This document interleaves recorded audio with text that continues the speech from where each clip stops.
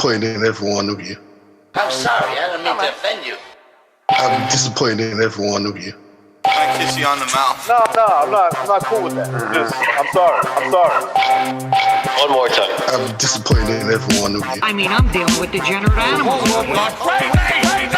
I'm disappointed in every one of you. Disappointed in every one of you. All right, come on. Honestly, I can't do it no more.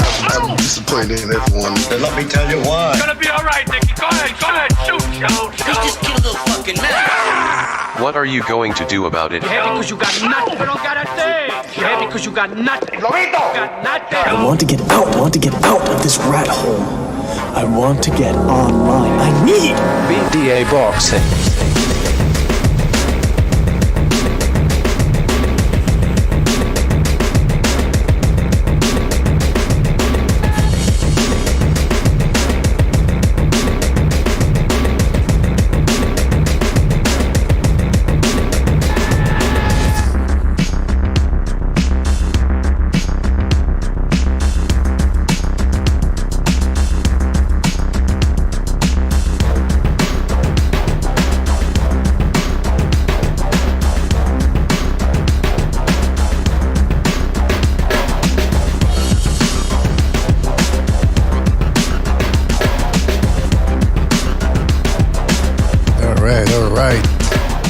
Hey, welcome everybody to another Video Boxing Podcast, broadcasting to you live from the true north.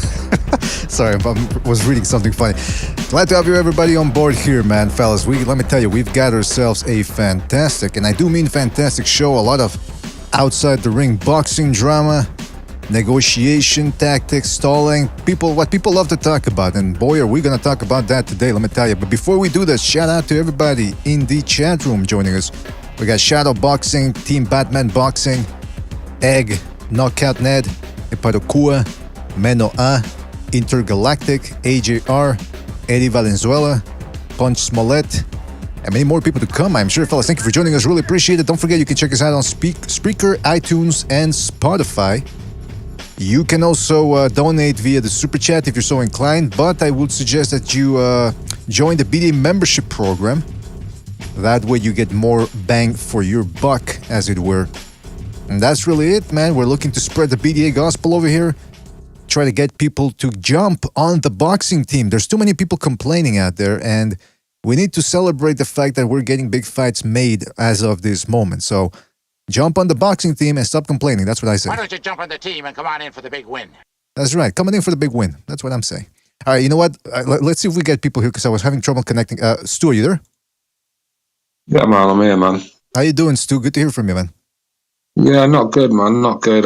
Friday, one of my the mobiles where I keep my dogs, because obviously not now, set a light, man. Fucking killed one of my dogs. Oh, I kept a few stuff in there, burnt all my stuff. I went in there trying to save a fucking hand set a light. Fucking, my hands all fucked up. So yeah, I've been in a bad place, man. Fucking gutted. Man, I'm sorry to hear that, man. I'm sorry to hear it. Yeah, man. But hey, listen, man. Hopefully this show livens you up a little bit.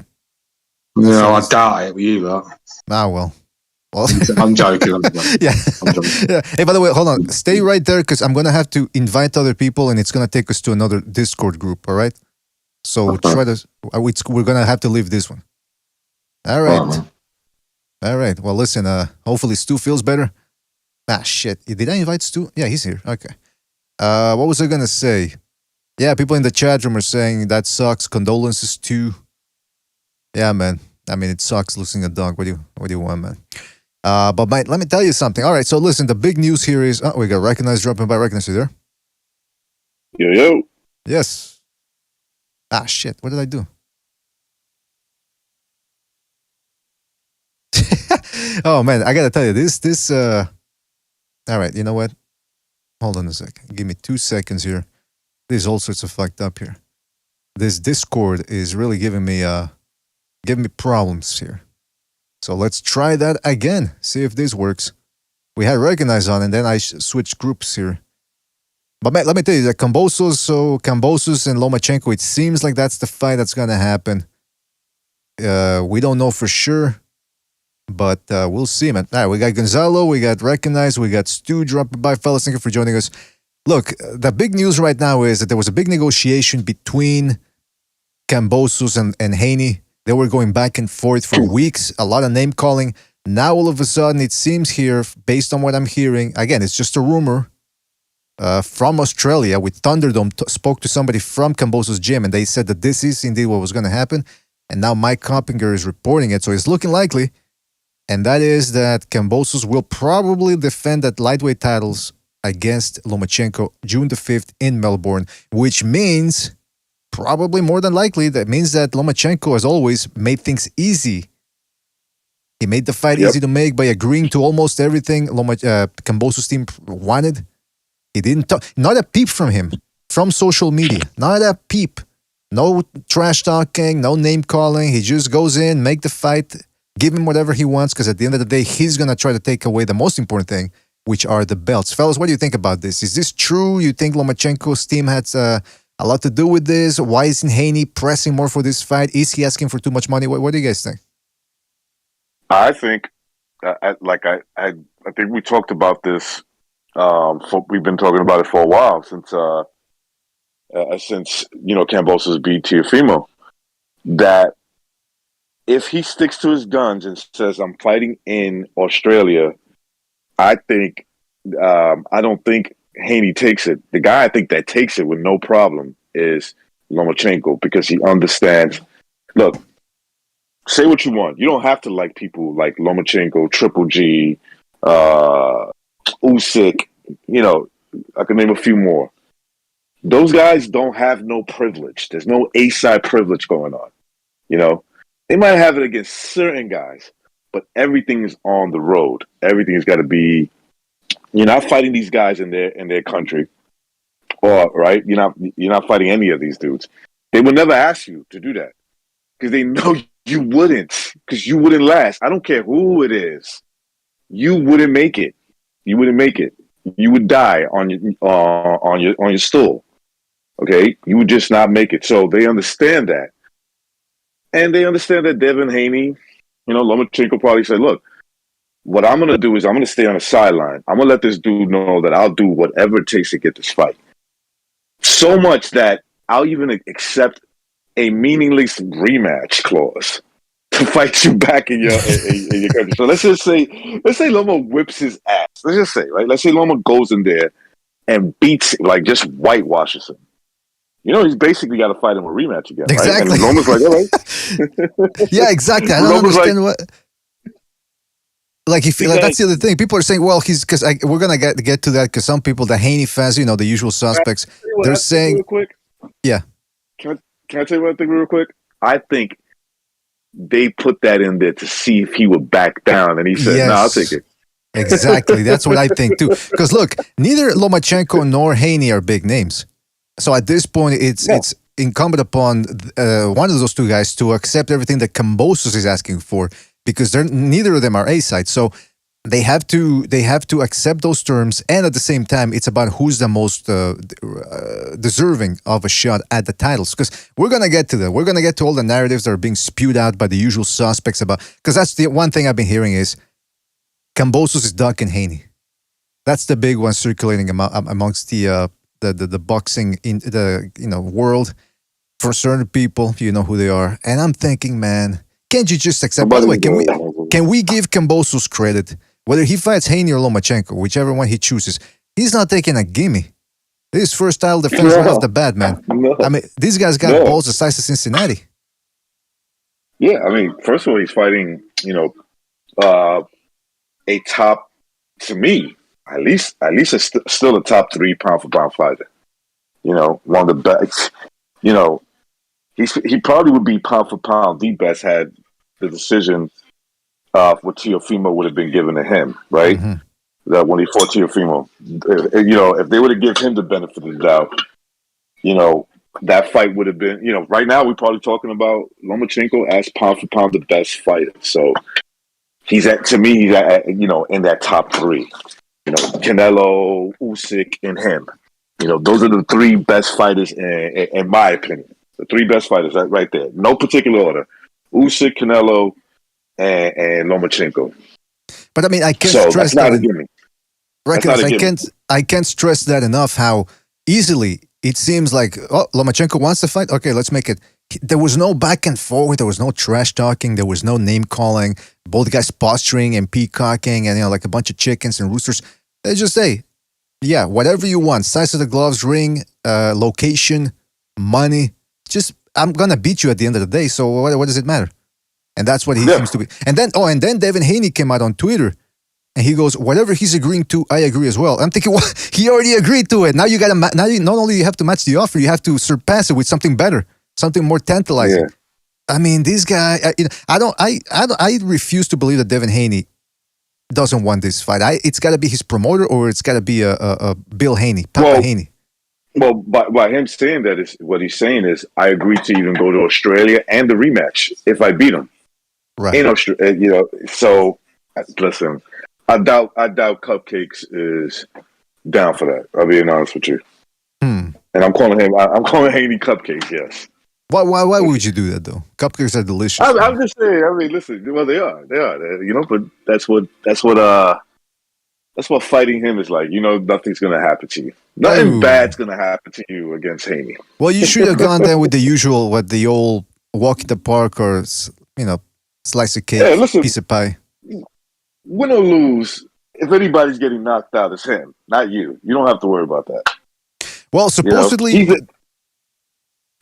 yeah, exactly. No, you're right. You're right. Keep going. No, I was just gonna say, you're not too worried when you fight Haney. The only thing you worry about is, you could. There's a good chance you'll lose on points. But other than that, you don't have to be worried about getting knocked out by him. Like he's not a person that damage your career, fuck you up real bad. No, he's pillow fisted. That's exactly what I'm saying. It's almost like fighting Winky Wright back in the days. Like, okay, he's gonna beat you. He's gonna smack you with that jab. But worst case scenario, you walk out of there with a couple of lumps. That's it. You're not gonna be. Lomachenko tries to stop guys with the nonstop pressure, but let's not get it twisted, man. I mean, Lomachenko at this point, Kambosos is a legit type of fighter himself, so it's a dangerous fight for both guys. I just think if you press me right now, who I have to pick, I would have to go with Lomachenko. He would be the champion. Now, here's the interesting thing. I was reading, what was it? Yeah, there was an article, but I couldn't find the direct quote from Eddie Hearn. But apparently Eddie Hearn told Haney, don't price yourself out, man, during these negotiations. And apparently it seems like that's what he did. Because Lomachenko's the front. Yeah, because Lomachenko's the front runner now. Look, the fact that Lomachenko was able to get him to agree just silently tells me that the Kambosos side said, this guy's making it like easy to make a fucking fight with him. He's just making it easy. He's agreeing to everything. They've been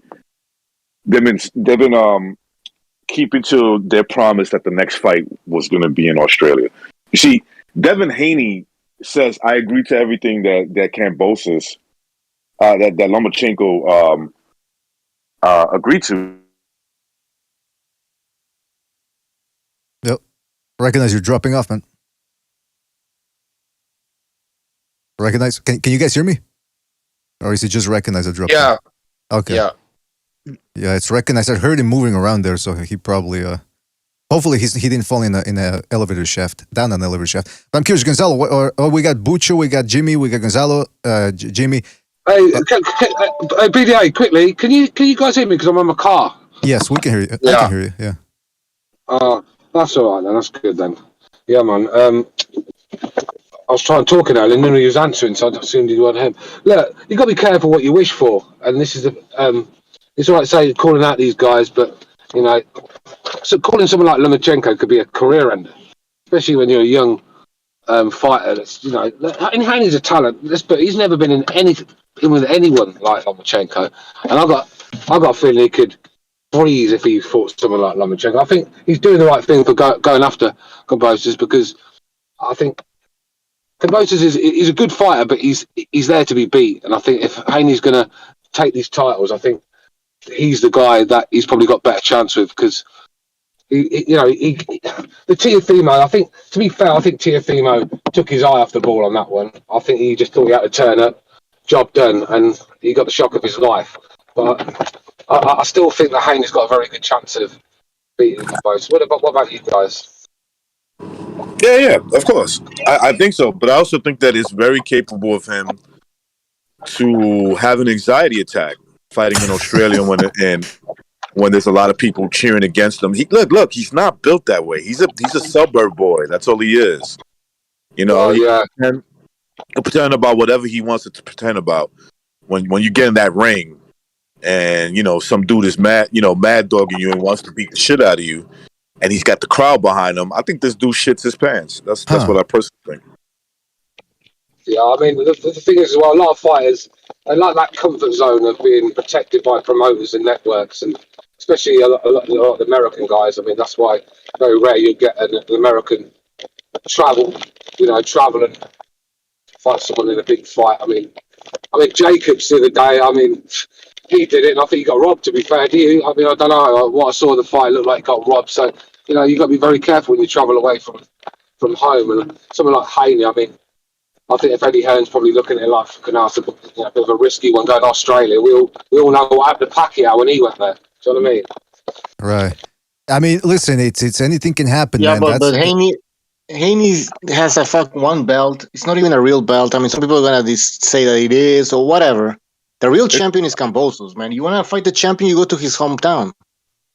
That's how it works, man. I don't understand this thing. I don't travel. I'm scared. Like, all fights have to happen in the US or what? Of course, I agree with that. Yeah, I agree with you 100%, but I'm just going by reality. And the reality is, to get Haney over to Australia, I don't see it happening. I just don't see it happening, man. I mean, Eddie Hearn, I don't think will take that risk with him. I really don't. It's a shame, really, because he should go to Australia and fight Kambosos. Why should Kambosos already come to America to fight Teofimo? He got the win. He should be allowed to defend his title at home. That goes for every fight. Why should the champion? It's like Usyk. The guy has to travel everywhere to fucking defend against contenders. I know Usyk's like no one wants to fight in the Ukraine, but still, man, do you know what I mean? Yeah, Bill Haney and Haney are probably regretting it because Kambosos is an easier fight than Lomachenko. They probably had a greater chance of beating Kambosos than Lomachenko. Lomachenko, obviously, he wants to take that shot because he got that chip on his shoulder. He's always wanted to become undisputed. Now, this is to be like a lesson learned for all these chicken heads and these cupcakes. You take the fight because you're not the champion. You're entitled like a spoiled, entitled little brat. I'm the champ. No, you're not the champion. That's how a champion acts. You decide to what you're supposed to decide as a challenger to what the champion wants, not to what you want. And that's what these guys are doing. Exactly, this is an example. Exactly. It's like Dillian White. I mean, Dillian White, for some reason, thinks he's the fucking A-side of that, doesn't he? He's the one, moaning about negotiations, demanding this, demanding that. I mean, you're the challenger. Take the challenge. And when you win the belt, you can call the shots. It's like Anthony Joshua, believe it or not. Anthony Joshua only took 20% against Charles Martin. Charles Martin took $7.5 million that fight, and Anthony Joshua took 20% of the purse. Because in the long run, look how much money he's made. Once he wins that belt, the world's his oyster. And you've got to make sometimes you've got to take a loss to make a gain. It's like any business. And a lot of these fighters are not willing to do that. And this is why we've got boxing in the mess where the best fight the best. Too many divas, bro. Well, you know what? I want to get, for one of the rare times I'm interested in the negotiations. So I want to get to Jimmy here, who's dropping by. Jimmy, thank you for dropping by as always, man. I don't know if you heard the news. You probably did. Kambosos and Lomachenko. He's chosen Lomachenko as the front runner in the negotiation. Nothing's set in stone. There's no contract signed, but it appears as if Lomachenko agreed to everything. Does this come as a surprise to you? And are there any facts behind these recent developments? Well, there's absolutely facts behind it because remember, Steve, the other night, a lot was said, but part of the time he said, I was told. So when he says that, and he means it, so obviously somebody told him from over in Top Rank that Lomachenko not only said is he willing to get his passport punched, but he's willing to take whatever financial haircuts it takes to make the fight happen. Like, he's not even like, whatever, get me in the ring for all the same reasons Recognize just said, for the same reasons that Stu just said. Take the haircut now, right? But what you going to make on the back end? If you have confidence, if I think, okay, here's my dream, I'm going to be unified, but what I can only reach my abilities. I'm only confident enough in my abilities if I fight here in Vegas, in my hometown. So that just tells you, okay, listen, maybe in a way, to be honest, I don't kind of blame his father for not doing it, because it's going to be his first big fight. Because like we know that belt was sent to him. Mm-hmm. So he hasn't fought for that. It'll be the first huge bite. It'll be a very hostile crowd, which he's not used to. So all those things, that's a lot to ask for a young guy to take. I understand he's got the belt. He shouldn't be running his mouth. But I think Lomachenko's going to take it, and I think he's going to beat it. Yes, brother. I was just saying, and also, I think the thing with American boxing, I've always found with American boxing, that O seems to be a lot more important to American fighters than anywhere. I mean, they seem when they lost, they seem to think their careers are going to be over. So I mean, it's like, and you know, if it goes to Australia, gets robbed, you know what I mean, and it's just a bit different over there. That zero, Floyd Mayweather made it like that. He made it out that zero is important, but it's not, because it's a saying in boxing: if you haven't been beat, it means you ain't fighting the right people, not the great guys. He made the O important because he wasn't unifying, so he had to distract from that. Because the most important, hardest thing to accomplish is unification, and when you're not going to do that, you have to make it something else, about something else. And Mayweather made it about protecting the O, and he was smart. He bankrolled that into a lot of money. Unfortunately, it's become the culture in American boxing. You got to know. I mean, that's the first thing a Lomachenko hater says. He lost to Salido. You know what I mean? Now they said about Teofimo too, but that's the first thing, the default they go to. Like, that's just like completely takes away the fact of that kid's abilities and legacy.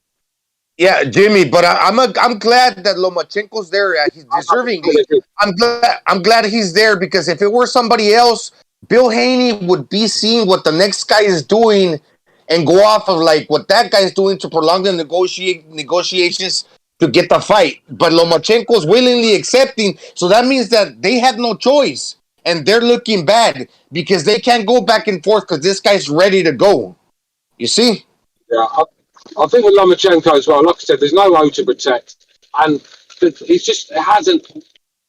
hasn't got a massive fan base in America, to be fair. He's got a lot of fans, but he doesn't really have a lot of, like, it doesn't fill arenas. Let's just say that. He's not a massive draw, to be fair, and that's the truth. It's a shame, but it's the truth. So it doesn't really hurt him to go on the road. You know, he's not got no road to protect. And then let's be real, it's a fight he can win, get his titles back. And I can understand why Lomachenko, and let's be real, Lomachenko's running out of options. I mean, there's not a lot of options there for him. I mean, Teofimo, I mean, I suppose you'd want to get a revenge on him, but that guy, I mean, I don't know where that guy's going right now. So he's probably, it's the only option for him. And Haney's not going to take the fight. So yeah, I don't blame Lomachenko for going to Australia. He's at 140 now. Teofimo, they've said he's fighting, his next fight will be at 140. Just wanted to put that out there. Yeah. Yeah. Yeah, he's going to be fighting at 140. Look, he lost. How he accepts it, that's up to him.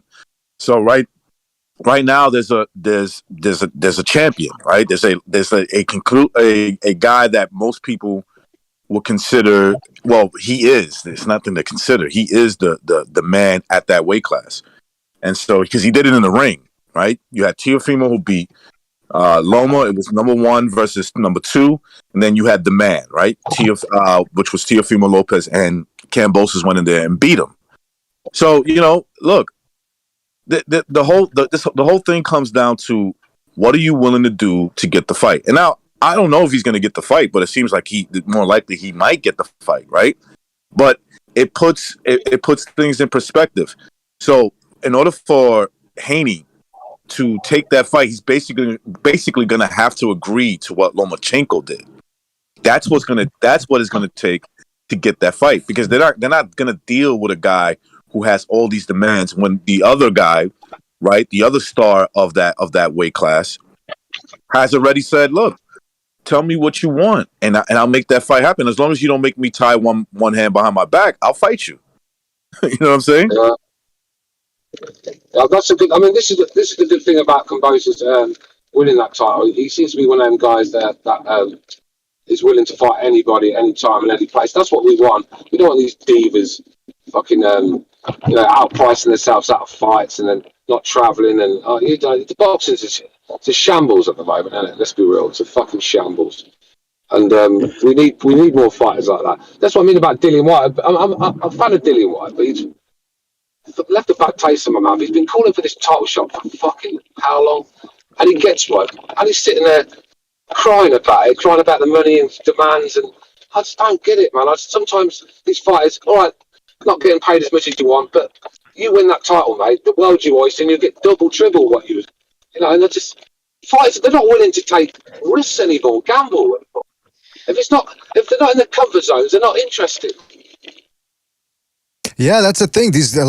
We were talking to Thunderdome a couple of days ago, and he says these young guys, they don't know how to handle a loss, and they're afraid of it, and they're afraid. I mean, there's a lot of factors, but yes, a lot of these fighters. I mean, just take a look at Teofimo Lopez. He suffered his first loss. He imploded. Look at Ryan Garcia. He almost lost to Campbell. It was a close. He was a couple of seconds away from getting stopped. And look at him now. He's got a bunch of mental problems. He's going around on the tour, on the Oprah tour. I mean, come on, man.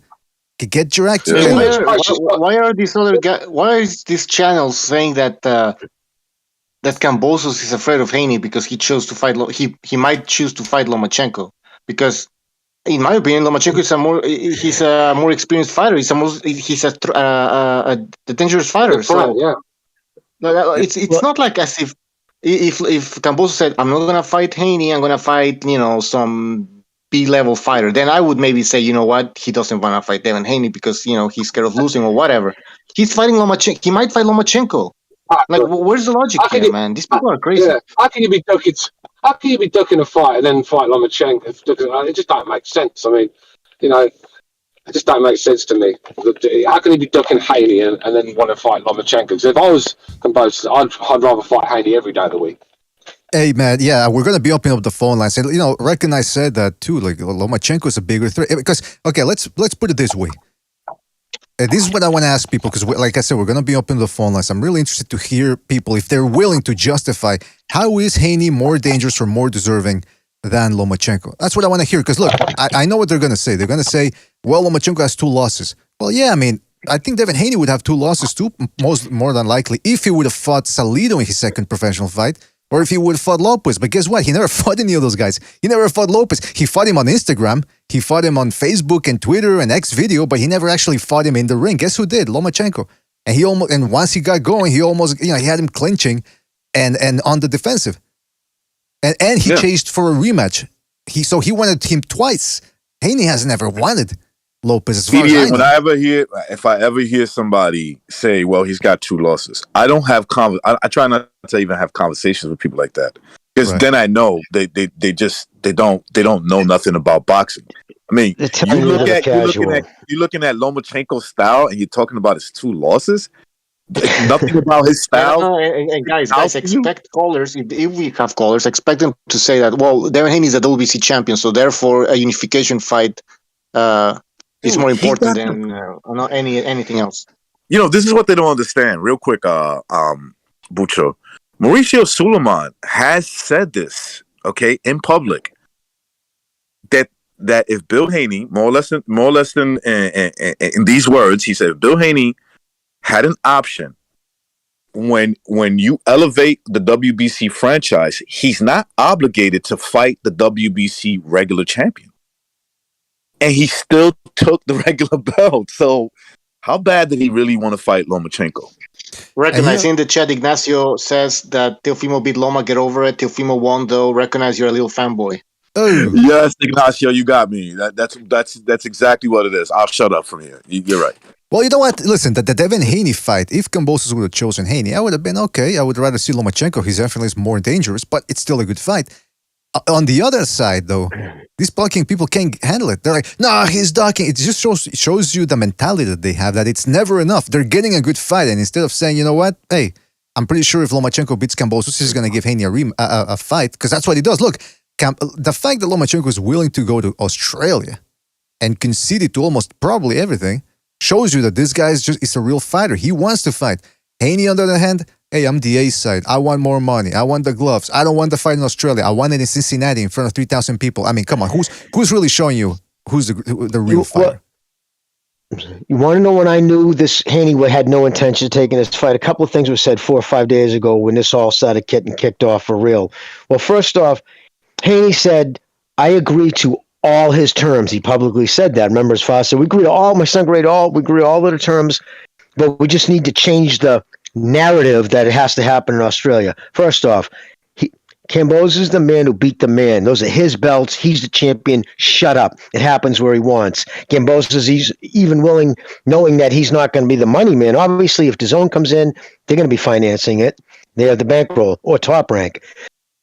But right off the rip, Haney started throwing up duck emojis to Kambosos. Like, right away, he's going, oh, you're ducking me. Like, I'm like, okay, so you're not even, that to me tells me that, first off, I like to say George's response, yeah, supposedly everybody ducks the feather-fisted Haney. That's what, and then, of course, he goes on and says, well, everyone who loses, yeah, so, but anyways, he goes, but, they have losses. I mean, this is Kambosos sticking up Lomachenko. They have losses because the best fights the best. You fucking been hiding out, get your email belt. That's the kind of shit they've been talking. But again, the father let it be known. He said, let's change the narrative about Australia. He opened his hands up. They're not hiding anything. Yes, we're willing to take this money's fine. We're willing all these terms, but what about in Las Vegas? And Kambosos, go fuck yourself. It's Australia. So right away, that's when I said, before even all this happened, I said I'd be hard pressed to see Haney go there, but Lomachenko will. Now, here's the problem for Haney. He's still going to be like number one. He'll be like, if Loma goes and wins, right? First off, which is a much difficult fight. If anybody says Kambosos is ducking Haney for Loma, they need to get their medication adjusted. But Haney will be mandatory, I think, on 2 belt, well, at least on the WBC belt. He'll be Loma's, if he wins, mandatory. So he'll get his shot, because obviously Loma will fight him in the United States. So I think I agree again with a couple of you guys said it. It would have been smarter. I would rather fight Haney in Australia and take my chances hometown cooking than fight Lomachenko in Vegas. That's just my opinion. Yeah, I mean, look, I would have been fine with either fight. Although I will admit, I would have been a little disappointed because I do think Lomachenko is a more dangerous fighter. Shout out to Texas Bulldog in the chat who says Lomachenko lost to a guy who had 5 losses. Now, see, this is what I don't like. First of all, I think Salido had more losses than 5, I think. But why don't you just go ahead and say what you want to say, Texas Bulldog? Because you just write a statement that, let's say somebody that didn't know boxing, they read and they go, well, what's the context? So he's trying to be coy. Just say what you want to say. Say that you don't think Lomachenko is deserving of a fight against Kambosos, and tell us why. We got to read between the lines and figure everything out over here. Come on, man. And by the way, we are opening up the phone line, so I suggest people call in and really do try to justify why they think. Yeah. So check it out, VDA, right? So I would like to know what they will say if let's say the fight goes through. Now the narrative is Lomachenko does not deserve a fight with Kambosos, right? What are they going to say when Lomachenko goes in there and stops him? Because this is all this narrative he don't deserve. Lomachenko didn't deserve to fight in his 3rd fight for a title. And I'm like, did you see the performance? Sorry, I got to mute. I got to mute. I don't know what that is. Go ahead. Can you guys still hear him? Because I muted him. I don't know if you guys can. I can hear him. Okay, I'm going to remove Stu from the group. Okay, go ahead. Sorry, Regan. Stu. No, I was just going to say, when it comes to Lomachenko, the narrative is always he didn't deserve, right?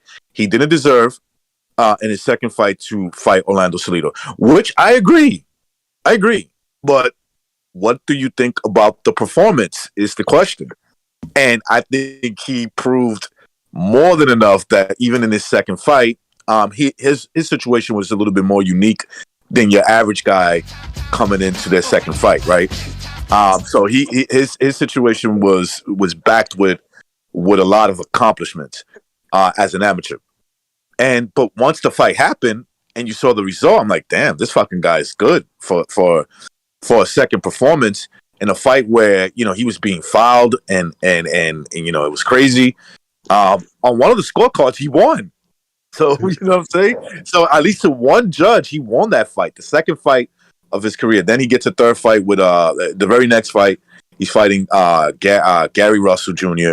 And he goes in there and pretty much whitewashes him to the point where that was a PBC event from the way I understand it, or an Al Heyman event. And he still came out with a majority decision, you know, to the point the scorecards were so suspect that, of course, Paulie Malignaggi had to say, damn, I barely gave that dude 2 rounds. I don't know how they gave him 6, you know? Yep. So it's like he always doesn't deserve. I'm sorry, real quick, Jimmy, I'll say this. He always doesn't deserve.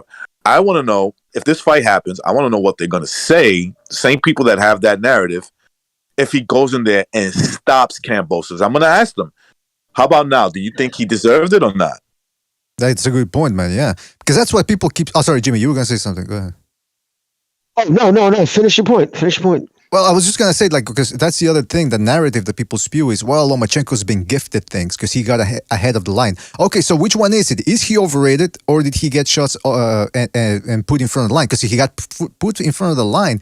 Guess what? He did it with under 10 professional fights, and he beat the crap out of a guy like Gary Russell Jr. So, like I said, in hindsight, he did deserve it. He's a special talent that deserves these big fights. So which one is it? Is he being gifted things and he's that good, or is he overrated? And well, we'll see what happens against Kambosos, I guess. Well, not only that. Yeah, go ahead, Jimmy. Oh, no, I was going to say, if to the gift, the people who are saying it, and they are, people saying he doesn't deserve it, let's take a look at it. Let's break it down. Who deserves it more? Someone who received a gift, like just here in the mail, whatever way you want to receive it. He didn't fight for the WBC title. And then you got Lomachenko, who fought Lopez, lost it in a fucking very tight fight, like a very close fight. There's no whitewashing. Nobody got blown out. So in essence, in reality, he should have ran it right back. But fucking Lopez wanted nothing to do with that, period. And then now you take, after that, he goes and stops that fucking big, tall Japanese dude. Then he goes out and he puts on a performance against Comey. Those 2 wins alone are better than anything Haney's done. And he's done it since losing his belt. So he's on top of being number 1 ranked by the WBO in his mandatory, would be, you know, Kambosos' mandatory. He's done that. So that's the reason why, yes, he doesn't have the, you know, the trinket around his waist right now, but he's done everything else to deserve it. I mean, that's right. That's what matters. It's what he's done after the loss, and compared to the opposition that's there to compete for that title, he's the most deserving. Because Comey beat some guy that was pretty good. I can't remember the name, but Comey had won his prior fight, so he was there for the eliminator, and Lomachenko beat Comey. And Comey went on to beat Nakatani, the guy that had beat El Diamante. I don't know if I forget the name, the dude that killed the girl. Verdejo. Yeah, so those were the guys in the running, and Comey beat those 2 guys, so he came out on top, so he deserves the opportunity. What has Haney done? He's looked horrible in his last 4 fights, to include the Ecuadorian prior to the Gamboa fight. Yeah, go ahead, BDA.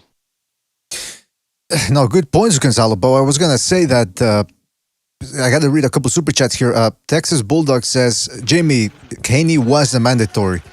I think he's referring to the whole WBC thing with Lomachenko. No, he wasn't.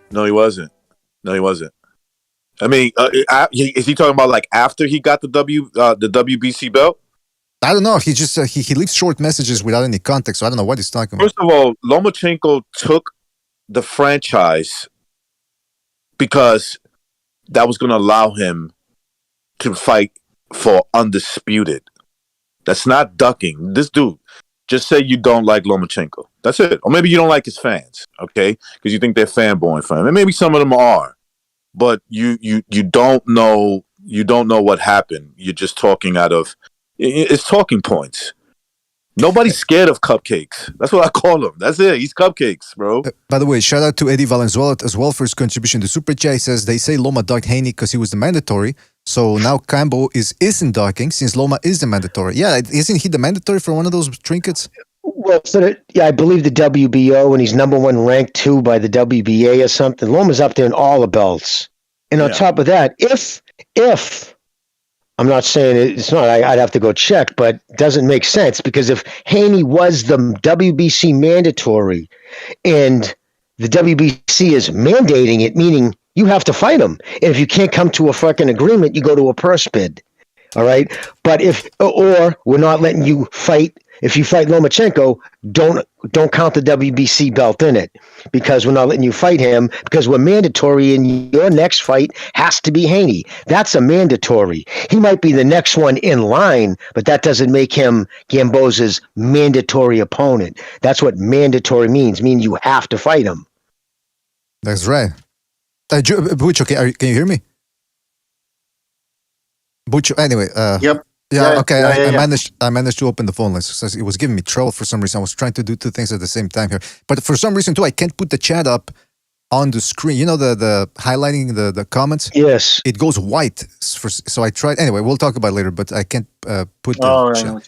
Anyway, Claudio Montreal in the chat says, you guys give Lomachenko credit even when he loses. Well, we give him a modicum of credit after he loses because the way he loses is once he turns it on, he actually ends the fight stronger than the other guy, which is a good trait to have.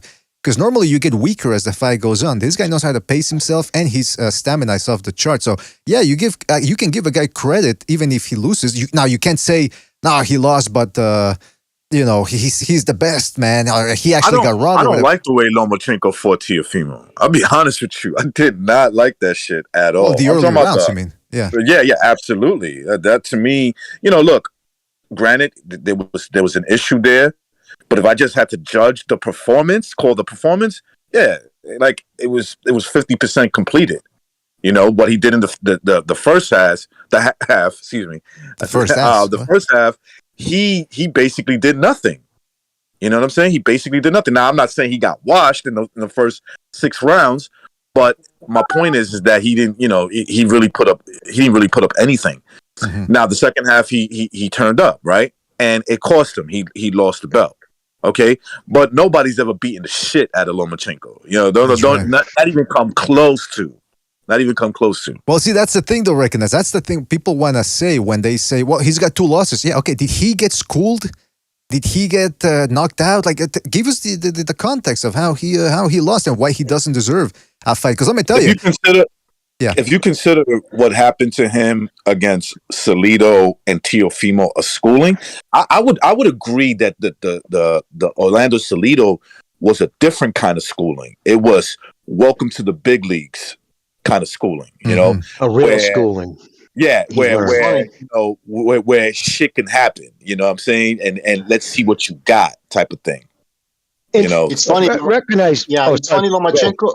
Just quickly, Lomachenko, it's not like he got knocked out, like we were saying, right? And it's funny that these are the same people that when Wilder gets completely destroyed, they want to see it again. Oh, that's extremely. They want to see him in the biggest fight, right? They want to see him. I mean, this is a guy who, in his last fight, went free falling. Like a tree cut down. Boom. That's how he literally felt. His face was all broken up. Like this is. Really? You worried about the retirement? You worried about what happened with Loma going to decision loss that and at least in one judge's scorecard he won, and in his second loss, he turned up like a motherfucker in the second half of the fight. Like, okay, I mean, all right, that's a schooling, I guess. Yep. I mean, yeah, that's what. And we're forced. Well, I was going to say we're forced to defend or not defend, but at least talk about his losses when they make comments like, "Well, he lost to Salido." Okay, since you didn't put in contents, we'll do it.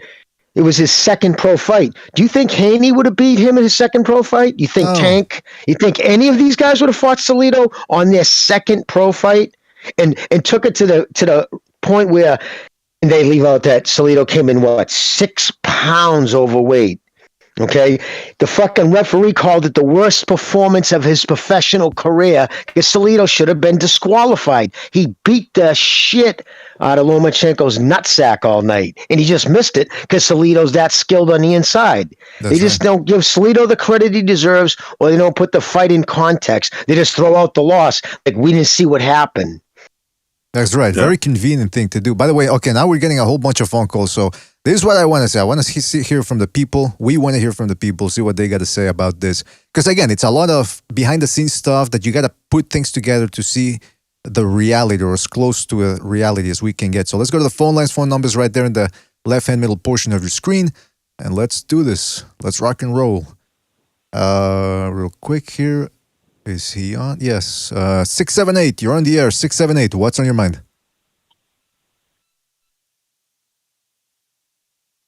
Oh, shit. Yeah. 678. You're on the air. I just want to give it up to King Bucho, man. He hosted a hell of a show the other day. Gonzalo versus his ungrateful brother. No. That shit was, man, let me tell you, that content fills that void. Well, yeah, shout out to Bucho, man. He put on a tremendous... I mean, everybody put on a tremendous show. But yeah, Bucho also deserves accolades for... you should host more. Bucho, that's what I've been telling you a lot more. The people want more shows, man. So if you can fill in the gaps there, I mean, that would be fantastic. Why not, man?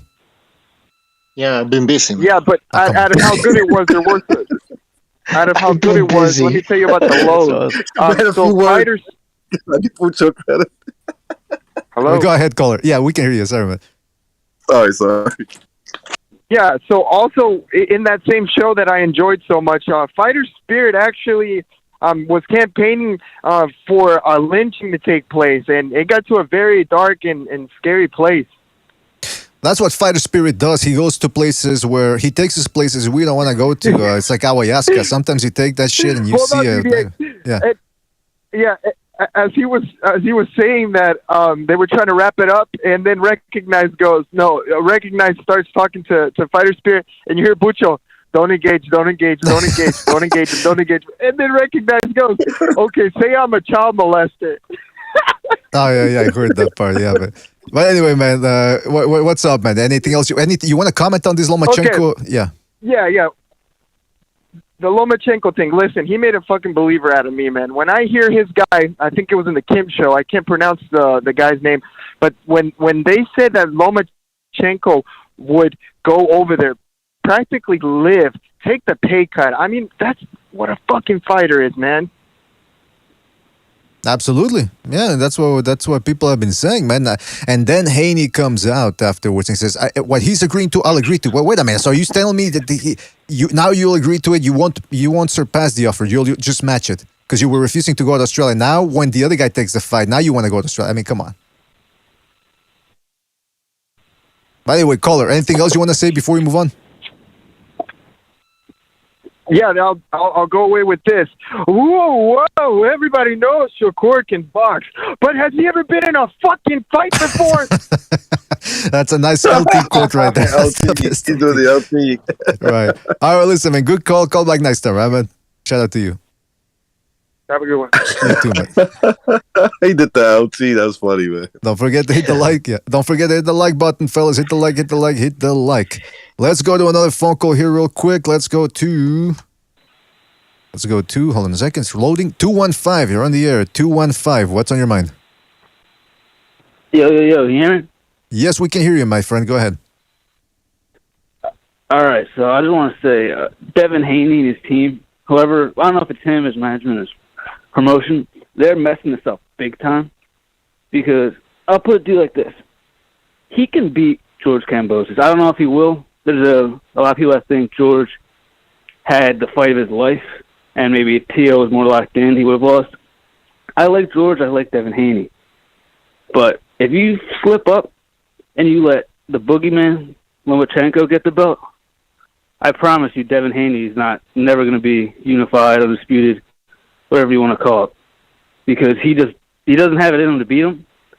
I don't think Gervonta Davis will ever take that fight. Maybe Ryan Garcia will down the line, who knows. But if I'm Devin Haney, I'm conceding everything right now. Location, what's it called? Ring size, money, everything. and I'm taking my chance now to get all those belts in my hand now, and then I can go make my money later. Because if you wait and you let Lomachenko get it, you are not getting those belts, my friend.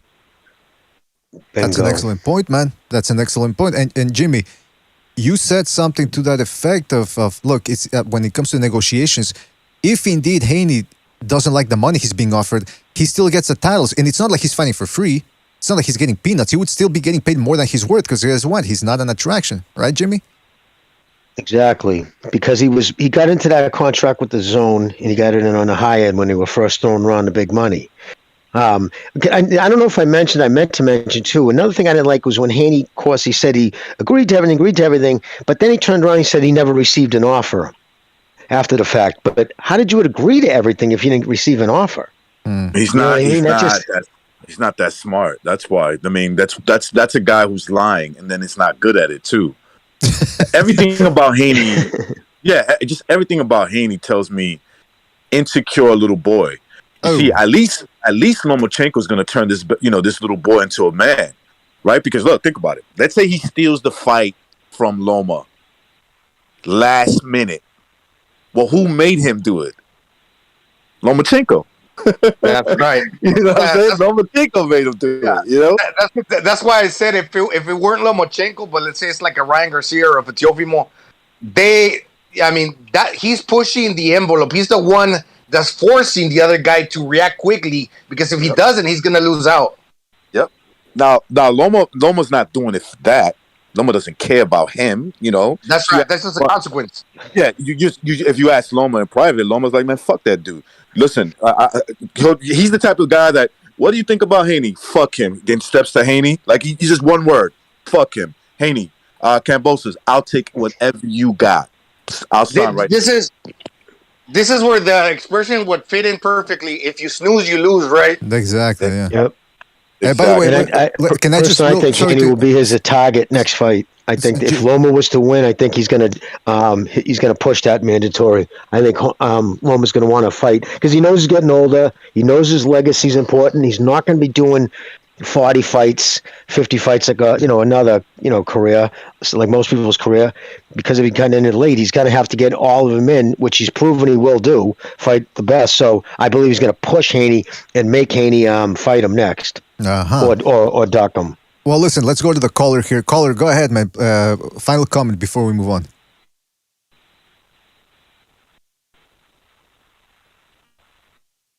Caller, are you still there? Going once. No, I'm sorry. Did you say something? I couldn't hear what you said. You kind of broke up. My fault. Sorry about that. Last comment before we move on. Anything else you want to say? Yeah, I mean, you guys summed up pretty well. I just think now is Haney's best chance because I think out of all these quote unquote kings that are coming up, I think Kambosos is his best matchup in terms of getting the belt. If he waits and lets Lomachenko get it, he might get that fight. The man might be activated, like you guys said, but he's... All right. Well, listen, you're breaking up a little bit here, so we're gonna have to move on. But thanks for your call, and we'll catch you on the next one, right, man? Good call, yeah. Oh, shit. I hung up on somebody by accident, man. Sorry, but whoever I hung up on, please call back, man. Let's go to... Don't forget to hit the like button, fellas. 323, you're on the air. 323, what's on your mind? Hello, good afternoon. Good afternoon, man. I just wanted to kind of say that honestly, I don't know why more of the four kings aren't jumping on this opportunity to fight Kambosos. Because honestly, I feel like Kambosos, out of all the threats in the lightweight division, is the easiest fight to get the belts right now. So I don't know why Haney isn't doing everything in his power to, just try to go fight Kambosos. Because honestly, Tank has way too much power for him. If Tank would get the belts, Loma is way too skilled for Haney. And yeah, if Teofimo gets him back, way too much power for Haney as well. So I don't know why Haney isn't jumping on this opportunity. Yeah, man. I mean, well, apparently it's probably because he asked either for too much money or he didn't want to go to Australia. Those are the main contenders for theories. But now, let me ask you, caller, who do you think gives Kambosos a tougher fight, or who takes the title? Because I don't see. That's the thing. We got to give Kambosos credit too. He's not exactly Carlos Baldomir there. that everybody wants the title and looks at him as an easy mark. But who do you think has the best chance of beating Kambosos, Lomachenko or Haney? Lomachenko easy. Oh, there you go. There you go. Anything else you want to say? Excuse me? Hey, anything else? Any other comments before we move on? Yeah. Just real quick that also like I don't know why these new age fighters like want to get big paydays right away when like fighters back then like Mayweather, Canelo, those other fighters, Oscar De La Hoya, they all had to take the B-side road and kind of take like a less payday in order to become like the bigger star and open new doors for them. I don't know why new fighters these days don't think of it like that. They don't want that loss, man. They think that if they lose, they're not as confident. Yeah. All right, well, listen, caller, good call. Call back next time, right, man? Catch you in the next one. Thank you, man. And BDA, real quick. Yeah. I don't think Kambosos is a gimme. I don't think that's a gimme fight. Like, go ahead, put Loma in there, and he beats him. You know what I'm saying? Like, it's automatic. It's not. That's not a really give me fight. That dude seems like there's layers to his boxing game. You know what I'm saying? There's some layers there that he turns up when the spotlight gets bigger, or at least he already proved that with Teofimo. Right. So he's not a definite give me. So fighting in Australia, fighting in front of his home crowd, whoever he fights, he's gonna be gamed. So the more confident fight is going to take the fight. Basically, that's what's going. The more confident challenger will take that fight in Australia. They understand that this is a prideful guy who did it the right way. Came over here, took the belts from the champion. They fought in New York, right? They fought in the Garden. Yeah. That's just basically Teofimo's backyard, right? That's basically his backyard. He spent some time in New York. Or at least his dad did, so he's familiar with the area. Anyway, it was in America. Either way you look at it, it was still in America. That's a good point, man. Yeah. Yeah. So this is a guy that, I do believe Lomachenko will beat him. I do think that Devin Haney has a very good chance of taking the belts from him. But he's not a give me. You know what I'm saying? He's not an easy fight. No. Yeah, that's right. Yeah, you got to give him credit, man. Let's go to another phone. Yeah. All right, let's go to another phone call here real quick. Let's go to the wild card line. 111. Hold on a second. It's loading up. 111, you're on the air. 111, what's on your mind? Yo, what's going on, BDA? Listen, Devin Haney gave this Kambosos fight up. Rudabella said that they sent him an offer over 6 weeks ago, right? They didn't accept the offer, and what's his name? Eddie Hearn said that he'll send a counter offer, and by Rudabella, he said that it was preposterous and I think disrespectful, offer. So, listen, he should have took the offer, right? Because at the end of the day, right, if you're a real fighter and you actually want to fight,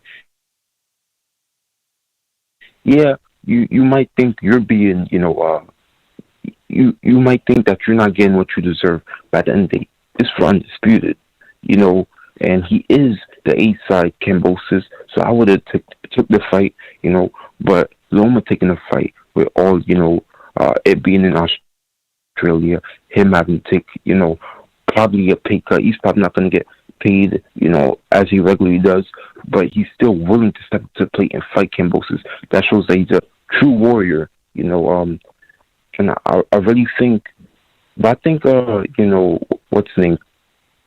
Loma's going to easily beat him. I think the win over Teo was a fluke.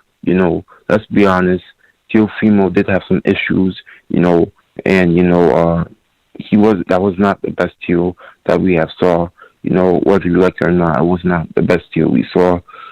So I think it was a fluke. I think Loma's gonna beat him, but it just really shows who is a true fighter, and who's not. Also, Bill Haney even said that they're gonna, just try to keep the old, fight bums, and then, when they're like 50 or something like that, they'll cash out. So they're not really in the sport to fight the best, because he would have fought Loma if he wanted to, but he chose to take the interim belt. Because, listen, Mauricio Sulma said, if you take the belt, you cannot fight Loma. You can't be Loma's mentor anymore if you take the interim belt. But what did Haney do? He took the belt. Ooh. I mean, so listen, late Haney, he's lowballing Kambosos. He probably, with the counter offers, probably, he probably gave, Kambosos probably like $1 million or probably less than that, So I think they should have took the offer if they really wanted it. And it just shows who's, a real fighter at the end of the day. And props to Loma. I think it's going to be a great fight. But I think Loma's going to, just destroy Kambosos. All right, man. Excellent points from MMA Champ, man. And thank you for calling in, MMA Champ. Take it easy, man. Call back next time. Let's go to the phone call here real quick. Let's go to... They're piling up here. People want to talk about this. 858, you're on the air. 858, you're on the air, and there's a lot of background noise.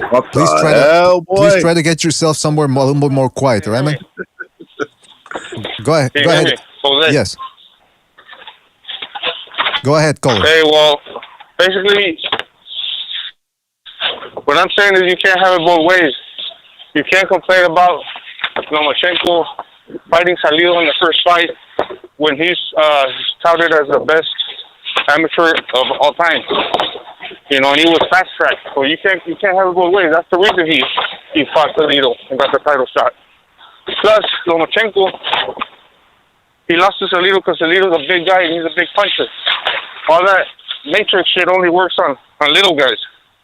And that's the reason he lost to Teofimo. I don't buy that shit. That he's a good fighter, Lomachenko, but if he started late, that's his problem. Because he didn't want to jump. He didn't want to start right away because he was afraid to get caught.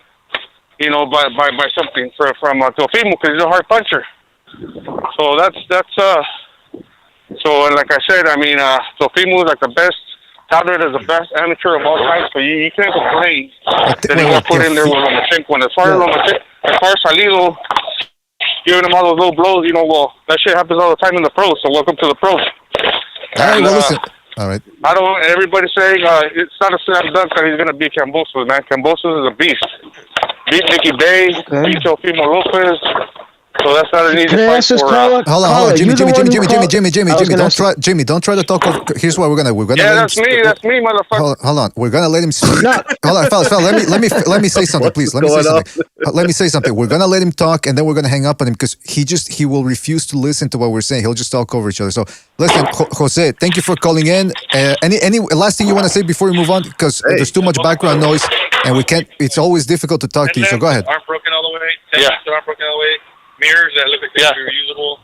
Maybe grills that look at the he's at work and he's talking to his employer. Listen, Jose, when you call, you gotta please, and this goes to everybody, be in a quiet, secluded place where we can actually hear you because he's talking to his boss. He's talking to the lady who just came in to buy something. Yeah, how many slices of ham do you want? I mean, come on, man. We're trying to run a show over here. Sounds like he works at a machine shop. I don't know, man, but he was taking orders as he was. Anyway, and by the way, that was Jose. I could barely hear him. Okay, that's who it was. All right. Well, Jimmy, you wanted to say something, but yeah, go ahead, man. Well, I just was going to ask him. Was he last time when he called in? He said that Lomachenko hid is what the word he used in the amateurs for all those years because he didn't want to fight the top, in the pros. Well, I'm like, no, amateurs. It wasn't like he was fighting the local regionals. He was fighting at the world class level of amateurs. And what did 495-1 was his record? I mean, he's Ukrainian. He's national. They have national pride. That still means something over there. The amateurs. That shit is fun, man. Like living that life, going like traveling everywhere to fight the best amateur fighters everywhere from your region, other regions. Come on, man. Like, look, if Lomachenko was there too long to hide from the pros, then so is every fighter that comes, in their like early to mid 20s. Like then you got to accuse everybody else of doing the same. And he wasn't a fucking Cuban, a 35-year-old Cuban fighting he was a 18-year-olds. 35-year-old Cuban. Right, and he was fighting Russians who were about the same age as he was as well. So let's not make it out to be as he was. And that's the thing, like Jimmy said, but that was Jimmy's excellent point that in one call he says he's hiding over in the amateurs, and then in the next, he think Jose is saying is, well, he jumped in against the big boys. So essentially what he's trying to do is he's trying to say he was never that good to begin with. But anyway, listen, if he calls back, hopefully, Jose, if you're listening, try to seclude yourself somewhere where we can actually hear what you're saying. Let's go to another phone call here. Let's go to 972. 972, you're on the air. What's on your mind? What's going on, BDA? What's up, man? Yeah, man, before I get into my thought, I just want to say a few things. I'm a fan of the show. I got a mutual respect for basically mostly everyone on the panel. I don't really have a problem with anyone on the panel. The only thing I do have a problem with sometimes is, when somebody puts a thought out there and then it seems like they'll try to write me off as a casual or a troll. And, I mean, besides that, that's my only complaint, really. But all I can say is I'm no troll and I'm no casual. But the reason I called, I say something pro Haney, and I guess that means I don't like Lomachenko. But nah, to be honest, if Lomachenko gets this fight and he gets George Kambosos really anywhere, Lomachenko beats him easy. Probably even stops him. To be honest, I would say he stops him in the 9th or the 10th if he manages to wear him down. But also, a few questions of mine, and you can answer in a simple yes or no or go into a deeper thought if you like. But one of my questions is, how many unified champions would it take to convince you that, okay, yeah, these guys don't want to fight this guy? Is there a specific number? What guy? What are we talking about? Devin Haney situation. Who's ducking Devin Haney? Because he called out Lomachenko. He's on record calling out Teofimo. He's on record right now calling out George Kambosos. He's called out Ryan Garcia. Ryan Garcia opted not to take a title shot. Is there a specific number of people, or no? Could it just get up to like 8 or 9 and still say, "Oh, one at a time, please. One at a time. One at a time. Go ahead, Jimmy. I'd say Jimmy. Yeah. Well, recognize. You want to finish your thought? I'll go after you. No. I was just gonna say, he has no evidence of that. That's not what happened. He says, "What's the number?" Let's start with 1. Well, and I was going to jump on that real quick with same kind of thought. Look at going on Twitter and saying, "Where's this guy? I want to fight. I'll fight him," or saying that don't mean nothing, man. That's just talk. When you send an offer, as a contract offer set out with the money, and that's an offer. I've offered to fight you, and you've turned it down. You said, no, I don't want to take this fight, or for whatever reason. He's never sent an offer to Lomachenko. There's never been an offer sent out to him or anybody. He can say he wants to fight people, but if there's not an offer, but here's a prime example. It's all talk from here on in. I don't think I don't call calls that. I think he's talking about the kid, our buddy from Florida, if I remember correctly. But anyways, he has an opportunity. Jump on the plane, punch a passport, like Steve Kim said. What are you doing? Your father, you got a banner that says Haney Promotions. Let's get it out of the fucking closet. Open it up. Let's fly to fucking Australia and take the belt. I think Haney's a talented kid. I just don't think he's ready mentally for the fight. But I just say, if you want it, there it is. You want to fight Kambosos? Get on a plane. Go fight him.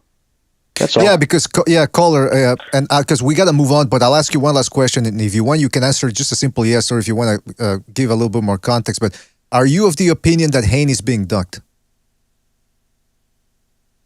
Personally, yes, but as I say that, I need to kind of emphasize that I am a fan of the show, and I agree sometimes, I disagree sometimes, but it's just like, do we not hold George's feet to the fire for just not taking the undisputed route? Well, no, because undisputed in this scenario doesn't mean much, because Haney's belt doesn't mean it. He's just another contender. He's not a champion. You can't have 4 champions. We've been saying this for years. especially in 2002 when Ring Magazine enacted their championship policy, which is there's only one champ. Fourth belts, they don't mean much. You can Google right now, though, and Devin Haney is one face, and George Kambosos is the other three faces. Which is the current image right now. So technically, if you believe he's the in the WBC title, champion. If Lomachenko opted not to fight him and vacated the belt, I get what you're saying. Caller, I get what you're saying, but you're giving power to the belts. They don't mean anything. It's the guy who beat the guy is Kambosos. Everything else is inconsequential. Those belts don't make you a champion. They make him, at worst, everyone else is a contender. There's only one champ, and that's Kambosos. Now, if you want to give the power to the titles, fine. But then also, I mean, you want to pretend the sky is red, that's fine as well. But it's not reality. Haney does not deserve a fight just because he has a meaningless title that he won against a guy in a box-off. But go ahead, Gonzalo. Yes, because we got to move on from this. Yeah, and to the caller, going by that logic, though. Go ahead, Gonzalo. Yeah, and to the caller also, the situation with Haney's belt in the lightweights, it's the only place, it's the only division that this is happening. Nobody else is going through the troubles of the WC having two belts in one division except the 35-pound division. So just think about it like that too. Who else is going through those hardships? In the sense of like Taylor and all the other undisputed guys, nobody. Canelo, no. Right. It's just an extra problem. All right.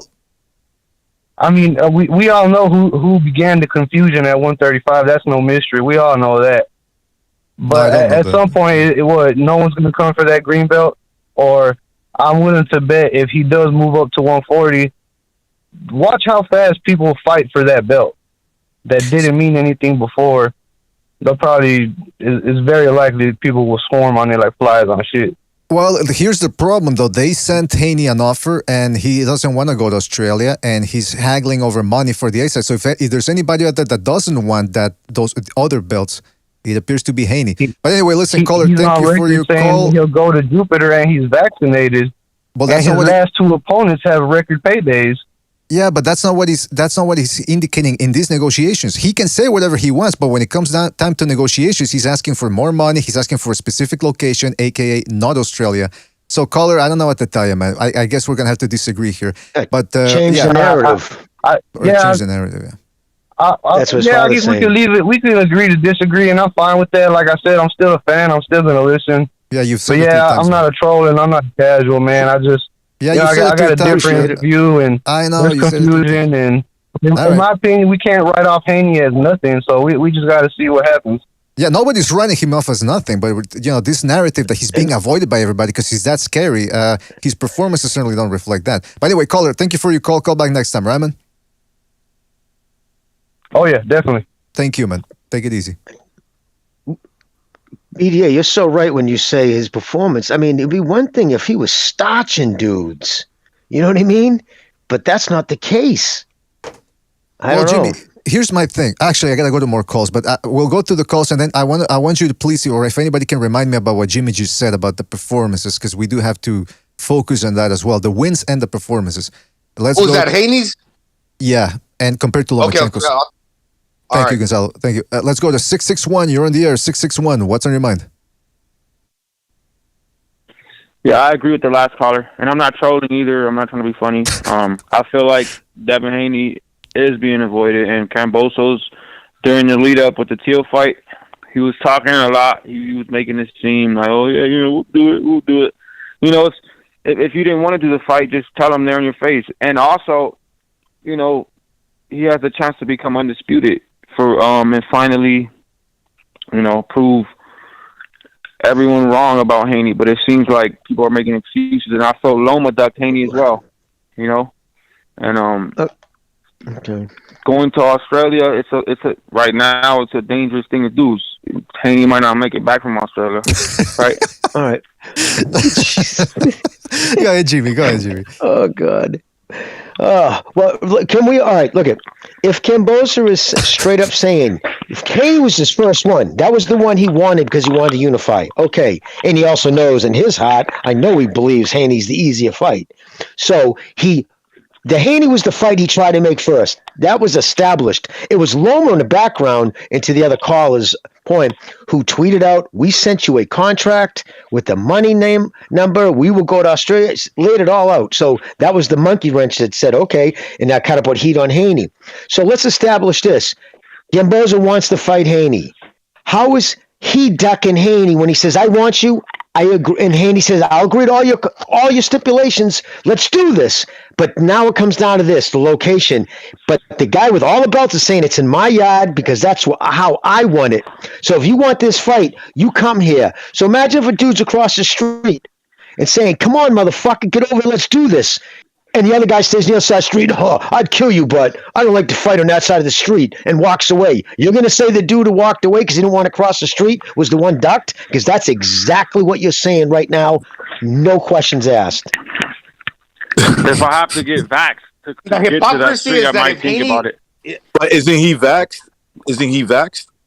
Oh, he is vaxxed. Yeah. So what you I don't know, it's talking, just man? dangerous. Now I don't believe in that. But you got to get. I said he's vaxxed, bro. He's vaxxed. He's already come out and said he's vaccinated. I mean, if it's such an easy fight, he should just do it, get it over with, become undisputed. Then you get the easy fight over with. If Loma's a harder fight, so you're saying Kambosos should go to America. So is he saying it again?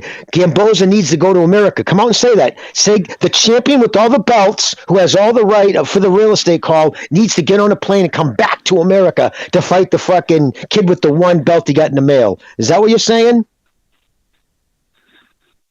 No, I'm not. I'm just saying he could just become undisputed before fighting the quote-unquote harder opponent. Why would he want to fight the harder opponent and then just lose instead of just taking the risk to go undisputed? America. That's all. It could be in the UK. It could be anywhere. Doesn't if he goes to Spain? Why doesn't Kambosos? Why doesn't Devin Haney go to Australia? He could become undisputed. Right?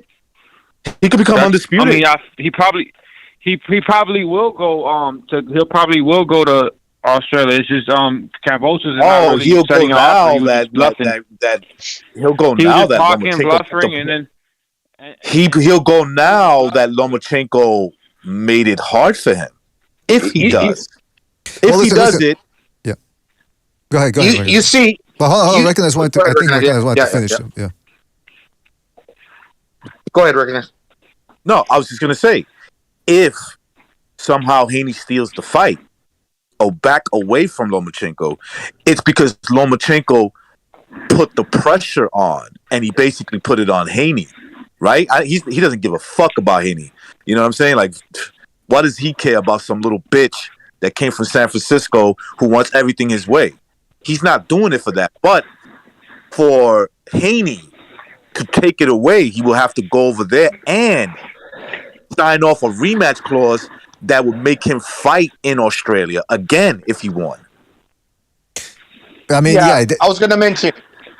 Pressure bust pipes, bro. Every time. Little boys are little boys.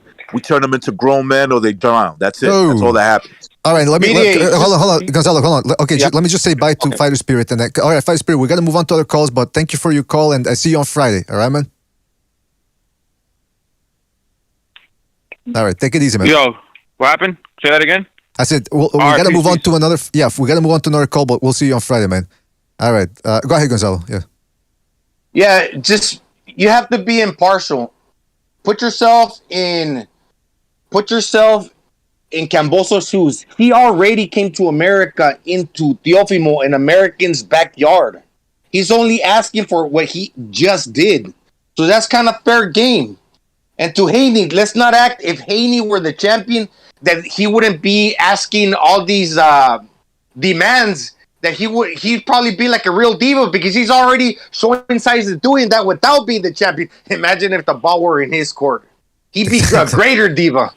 Exactly. I mean, how is Haney the A side if he can only get like 3,000 people in Cincinnati, and Kambosos could probably get a fucking stadium in there or whatever it is, the big venue. BDA, you realize what's going to happen if Haney, because he'll never fight Lomachenko if he's doing this for undisputed. You know, to get the chance to become undisputed, the lineal champion, right? Mm-hmm. and he's putting up all these roadblocks. What do you think is going to happen once he wins? If he wins, and everybody's talking about the WBC. He needs to fight for the WBC. Okay, but by that logic, if you give the belts that much worth, then that posits that he should be the one going to Australia because the other guy has more belts.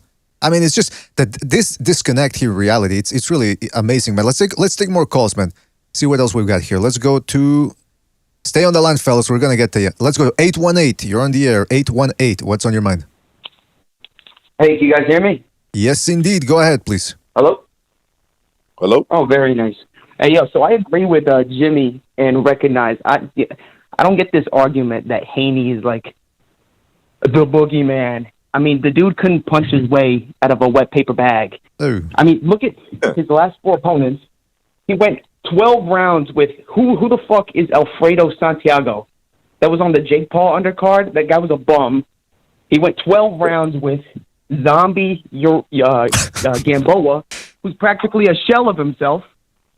And then he went 12 rounds with Linares, who almost starched him in like the 9th round or the 10th round, was it? Mm-hmm. And then he went 12 rounds with Jojo Diaz, who's a 126-pounder. I mean, I don't get these fanboys who are seething at the mouth and saying that, oh, Devin Haney is being avoided and people are scared of him. I mean, what are they scared of? He's going to do a 12-rounder against them? And so the thing I like about that, though, to the caller is, the thing I like about that, though, is when you're fighting 12-rounders, you gain experience. So he's put in 12, 24, 48 rounds, as opposed to like a lot of the fighters nowadays. This is a consequence of him not being able to punch like the other guys. But at least he's putting the rounds in. And I do like his chances. If the guy that shows up 9 out of the 12 rounds against like Linares, how he won like 9 out of the 10, I like that guy against Kambosos to win. But the problem is he fought like that because he wanted to put on an exciting fight, but it almost cost him. So will that type of a fighter show up against Kambosos, a fighter that comes to win, that throws a lot of punches? Because Kambosos is not a Linares, kind of a little bit of like shell shock, afraid to let his hands go because he's he's a little worn out. He can't pull the trigger as like he was able to when he was in his prime. No, he's a fresh fighter. Kambosos is, but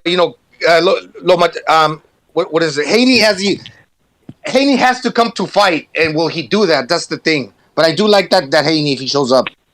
I agree, Gonzalo. Haney he's gaining experience. Look, the reason why he went the distance with guys like Linares and Gamboa, guys who, when they were defeated prior to fighting him, and all their defeats were stopped. The reason why Haney wasn't able to do that is because, number one, Haney is not a power puncher. Okay, he's not a power puncher. 2, he's not that good. That's not a knock to him. It's just that he's not that good. Now, in the future, he might be better where, he knows how to finesse a stoppage. He'll know how to finesse a stoppage and take out. I agree with you 100%, but it's where do we draw the line? You got to start getting these guys out of there. One after another. Your last 4 fights, bro. Caller, I agree. I totally agree. Because if I'm Haney, I'm trying to learn how to get a stoppage because I'm telling you, he's suspect. He's got a suspect chin. He does. Now, Linares hits pretty hard. You know what I'm saying? He hits pretty hard. But JoJo, I saw some funny reactions when he got hit by JoJo. Okay. I did too, and JoJo's 126 pounder, and he's not a knockout artist either. And he was able to walk down Haney and starch him like twice. So it's in his best interest. So I mean, it's for every boxer's best interest. This is what I was going to say to you. It's for every boxer's best interest to have respectable power when you can stop your opponent. Listen. As much as I like Lomachenko, if Lomachenko had no effect in his power against the 135-pounders, that would be a terrible division for him to be there. Because think about it, he'll be the little guy with no pop. Imagine Lomachenko with no pop. So all that movement he does will be for nothing. Because all these guys got to do is start hitting him with good shots, and he, even if you have a good chin. if you have a good chin, no power, it's only so much punches you can take from a bigger guy. You know what I'm saying? And I don't want to seem like I'm hating on Haney. Like, I would have that same exact energy towards Lomachenko if he was just putting on nonstop 12-rounders, not even buzzing these guys. But that I don't know. I just feel like that's what Haney is at this point. He can't get a knockout. He couldn't punch himself out of a wet paper bag. No. All right. Well, listen, caller, great points, man. And call back next time, right, man? We got to move on. Okay, thanks, guys. Take it easy. Thank you, man. Take it easy. Don't forget to call in, fellas. The number's right there in the left-hand portion of your screen. Let's go to another phone call here. They're piling up, man. People want to talk about this subject. Let's go to... Hold on a second. It's loading up. 213, you're on the air. 213, what's on your mind? Hey, can you guys hear me? I'm driving. Yes, we can hear you, man. Go ahead. Hey, so Haney never wanted to fight Loma. When Haney accepted the WBC title, the regular title doesn't make you a mandatory for the franchise. Bill Haney knew this. You can look it up on the website, even when Canelo had the franchise title. That didn't make Jermell Charlo his mandatory. You guys know that, right? Right, that's what I've heard from Thunderdome. Yes, and Jimmy. okay, that was a part of it. Okay. Now, as far as Queen crying Ryan Garcia, yeah, he's ducking Haney. But Teofimo Lopez wasn't ducking Haney because Teofimo Lopez, after beating Lomachenko, he wasn't going to fight anyone else at 135. They had made it clear that they were going to 140. Okay? And as far as Haney fighting Kambosos, if Kambosos fights Haney or if Kambosos fights Loma, it doesn't matter. It's a good fight. The reason I wanted Haney to fight Kambosos is because I was favoring Kambosos to win. I put money down I bet on fights, and I was going to bet on Kambosos to beat Haney because Haney doesn't beat Loma. He doesn't beat him. Okay? Now, as far as Haney not getting the Kambosos fight, the moment that Kambosos beat Teofimo Lopez, he said the next fight is happening in Australia. Haney was right there. They were right next to each other, and Kambosos repeated it. Haney said, I don't care if I have to go to Jupiter to fight you. I'll fight you. And what did Kambosos say? You don't have to go to Jupiter. You just have to go to Australia. They've known about it the whole time. Now, when you want to take the judges out of a fight, how do you have to win? What do you have to do to take the judges out of a fight? Dominate your fighter. You batter him. You dominate him. You gotta knock him out. And if you don't knock him out, you beat him up for the 12th round. You know? Dominate. Okay. Does Haney have knockout power? No, I mean he's got a decent. No, he doesn't. Yeah.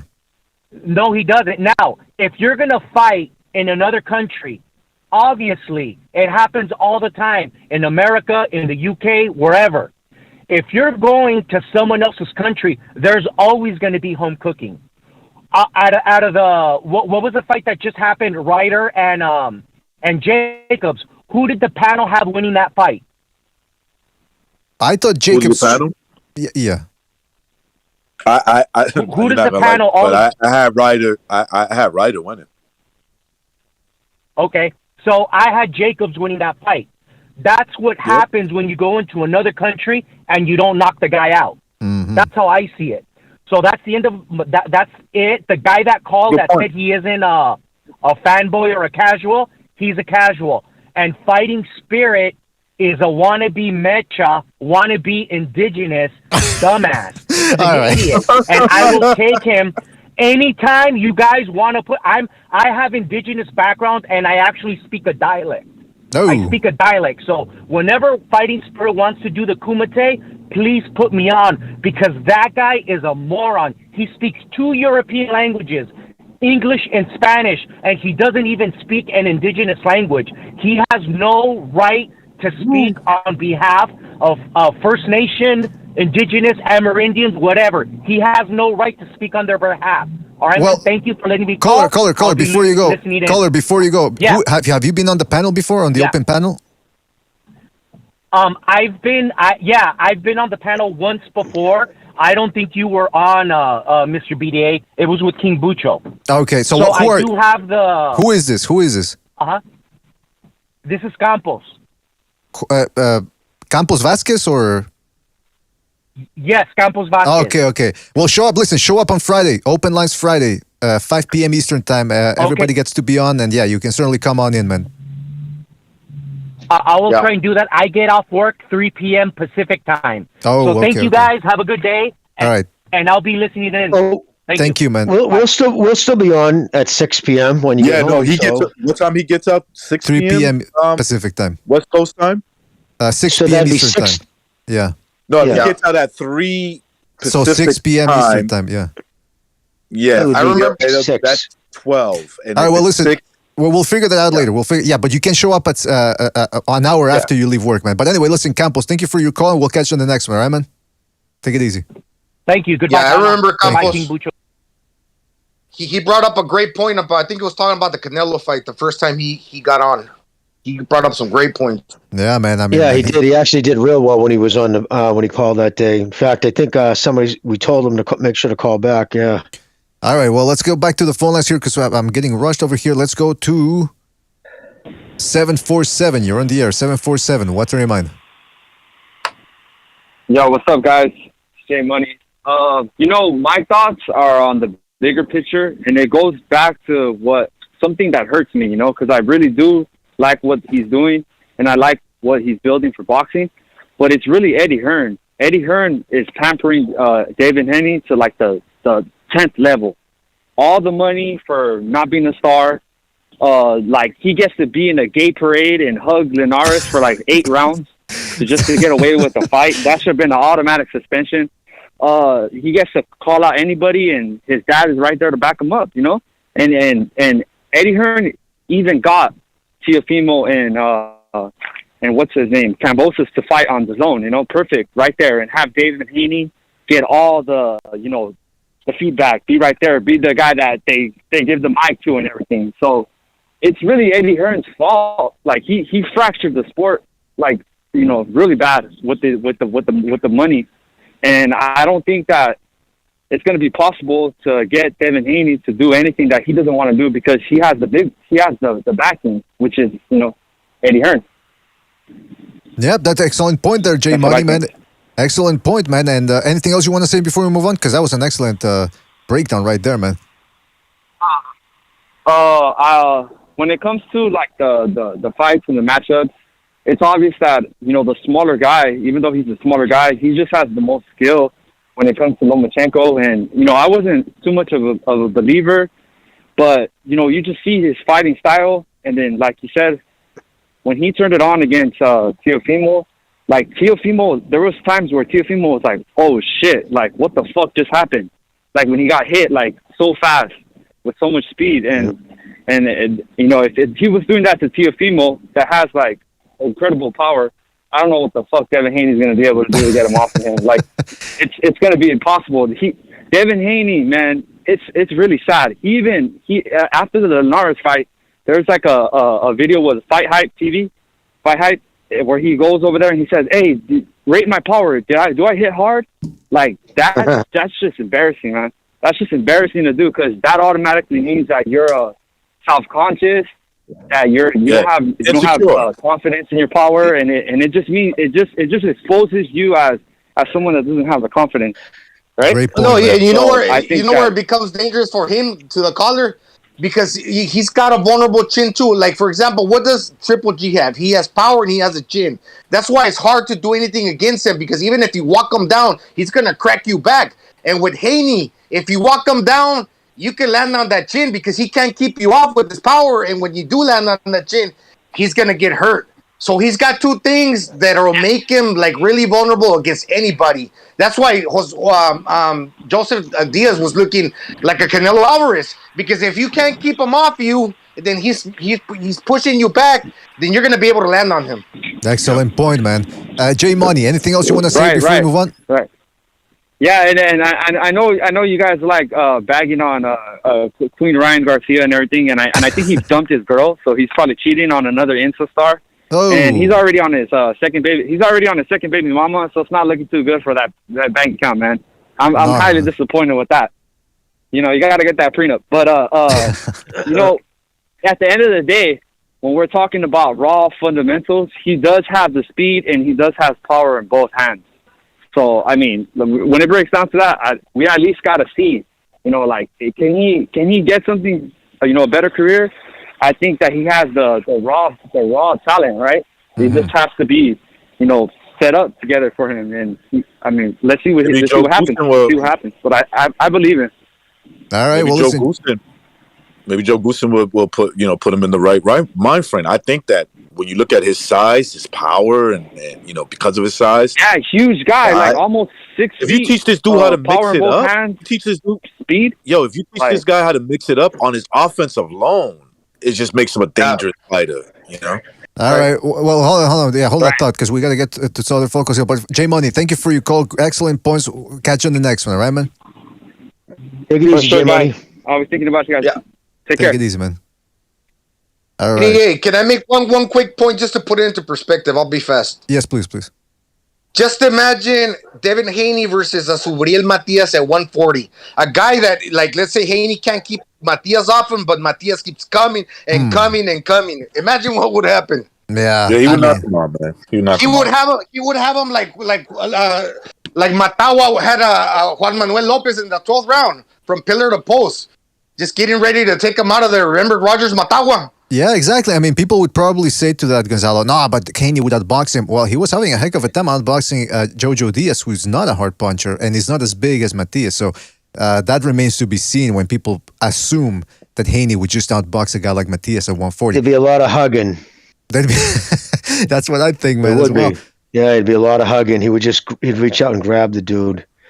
And that would be conducive on the referee they had. I'm sure Bill Haney would want the ref. You know, there's different refs. Some refs aren't as hard on clinching as others. You want to make sure you have the right ref for that too. And that's one of the reasons you might want to control where the fight takes place.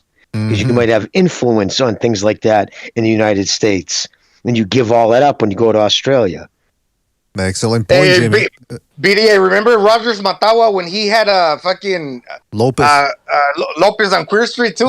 Yeah, I remember that, man. And then Gamboa took him out, so it just goes to show you styles make fights, man. But yeah, I mean, Lopez was on his feet. The guy's got, say what you want about Juan Manuel Lopez, the guy's got the heart of a lion. All right, let's go to... And Salido beat him twice. Yeah, exactly. There you go. 858, you're on the air. 858, there's a lot of background noise, man. 858, there's a lot of background... Yeah, hold on. Jose. Let me go somewhere quiet, man. You should do that before. You should do that before you call in, man. Because every time you call in, we gotta wait 2 minutes for you to get in the closet. Hello. Yeah, you're back, man. Hello. Yeah, Jose. There's still a lot of background noise, man.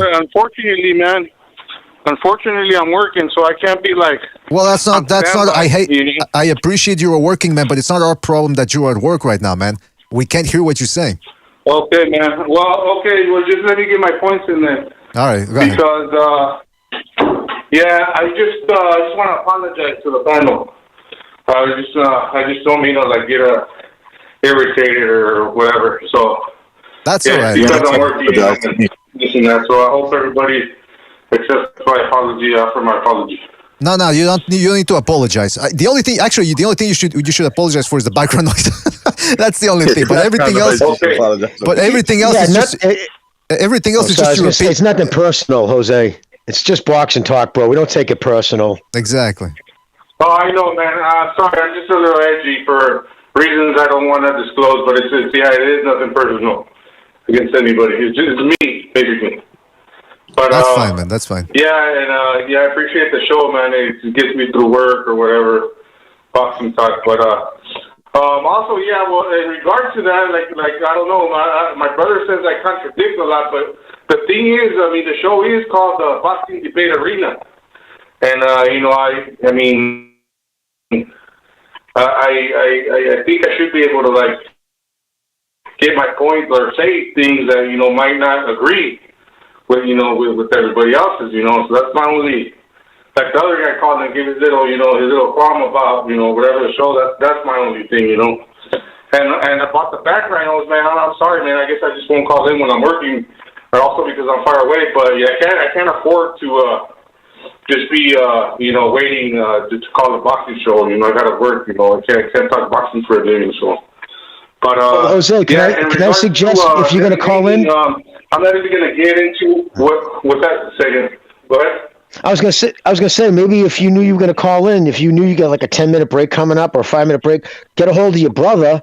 Say, okay, I'm calling in. Have this is my number. BDA knows what it is.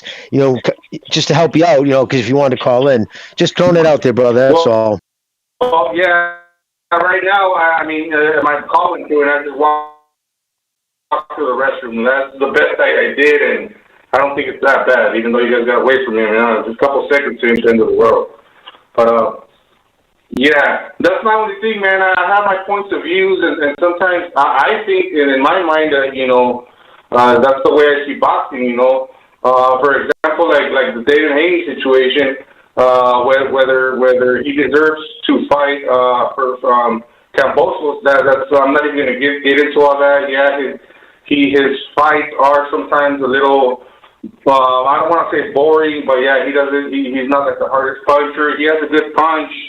I think he's a good fighter. He may not be the most exciting to a lot of people because he doesn't get like the stoppages and all that. But the only thing I have to say about David Haney is that I don't want to open a can of worms, but the only thing that claim to get a shot is because he holds the trinket, he holds a trinket.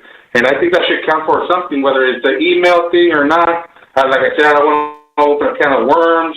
I don't necessarily think he's like the worst fighter. I think he's a good fighter.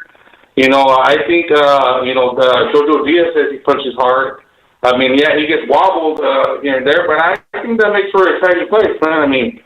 I think if he gets knocked out, that would be kind of fun too. All right. Well, listen, excellent points and excellent questions about the future as well. I guess we'll have to see, man. But I do believe that at the end of the day, if Loma gets the titles, he will probably end up fighting Haney. So we'll see what happens. Jose, thank you for your call, and call back next time, right, man? Just make sure it's in a quiet place. Take it easy, man. And BDA, any one of us, nobody on this panel would have complained if, Haney got that fight, right? Everybody would have been fine with that. That would have been a good fight. I don't care who gets the fucking fight. Like, it's not gonna change the way I have my view about boxing already, and that's not gonna change. But what I'm saying is that, let's put things in perspective. If Haney takes the fight, and I believe if Haney agrees to everything that Loma did, probably doesn't even have to. He can probably ask for a little bit more money than what Loma's asking for, and probably still get the fight as long as it doesn't hurt Kambosos' payday, right? I still think he'll get the fight, despite that Lomachenko will take less money. But it doesn't change the fact that it took pressure from a real one who's like, I'm here to steal that fight, Shout out to Lomachenko. Either way, whether he gets the fight or not, shout out to him for saying, I'm available, just sign the contract, whatever you want. Remember this. They said that it could be a lucrative rematch if Loma wins, meaning lucrative for Lomachenko. But the rematch would have to take place in Australia.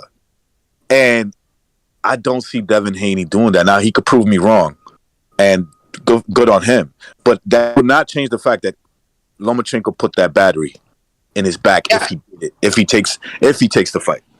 This should be a slap in the face and a wake-up call to Bill Haney. You can't sleep on your laurels thinking that everybody's going to wait on you. He's got to get his shit together and understand, man, you're not the champion. Wake up, motherfuckers. Right? All right, listen, fellas. Absolutely, man. Let's go to a couple of phone calls here, right, man? Let's go to... Hold on a second. Let's go to 301. You're on the air. 301. What's on your mind? Hey, guys. Shout out to the panel.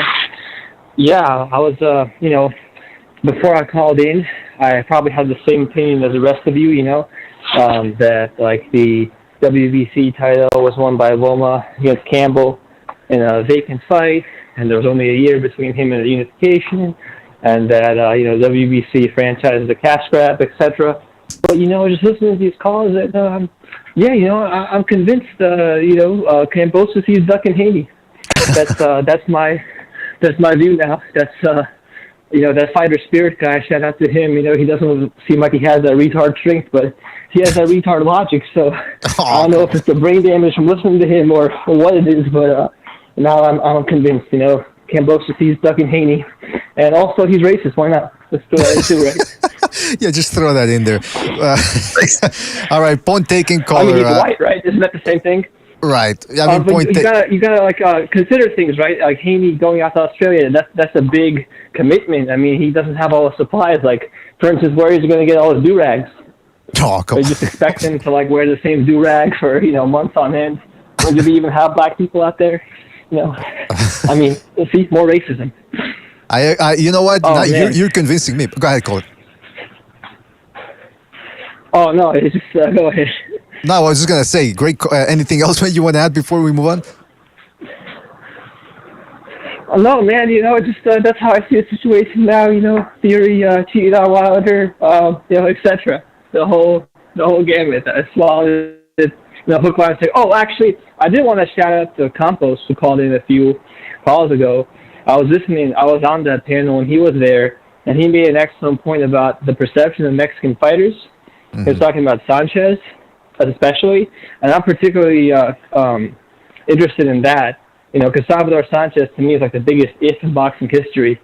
That guy's skill set was phenomenal. Dude, his skill set was 23. Unreal, bro. His skill set was it was impeccable for that time. That style will work today, Well, listen, we're gonna start calling the caller. It was more than textbook, in my opinion. The way he would dip with that overhand right, I think, honestly, if he learned how to wrestle, he could be a very successful MMA fighter, because that level of change was so hard to read. He could come in from the inside, he could, fight the outside, fight a mid-range, he could stand there and slip punches. I see Loma actually as part Sanchez, part Canizales, and then I guess just more ferocious than either of them, but yeah, just a terrific fighter. And I'm really interested in Sanchez because most people talk about the other Mexican fighters, Chavez, Morales, and Barrera, Pancho Villa before that, and a few others. But I think Sanchez kind of dark horse. And from what I understood, in Mexico, he's not really remembered that great. There's an interview with Canelo ignoring him, saying... Well, listen, caller, man. Sorry, what was that? Yeah, go ahead. Finish your thoughts, please. Sorry. I got distracted by Lomachenko. Yeah, nothing. I just, if Campos joins another panel, I'd like to talk to him. So shout out to that guy. Well, listen, Friday, caller, Friday, show up. Do being your racist selves, No, come on. Right. Show up on Friday. Fighter Spirit will be there, and we're gonna start calling you the HP Laser Jet because you were dropping facts. All right. So thank you for your call, and see you on Friday if you can drop by. All right, man. Yeah. Well, I have to live up to my 90s technology. There you go. Have a good one. Bye. All right, take it easy, man. Thank you for calling in. All right, we're gonna get to these phone calls. Everybody, stay on the line, fellas. We're gonna get to you. Let's go to who else we got here? 678. You're on the air. 678. What's on your mind? Hey, this is Soothsayer. Can you hear me? Yes, indeed, man. What's on your mind? Yeah, why do you all keep calling Jose's La Polleria where he's working, bro? Y'all need to stop calling and bothering him. First of all, he's not working at La Polleria. I'm gonna find a nail or something in my chicken, bro. If y'all don't keep distracting him while he's working. I mean, come on, listen. Jose's a good guy, and like he said, maybe we did come off a little bit abrasive as well. But we want people to disagree. But it's just that the fact that there was too much background noise. That was the main gripe. But Jose's the best man as well, man. He's like Gonzalo. He speaks his mind. And he doesn't back down. But go ahead, Colin. Ask for Pollo Frito. You'll see it. He works in the body shop. I was just telling him. It was a body shop, definitely. The grill. The car grill, and I like how he apologized and then immediately took it back. I have a brother that's an asshole just like that, so I know what they're like. Anyway, shout out to Jose. Keep having him on the show. As long as he keeps calling, we'll keep answering, man. All right. Well, listen, excellent points, caller, and take it easy, all right? Call back next time. Soothsayer, peace out. Truthsayer. Peace out. Oh yeah, it was Truthsayer. He said, "All right, shout out to Truthsayer." Yeah. Let's go to 951. You're on the air. 951. What's on? Oh, jeez, Luis. Caller, there's a lot of Everybody's background at work. noise. Everybody's at work. 951. 951. You're on the air. What's on your mind? Yeah. Can you hear me? Yeah. Yes, indeed, sir. Go ahead. All right. Yeah, I just want to speak to the Kambosos, whatever his name is, the duck. Oh. He's obviously ducking Haney. Mm-hmm. He's obviously ducking Haney. There's only six undisputed. There's only 6 undisputed fighters in the history of boxing. You're one fight away from making legacy. At first he comes out saying it's not about the money. It's about legacy. Then he goes to, Haney sells your jewelry. I thought you said it wasn't about the money. Even though you're going to get the biggest payday, last fight was on DAZN. He said they know how much his biggest payday was because last fight was his biggest payday. So what's the ducking about? Well, you should ask him because apparently Devin Haney. You should. Devin Haney agreed to everything. He said, including fighting including fighting in Australia. Don't get picky. Yeah, he said he will go to Australia and take the vaccine. No, he didn't. I don't know what you guys are looking at. You guys not follow him on Twitter. He agreed to everything. Then after Lomachenko, that sorry bum, with 2 losses, I don't know why he's in a discussion. He has 2 losses. He's not undefeated. But caller, let me ask the caller. Caller, he said just because somebody says something on Twitter doesn't mean that he actually agreed to that in the negotiation. No, Twitter's just facts. I disagree with you, BDA. Twitter's just facts. That's the key communication. That's the receipts. If someone says something on Twitter, you can pull it up and say, "Hey, this is your Twitter. This is what you said." But so then it's why not did no he, hearsay. But then he agreed to go to Australia, even though there's a chance he won't get the nod. But Kambosos is a bum. He's a duck. Caller, if he did agree to that, caller, if he did agree to that, why didn't he say on Twitter, "Hey, I agreed to all of that"? No, he said everything he agreed to, I'll agree to. Hold on, caller. He said, I'll agree to it, meaning he hadn't agreed to it beforehand. And now when Loma made him look stupid, then when Loma makes him look stupid, he goes, "Hey, I'll agree to it," which means he hadn't agreed to it beforehand. No, he said, I'll take the same deal Lomachenko just agreed to. That's right, which means he hadn't accepted. Which means he didn't do it before. Exactly. No, caller, his father still. It's a negotiation. I know. Okay, look. If I know your biggest payday, why would I give you something 10 times your biggest payday? I just paid you on he's the champion. We just paid you your biggest payday. He's not the man. He's the man. He's the man. Okay, that's why. Okay, is Kambosos the A side or the B side? In Australia, he's the A side. A side. Why isn't okay? So Kambosos wants Haney, the B side, to go to Australia, put up the money, and Australia is only 50% capacity on this big arena, and Kambosos not even a draw. No one knew who he was before he beat Tio. No, it's not. You don't want him to fight. You don't. This is what you're saying. This is how you're coming across. You don't want Haney to go to Australia because you are not confident in Haney. That's all you're saying. He's willing to go to Australia. I'm talking even about though that wouldn't make the most money. I'm talking about you. But it's for undisputed. Specifically. All right, but listen, let's go. Don't have confidence that Haney can pull it off. All right, well, so tell Haney, fight the boy in Australia, take the same deal, whatever. He's already agreed. Because you got confidence, tweet at him and say, take that deal. Kambosos is a bum, dude. No one knew who he was before he fought Tio. All right, so but what does that mean, though? But caller, what does that mean? Nobody knew who he was. Nobody knew who Haney was when he was an amateur. That doesn't mean he sucks.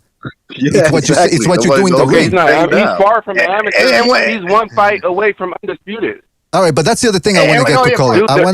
That's the other thing I want to get to, caller, because you keep saying undisputed. You seriously think Haney's a champion? Is that what you're saying?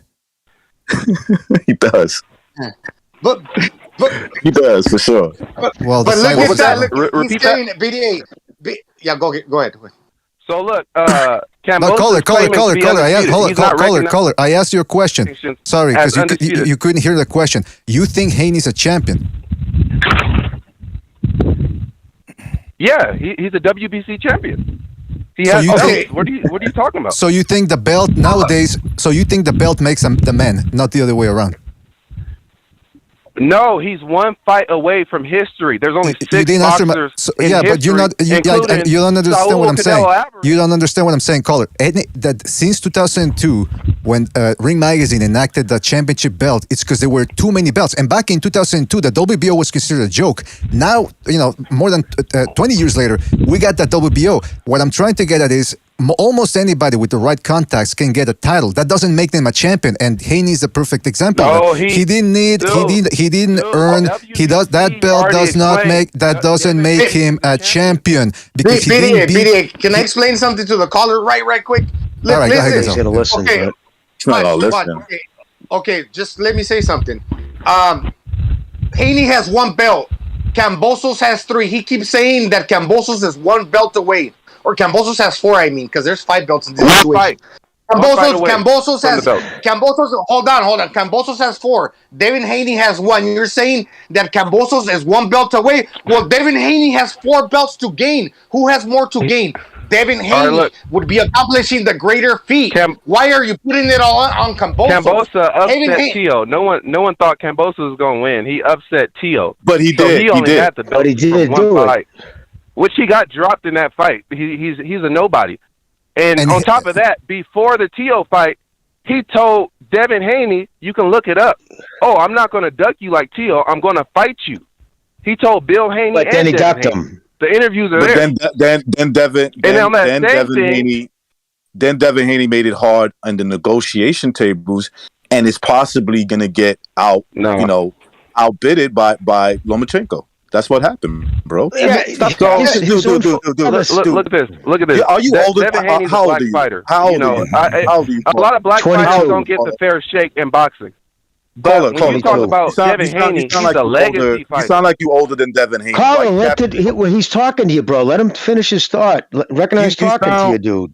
You sound like you capping for a dude that's probably younger than you. You probably got more real life experience. You probably got more real life experience than dude. Stop it. You sound crazy. Okay, the guy. I sound crazy because the fight of the year. He said on Twitter that undisputed bout is being ducked. He would take Lomachenko's deal. The reason he said that is because he didn't before. That's just common sense, bro. And by the way, can I also ask the caller? Negotiation, dude. You're negotiating with someone with 2 losses. Listen, okay. Check this out, right? I have everything you want. Here's the deal. Come to my backyard or shut the fuck up. That's it. If I told you that, right? I said, come to my backyard or shut the fuck up. I know somebody else who's gonna do it. What would you do? You know what the problem is, First caller? of all, Bob Arum said he doesn't want to put up the money because he already said before Kambosos is not a draw. He's a bum. No one knows who he is. It's in Australia. So on top of that, Devin Haney agreed to go to Australia. Yeah, listen, caller. Here's what you're not getting. You're not getting the fact that Kambosos has all the belts, and that in Australia he can put more asses in the seat than if Haney decides to hold a fight in the United States and they hold 3,000 people in Cincinnati. It's not economically feasible to hold a fight in the United States. It makes no sense to hold it there. And if Haney really wanted those belts, he would have agreed to everything. But Loma beat him to the point because Loma is a no frills type fighter. He just asks how much, when, and where. All right, it's suitable. It's not 10 million. Good. I'm not worth 10 million. I just want those belts. Let's go and do it. Haney did not agree to that. So, caller, you failed to convince us. We got to move on to another call because there's a lot of people calling here. But call back next time, though. All right? You made some salient points. Yeah, Devin Haney is the second biggest money maker in boxing. Kambosos. No, he's not. No, he's not. What are you crazy, dude? He's fought in front of mediocre crowds at best. No, caller, you're not just going to say something so factual. All right, that's not right, caller. Second largest ticket seller. He's fought in front of mediocre crowds at best. So you just completely that was silly. Caller, just put yourself in. He makes money. No, he doesn't. That's the thing. Oh, he don't make money. He's Listen, giving this it. caller, this caller Mayweather doesn't would want to even tell accept you these Devin things, man. Haney's I mean, second I don't know what to say, man. Moneymaker in the 135 division. Okay, I'll see you. Don't let your racism recess. Okay, get next involved caller. in front of facts. Yeah, Don't no let problem. them It's racism. Get your recess, you Hey, low let the Caller, hold on. I got a caller. Caller. Get ducked all the Hey, time. caller. I gotta commend you. It took you almost 10 minutes before you pulled the race card. People usually put it out in the within 5 minutes. So yeah, man. Hey, caller. You gotta stop screaming. Caller, you gotta stop. Caller, you gotta stop. Caller. You gotta stop screaming. Caller, look at this fucking guy. I mean, am I the only one who realizes this guy's way too high? Look at him. That lost caller just said everything under He's the just a fucking racist crybaby. Caller. He said do-rags, all All right, caller, are you gonna listen or are you just gonna caller? Are you just gonna caller? Are you gonna listen or are you just gonna baffle pontificate all the time? You brought up some points, we countered them, and then when you had nothing left to say, whoops, let's pull out the racist card. Let's pull out the racist card. Let's pull out the racist card, and then you start talking to everybody. So caller, we're gonna have to move on to another call. I mean, that's the thing. He doesn't give a fuck. Go cry about your racist struggles to your fat white girl. Go ahead, man. Get out of here. Nobody can beat me up or anything. So what are you gonna do? Well, nobody said anything about beating any. Nobody said anything. Nobody said anything about beating somebody up. You brought that up. You brought physicality, and you brought out the race card because you ran out of arguments. I'm saying, like, no one. What is you being racist going to do to me? I still called into this racist show. I don't care about how racism. is this? How? Okay, explain how this. It's not going to stop anything. Caller, explain how this is a racist. Explain how this. Explain how this is a racist show. Go ahead. Okay. Oh no! Hey, you guys. Okay, so I'll say one point, and you guys can't dispute it. So the last caller, was he a racist? Who was the last caller? I don't remember. Or it might have been two callers back. The guy who made the comment about Devin Haney wearing the same do-rag. Okay, how is that racist? How's that racist? I wear a do-rag. All right. And he said, all right. But yeah, that flew over your head.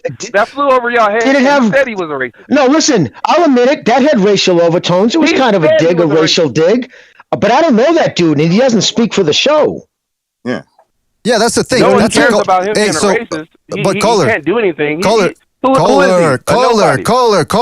need to listen. Caller, you need to listen. Caller, you need to listen.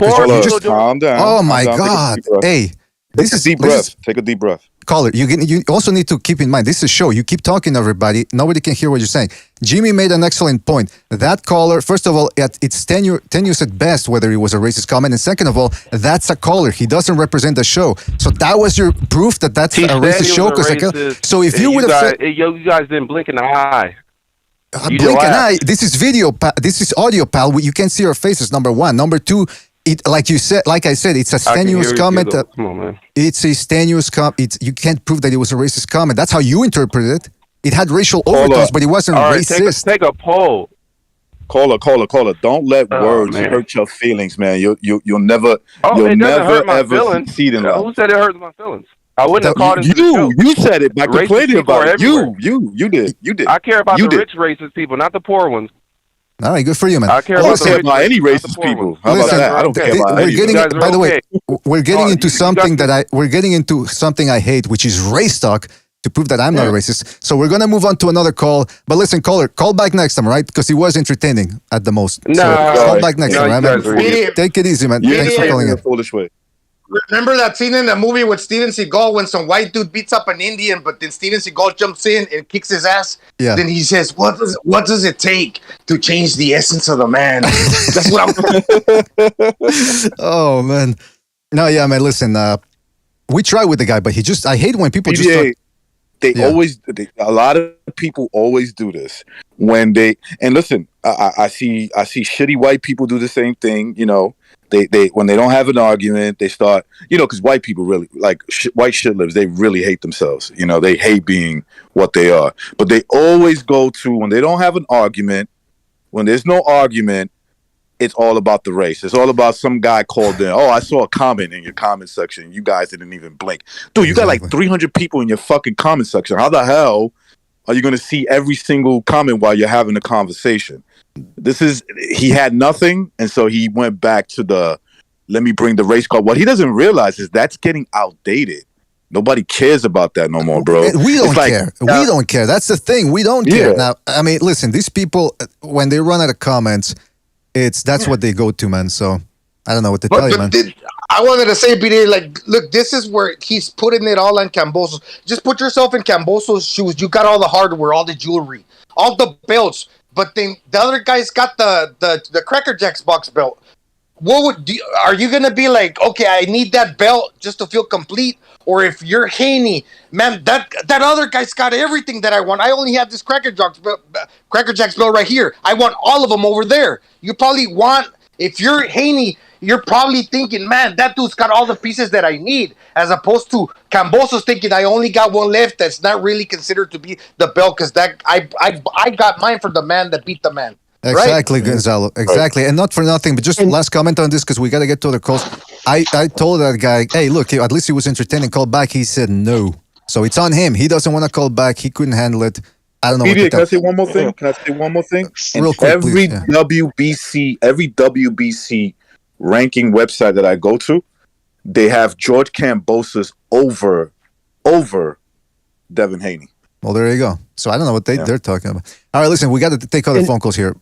Oh, shit. Fuck, I hung up on whoever was there.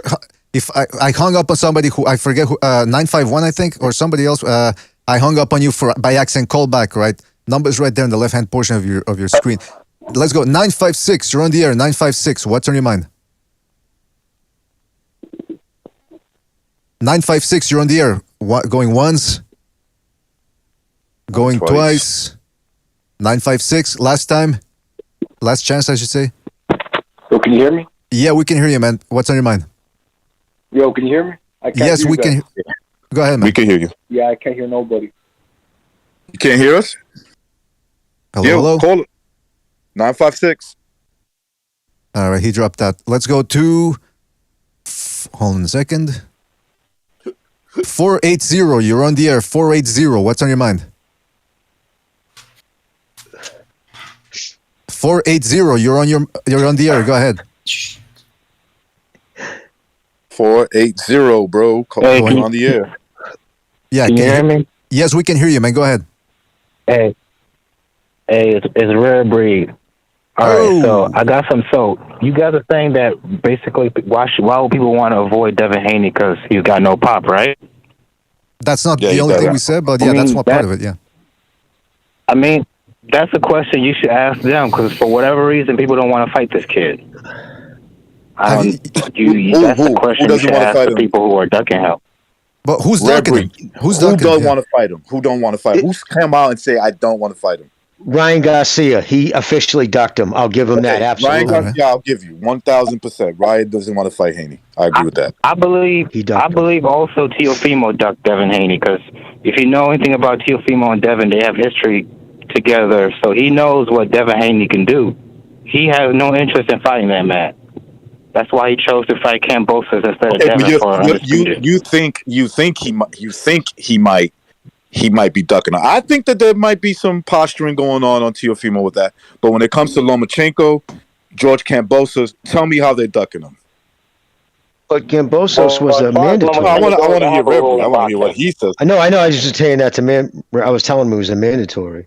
Yeah, that is a mandatory. Yeah. Yep. As far as Lomachenko goes, I have a rule in boxing. When you have two guys who are skilled, maybe one guy's more skilled than the other, if it's close, you got to go with the bigger guy, and that's Devin Haney. So I think that's what Loma might see in Devin. He's a big guy. He's different from anybody he's fought. He'll probably be the most skilled guy that he's fought so far.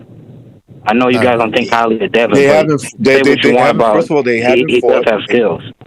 They haven't fought, so it's not the most skilled guy he's fought. Now, if you're saying if he fights him in the future, that could be the most skilled fighter. You probably have a point. You probably have a point. Well, listen, can I say something here? Because, look, Ray Breed, you made some interesting points here, and I think I already know where you're going with this. Okay, so your point of view is that they're avoiding Devin Haney.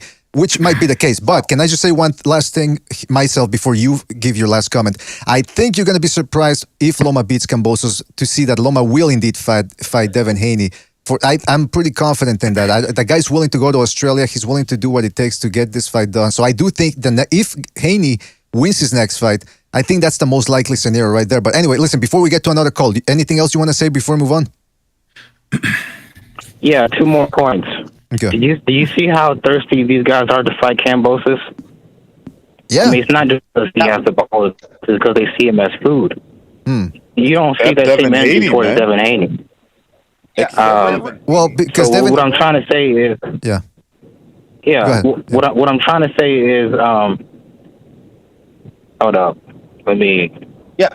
Yeah. So what I'm trying to say is that basically that if people thought Devin Haney was like because he has a belt, you get a lot of prestige when you get a belt. If Devin Haney was some easy guy that you could just knock off, they'll be kicking the door down to fight him, but they're obviously not. Well, can I ask you one thing though before you go? Does Haney have all the belts? No, he does not, but he does have the final belt, and it's not a regular belt either. It's a legit WC belt. Well, no, it's not. But anyway, hold on, Jimmy, sorry to interrupt. Hold on, let BDA speak, please. Yeah, sorry to interrupt because we can't keep going back and forth because we got a lot of calls. We just have to let the caller, for the most part, say their points and then we have to move on. But, Rybury, thank you for calling in and drop by on Friday because we'll talk more about this, all right, man? Salute, Rybury. Okay. Salute. Yeah. Right. See you later, Rybury. All right. Take it easy, man. BDA, but this is important. Look, that size doesn't necessarily translate into real threat. What Devin Haney is not like a strong guy. He's lanky, but it doesn't represent any real threat, the size, because he's not a power puncher. And he never really presses. And when he does presses, he exposes to being knocked out because the chin is kind of vulnerable. So, I mean, yeah, he got the size, but does it really translate into a real threat inside the ring? The smaller guy, Lomachenko, presses. Therefore, he comes forward. If Haney presses, he could get knocked out because that's what when he did it against. Thank you. Go ahead, Gonzalo. Go ahead. I like that sound. I just like a uke. Yeah, that's pretty much it. Yeah. All right. Well, good points, Gonzalo. We'll talk. When you win the coins in the slot machines. Yeah, that was felt like I was in Japan or something. All right, let's go to 956 here. 956, you're on the air. 956, what's on your mind? Yeah, I just wanted to say I'm a Devin Haney fan. I like Devin Haney's skill set.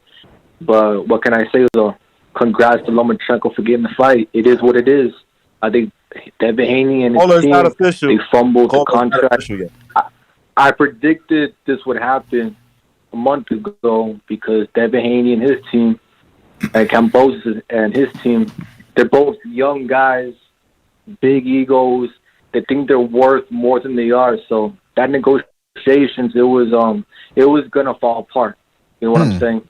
So hopefully Devin Haney can pull some strings to become mandatory for the winner late in the year. The winner of Kambosos and Loma. I think Loma would win the fight.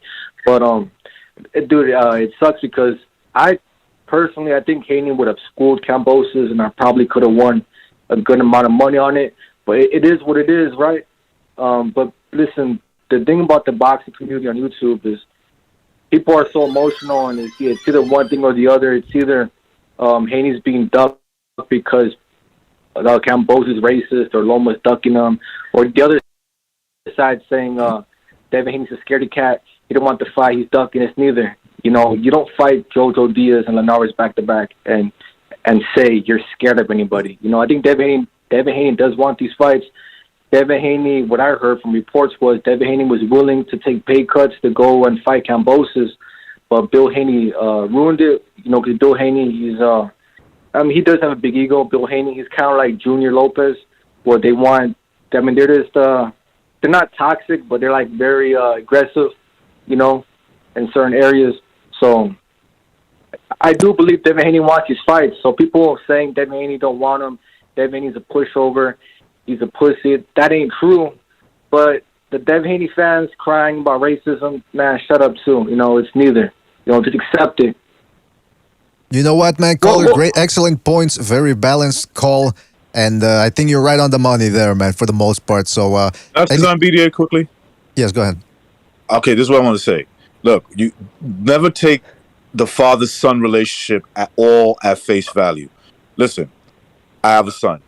If my son was in the same situation, I'll take the fall for him on anything. If I could take every single criticism away from him, so if a fight doesn't get done, and we need somebody to raise their hand. Whose fault was this, right? And they only looking at me and my son. You better believe I'm going to raise my hand. I'm going to do it. I'm going to say, listen, I asked for too much money. My son told me, even if my son didn't do it, didn't tell me. I asked for too much money. My son was like, trying to convince me, okay, it's on me. So what I'm trying to say is, Bill Haney probably loves Devin with all his heart, like any father would, and he'll take the fall. He'll be the fall guy. So to me, it falls on Devin Haney, whether you blame his dad or, Devin himself. Yeah, Devin Haney's team. Yeah, Devin. I think part of it is Haney because he does have a big ego, and I think Jimmy made a good point was that Devin joined the zone when it was first starting out, and like during that time, Hernan was like throwing away money like it was crazy. So Haney built up this delusion in his head that he was worth more than what he is, because like I said, he went in the zone during that era when Mikey was getting paid like $10 million a fight. So it was just crazy. So all that shit's gonna like make a guy's ego go on and shit. I feel like Haney. I think the dude's very talented, but he's delusional a bit. You know what I'm saying? But most of these guys are. Yeah, man. But listen, you gotta raise your hand. You gotta raise your hand. Okay. Real quick, yeah. Because listen, caller, excellent points, man. Screaming, man. Okay, come on. Caller, excellent points. Call back next time, all right, man? You brought us some excellent points. Take it easy, man. Yeah. All right. Go ahead, Gonzalo. Yeah. Yeah, sorry for screaming to the caller. Yeah, you got to raise your hand. You got to take that leap of faith. Dare to be great. Cross that threshold. But what's the matter? You're scared of getting caught in the undertone when you go down under to Australia? That's all I'm saying. Well, can I just say something too now? Because, listen, and by the way, okay, now there's no more calls for the moment, so call in if anybody wants. Let's get back to the panel here because there's a lot said. Number one, shout out to, was that Jimmy? Oh, nothing. I didn't realize I was on mute. Sorry. Oh, sorry. Okay, anyway, real quick, shout out to Thunderdome in the chat. Everybody go check out Thunderdome if you haven't subscribed to already, one of the originals. And he makes this good point. He says, Bill Haney and Mauricio Suleiman both said Kambosos is undisputed. Because again, people are going back and forth about the WBC, but Haney's at WBC, and who's the real at WBC? This right there should tell you, because when I've heard people on Twitter today saying that Suleiman said Kambosos is undisputed, and then the people that are pro-Haney, they go, oh, but you're going to trust what Suleiman says? Okay, so if you don't trust what Suleiman says, why do you give so much emphasis to the WBC belt? It's what I've been saying and what we've been saying for years. The belts don't mean squat because it's corrupt. They're all corrupt. They all modify the ratings when it suits them and when the money suits them. So why all of a sudden do you give the WBC belt any credence? You can't have it both ways. You can't say that Suleiman's... Go ahead, Rickens. I'm sorry, go ahead. You want to finish? You were good. No, go ahead, man. No, I was going to say, BDA, look, the fact that Suleiman created this chaos, he created this. This is my problem with Devin Haney fans and their types. Those types. You can take it racial or whatever you want to do, okay? That's up to you. This is the problem. They pick and choose. If I go to any WBC rating site, any site, you're going to see George Kambosos above Devin Haney, right? Now, they have them both as champion, but the one that's on top, right? The one that's the alpha and the one that's the beta, the alpha is Kambosos. They got him as the champion. The beta is Devin Haney. Now, take it for what you want. That's up to you. I don't care. So I'm just following what they're saying. And what I'm seeing is that Kambosos is the guy that's the A side. He's on top. He's got the belts. You have a WBC regular title. That's all you have. He has the WBC franchise. Remember, words are very, very meaningful. To elevate means to be above. Yeah, that's right. You hit the nail on the head. Yeah, even if you go by that logic, BDA, that the belts don't mean anything. Kambosos has the belt that should be more significant because he actually got it in a real fight. We all know this, right? Exactly. Of course. Yeah, I mean that's and look, just to go ahead, Jimmy. Sorry. All right, I just right from the beginning, right? All this talk, and right from the beginning, it's been Kambosos has been on this point. It's happening in Australia. That's the one thing he's been dying to win a title because, listen, I mean, the kid fought in England, Greece, Malaysia, New Zealand, 4 times in the United States to become the world champion. This fucking kid has one belt that he didn't fight to get, and this dude traveled the planet to fucking get 3 of them, or the other 4 count in a ring, and has said from day one, it has to happen in Australia. The rest is all, you know what I mean, just filler. So if you're saying, I'll do everything but that one thing, you're not taking the fight. And I'm sorry that hurts his fans' feelings, but it's there for him to take. Punch your fucking passport and go take that shit. But he doesn't want to. Jimmy, that's a great point. Because that's a great point. Like, listen, don't put too much hope on a fighter. These fans, boys, they elevate these guys because, of course, they share the same skin color. So they put all their hopes and ambitions on the guy. And then when he doesn't live up to the expectations, they have to look for excuses about why that guy's not getting the shot. Oh, it's because everyone's avoiding him. You can pick other types of fighters, man. You don't have to root for Devin Haney. You can root for guys that are out there that are actually getting the work done. Jump on the winning team and jump on the team and come on in for the big win. That's what I say. Well, it's all the stalling and the marinating because look, Steve Kim mentioned this. Okay, Kambosos has to fight also. He did a great job against Teofimo, but he also has to get his career on a roll because he's also going to look bad. So, you can't hold up everything forever. Kambosos also has to, fight, and he's willing to do this because he has to do something as well. They can't stall things. Things got to move forward. Exactly. Yeah. Now we got also going to be a rematch clause. I wanted to say too. I believe that's a stipulation with Kambosos. So you're looking at a 2-fight deal. I don't know if the second one, say if Lomachenko was to win, or if Haney was to go there and win, if they would be able to bring it to the States. That I don't know. No. I know that. I guess the second one. Australia, okay, brother. All right, There you go. Well, I want to talk to and Lomachenko to make the fight happen. Agreed. He agreed. He said, even if I beat you, obviously you got to pay me more money, but the rematch will be in Australia. Well, there you go, man. I mean, that it doesn't get any fairer than that. Now, look, Pete, I know you came in here, man, and we got to some phone calls. We're gonna go back to the phone calls. No, it's okay. We're going to go back to the phone calls, but I want to hear from Pete. Pete, your take on this whole drama. As you can see, it stirred up a lot of energy in the phone calls. Yeah, well, the calls have been good. I mean, everybody's got a good take on it, I think. Everybody got the right to their opinion. So, no, I just was listening in, and what I was writing you earlier was kind of maybe along the lines of what Recognize said, possibly, just about Haney in particular. The father-son thing has never been a huge issue to me in terms of a trainer. But in terms of a manager, though, that's tricky, man, because you're making business decisions. You might be a little bit out of your depth. You might not have necessarily the contact or the rapport with people in the industry that a manager that's got a longer roster, so to speak, a professional manager. I shouldn't say some of them do other things besides manage boxers, but they manage more than one boxer. So it's kind of like you're making decisions for yourself and for your own son, which Recognize brought up. It is kind of touchy there. You might make the mistake of maybe overvaluing what your work is with your son, and also just not understanding the market, and couple that with how public he is. I shouldn't say accessible, because it's not like you can call him, but whenever he wants to, he goes out kind of in public, and it's not a bad thing. It's his right, but you factor those three things in: inexperience, attachment to one particular fighter as his only client, and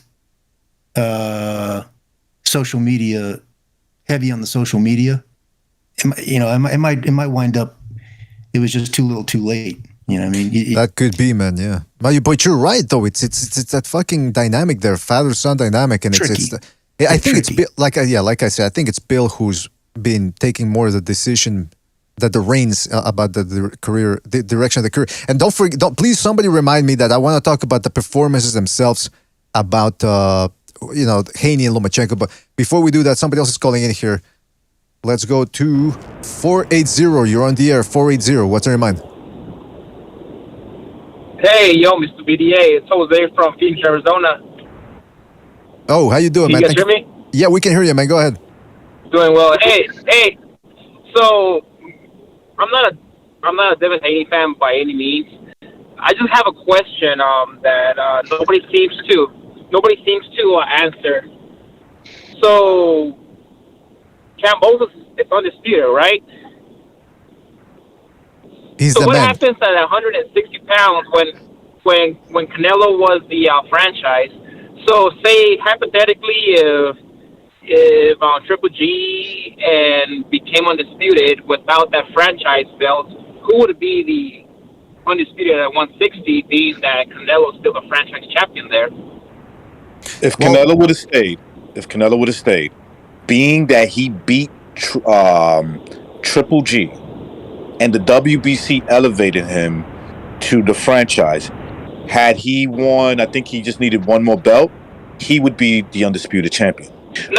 They elevated. Listen. They elevated. Here's the key word: elevation. Elevation. Do you know what that means? You are to be elevated. We rise you on top of the pyramid, right? It's to be elevated. That makes him, right? Hypothetically speaking, had he fought for that one more belt, I think it was, and he won it, he would have been undisputed champion. I don't care who's the WBC regular champion. It would have not even mattered. Right now at a 160. I'm sorry? Yeah, what'd you say? Well, no, yeah, I understand that, but right now, who would be undisputed at 160, being that Canelo's still the franchise, but he's not there anymore? Well, I'm sure they will come up with something that would say, listen, Canelo, right? Are you planning? This is what they would say. Are you planning to defend your middleweight franchise? Are you planning to fight again? And if he says no, right? He says no, then that WBC franchise gets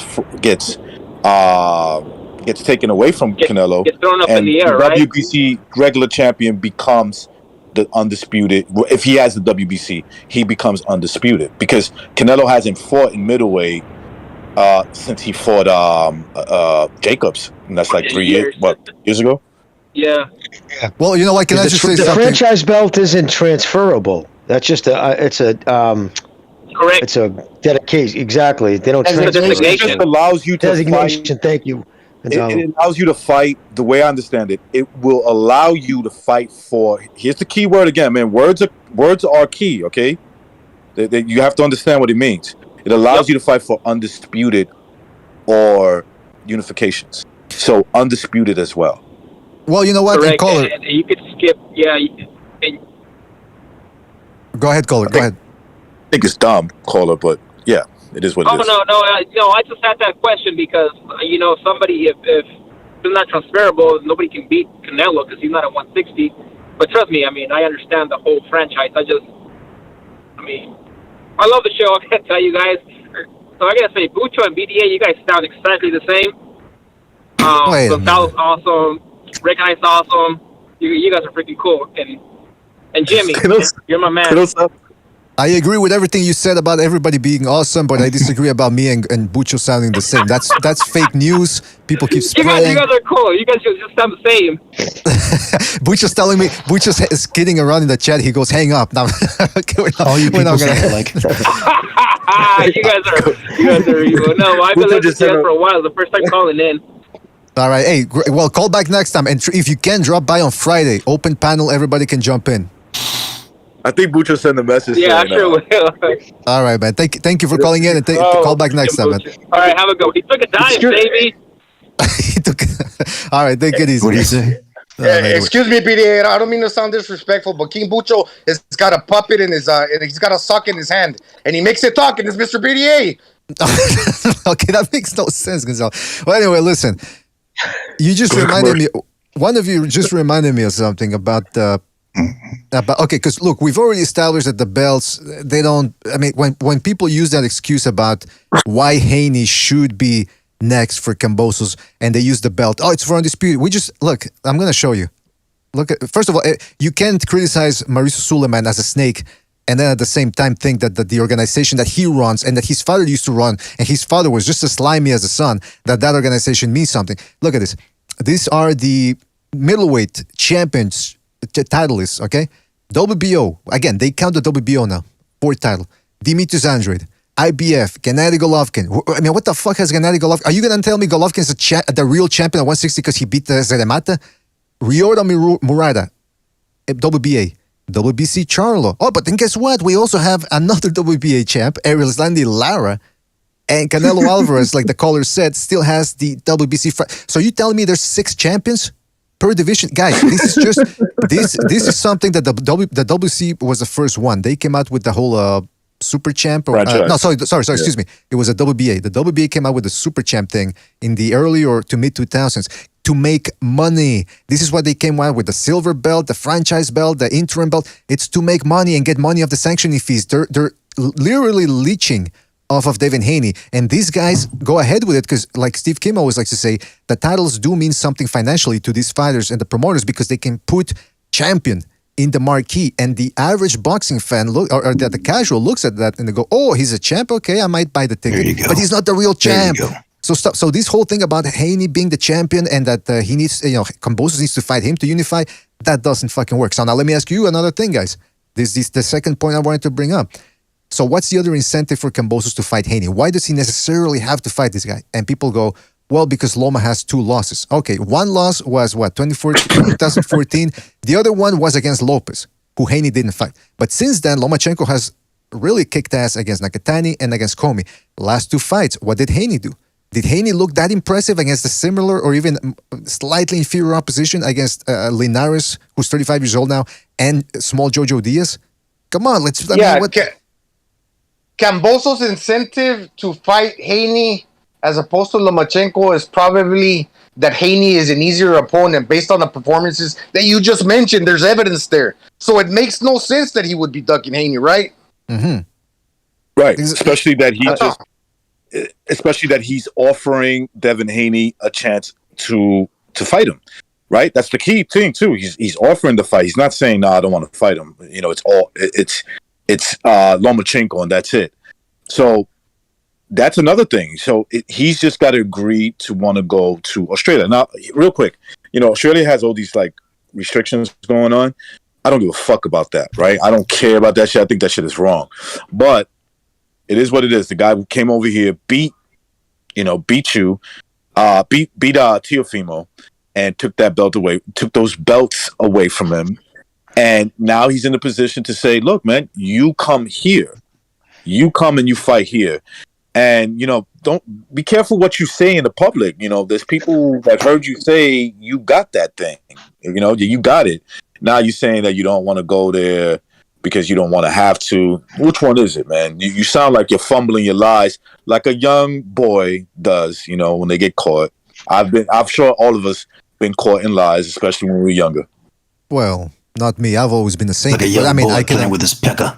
The thing is, you got to be careful getting caught up with Suleiman and Bill Haney because the one thing they do have in common is that they're very short-sighted when they talk. They say something now, it might be different later.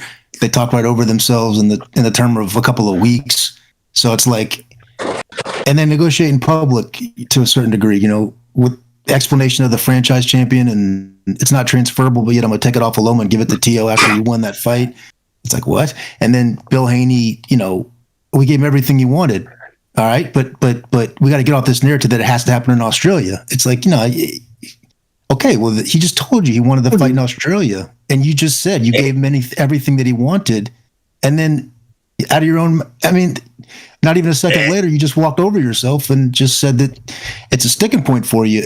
I think, honestly, Kambosos did say that from the get-go. That was his plan to do that. That's great. Honestly, I think he'd be leaving. I think Kambosos is sacrificing to have that fight in Australia. If you really want to get down to it, I think the fight could bring in more money here. Well, it's because but if Kambosos wants to do that, and that's the way he feels, and the numbers come out, and he gets more money to fight in the States, but he still wants to fight in Australia. Well, he came out and said that. But Haney got to realize you're negotiating. Kambosos is talking to more people than just Haney. They're not locked in a room together where they got to make a deal. If somebody else is, if everything's the same, hang on one second, Gonzalo. If everything's similar, all things equal, but Lomachenko's people, Igas Klimas, is just simply easier to deal with, just more willing to make a deal sooner, even for the same money and for the same fights and everything else. Well, I mean, how long am I going to sit here and wait to go back and forth and posture with Devin Haney? I mean, and I'm saying Devin Haney. I mean Bill Haney. When I say Haney, I mean Bill Haney.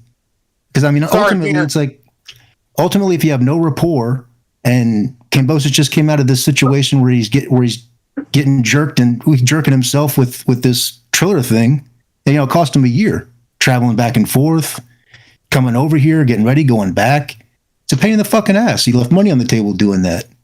So he does have the belts. You do have to negotiate with them. And if you don't have the experience to do it, and somebody else has got all the experience in the world between Top Rank and Klimas, you might just make that fight and just say, look, after our 2 fights, then we're ready to make deals after that. But that's just what Bill Haney got to deal with if that's what happened. He's not thinking ahead. Yeah. Sorry, Pete. It's just because I lose my train of thought, but that's not on you. I was gonna say, they're not stupid, and I think that Bill Haney understands his fighter, his son. Like the caller said earlier, it would probably go the distance. And I do give Devin Haney a good chance of winning that fight if, like I mentioned, if he comes in the way he fought Linares, where he won 9 out of the 12 rounds, where when he fought those 9 rounds, he looked fast. He was beating Linares to the punch. But the thing that Haney has to show up, that pressures, and when you do that, he exposes himself to what happened in the other 3 rounds where he almost got knocked out. But the thing is, that one has to show up, because if the back foot fighter that fought Gamboa shows up, where he's only throwing one single shot at a time, shows up in Australia, that's why I'm saying they're not stupid. They understand this. He's not going to win, because it probably will go the distance, like that caller said.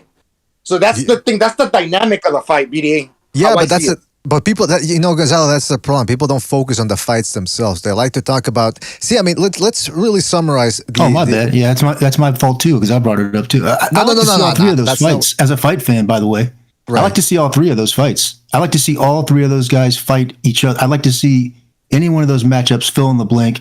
Haney, Loma, Kambosos versus Haney, Kambosos versus Loma. I think they're all close fights. None of those fights are just washes. Yeah, I might have my opinion on who's got who, but those are all competitive fights.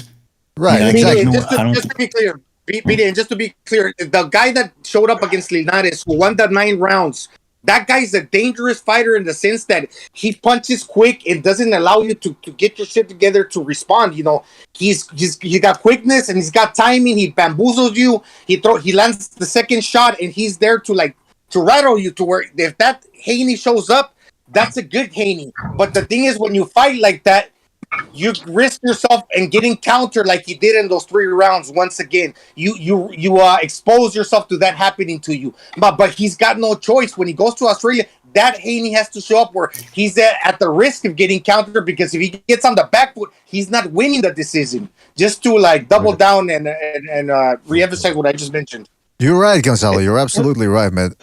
You know what? But go ahead, Jimmy. No, I was going to say Pete's right about Pete. Kambosos is actually it's financially he's taking a haircut to keep the fight in Australia, and he knew that. He knew that from the beginning. And Mr. BDA, when you asked what other reason would he want to fight Haney, money, having the zone behind the promotion, the money behind the zone. You know what I'm saying? Okay. You're talking about your 2 biggest promotional houses in Top Rank and DAZN. So that's the reason why, obviously, because they would put money into it. But so you're saying that Haney would bring more money against Kambosos, but the fight would still have to take place in Australia, is what you're saying? Yes, but it would be promoted it would have that money, there's own money in behind it too. Right, but then that's the key distinction here. Kambosos nevertheless possesses all the belts, and they would still do extra money at the gate in Australia. They couldn't do that in the United States. So this whole talk about how the fight needs to happen in the United States, people like to throw that around. Well, the United States is still the mecca of boxing. When it comes to big fights, if it's Canelo or if it's Errol Spence fighting somebody in Texas, another A side or maybe even a B plus side, that could happen. But guess what? There's not that many fighters that can pull numbers in the United States. Just because you're an American and you fight in the United States doesn't mean you do good numbers. Let's go to a phone call here real quick. Let's go to, who is this? Hold on a second. It's loading up. 619, you're on the air. 619, what's on your mind? Hello? Yes, 619, you're on the air. Cool. Can you hear me? Because my connection is kind of Yeah, we can hear you, man. We can hear you. We hear you. Okay, cool. Yeah. I just wanted to touch on the Haney Kambosos thing. Mm-hmm. And one of the guys I called earlier, he was talking about Haney wasn't even officially the mandatory. It's actually worse than that because I don't know if any of you guys have watched the Barbershop conversation. Fred from Barbershop. He had Mauricio Suleiman on a couple months ago, and they asked him questions and shit. And then at one point, Bill Haney pops on, and it's crazy that I don't know if most people haven't watched it or most people don't know it exists, but they were both on the show together, and they were talking about Haney and all this shit. And if you actually listen to what Bill is saying, him and Mauricio are kind of admitting that that tournament that they were doing, Devin or Bill, whoever, one of them, basically had the option to turn that Abdulayev fight into a final elimination bout, and they both turned it down. Which so did Ryan too. I forgot who he was fighting, but that one fight that was supposed to be kind of for the tournament for the WBC, 90 they seconds. chose to not make it a final elimination bout, Huh. knowing full well that they were never going to get the WBC. Do you happen they're accepting? Sorry. Do you happen to remember which episode that was, or if you could find that and I don't know if you're part of the Discord or whatever. I think you could just type in. Well, yeah, you can probably get into the Discord. Somebody will probably. Yeah, I'm in the Discord. I'm in the Discord. 60 seconds. I'm Brock on Discord. I'll find it. Whichever one where they both pop on. I'll look for it and I'll post it in the Discord. Man, yeah, because that would be great. Yeah, I know the video he's talking about, and it's like Suleiman is being gentleman-like because Bill Haney's there.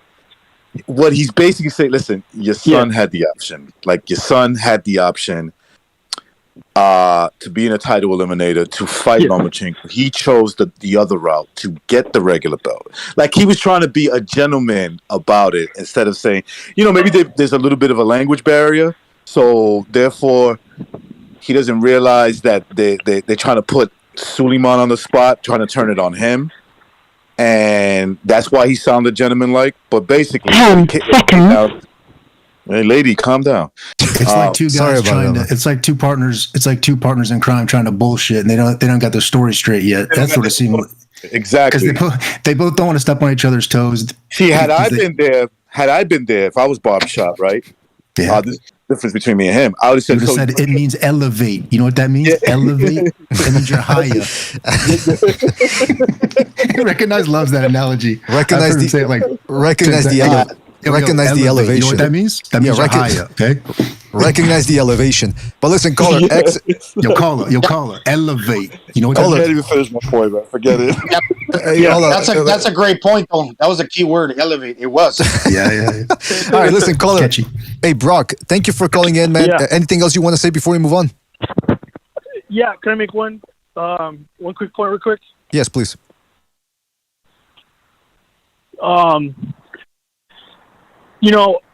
This whole thing about Australia being shut down, it's not shut down.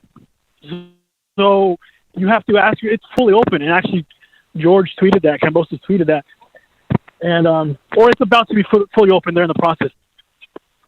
So you got to ask yourself, why is Bill going on the Boxing Voice saying that it's not going to be open and we shouldn't do it in Australia? I think when you put what everyone's saying together, both Eddie and DeBella and the guys,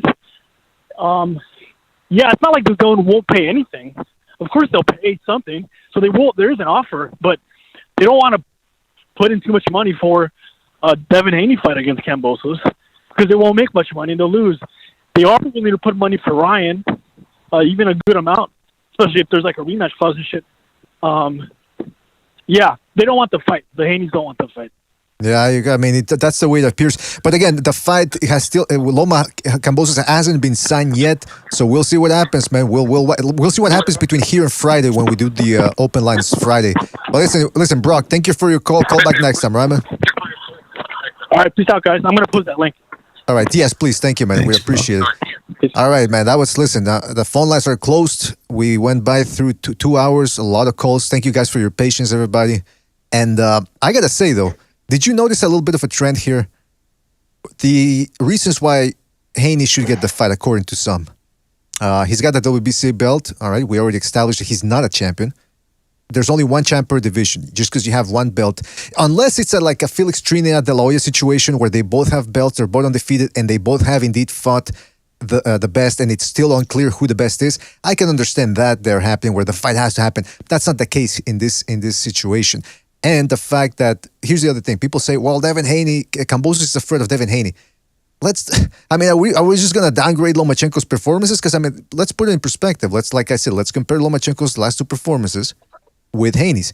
Haney fought some decent fighters against Jojo Diaz and Linares. But guess what? In the last 3 rounds against Linares, he was holding on to dear life. And against Jojo Diaz, it was a highly competitive fight, more competitive than it should have been, really. And he spent the last 3 rounds clutching as well, a lot of clinching. Meanwhile, Lomachenko goes out there and he kicks ass. Now, here's the other thing. People like to say Salido whooped Lomachenko, right? Lopez whooped Lomachenko. Okay. We can all agree that what Lomachenko did to Nakatani was a whooping, right? Snapping his head all over the place and stopping him. So how is blocking shots, which is essentially what Lomachenko just does, like in the Lopez fight, he didn't throw any shots in the first couple of rounds, or very few rather, and blocked most everything. When did you see his head snapping back in the first couple of rounds? Then once he turned it on, he dominated him. So how is that? If that's an ass whooping, then what do you call what he did to Nakatani? A rape? A decimation? A destruction? Killing? Come on, let's be fair. So what I'm trying to get at in this diatribe, a sacrifice. What I'm trying to get through in this diatribe is the fact that Haney has not looked like a killer. The guy who's looked like a killer against slightly superior opposition is Lomachenko. So this whole thing about Kambosos dunking Haney, how can he be dunking somebody if he's fighting a guy that's accomplished more and who's looked more dangerous in his last 2 fights? Make that make sense. And the opponents that Lomachenko fought are punchers. They hit harder than any of the opponents that Haney has fought. I believe Nakatani's a puncher. I know Comey. He was throwing that straight right hand all night, whether he was landing it or not. Still, to the very end, he was dangerous. That's why I was like, man, you should put him out when you had the chance, and everybody echoed that. Because he was still throwing that right hand with intentions. Exactly. Yeah, what's right is right. What's right is right, Jimmy. Okay, what's right is... You were a little out of line. With him. All right. I must say, I think that 2 things. Klimas actually said, basically, as an aside, just kind of reminded everybody, Loma travels every fight. Any fight you see him fight in the States, and he's traveling for that fight. He doesn't live here at all. He doesn't live here. He comes here for training camp and goes back. Well, so it's second nature to him because in the amateurs, he traveled the whole world. As did Haney, So, none of these guys are afraid to travel per se. I think Klimas was just saying it's not a big deal. We'll go. That's the way they think of it. That's the way they consider it. That's the way these guys all should consider it. Once you're there and you're situated for a camp, you're just in a 20 by 20 square. Now, like a caller said earlier, if you don't want to leave it up to the judges, then I don't care where you're fighting. If you don't want to leave it up to the judges, I don't blame you. But you got to make it. You got to make it. Take it out of their hands try as hard as you can to take it away from them. Mm-hmm. Right? Exactly. Yeah. That's one. And number 2, everybody that's called in tonight got their opinion on who deserves what fight. We deserve to get all those fights. So if you're a boxing fan, you're looking for all those fights with as little time wasted as possible. So that's the second thing I'll say. And the third thing I'll say is that, as far as who the person to person and, looking at all 3 of them together,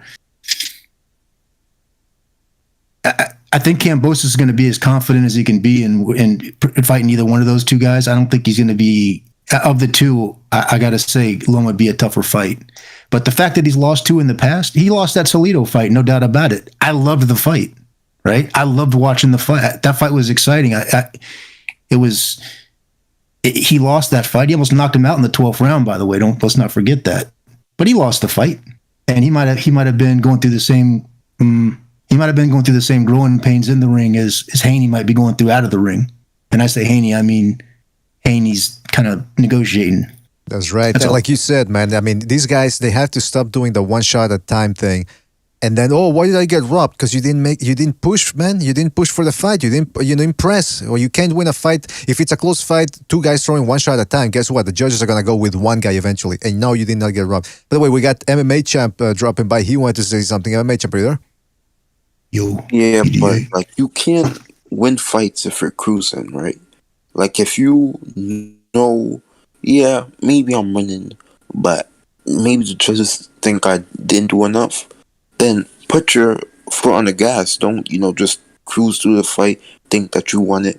And like same with the Consequio fight with Valdez. Consequio, he was cruising.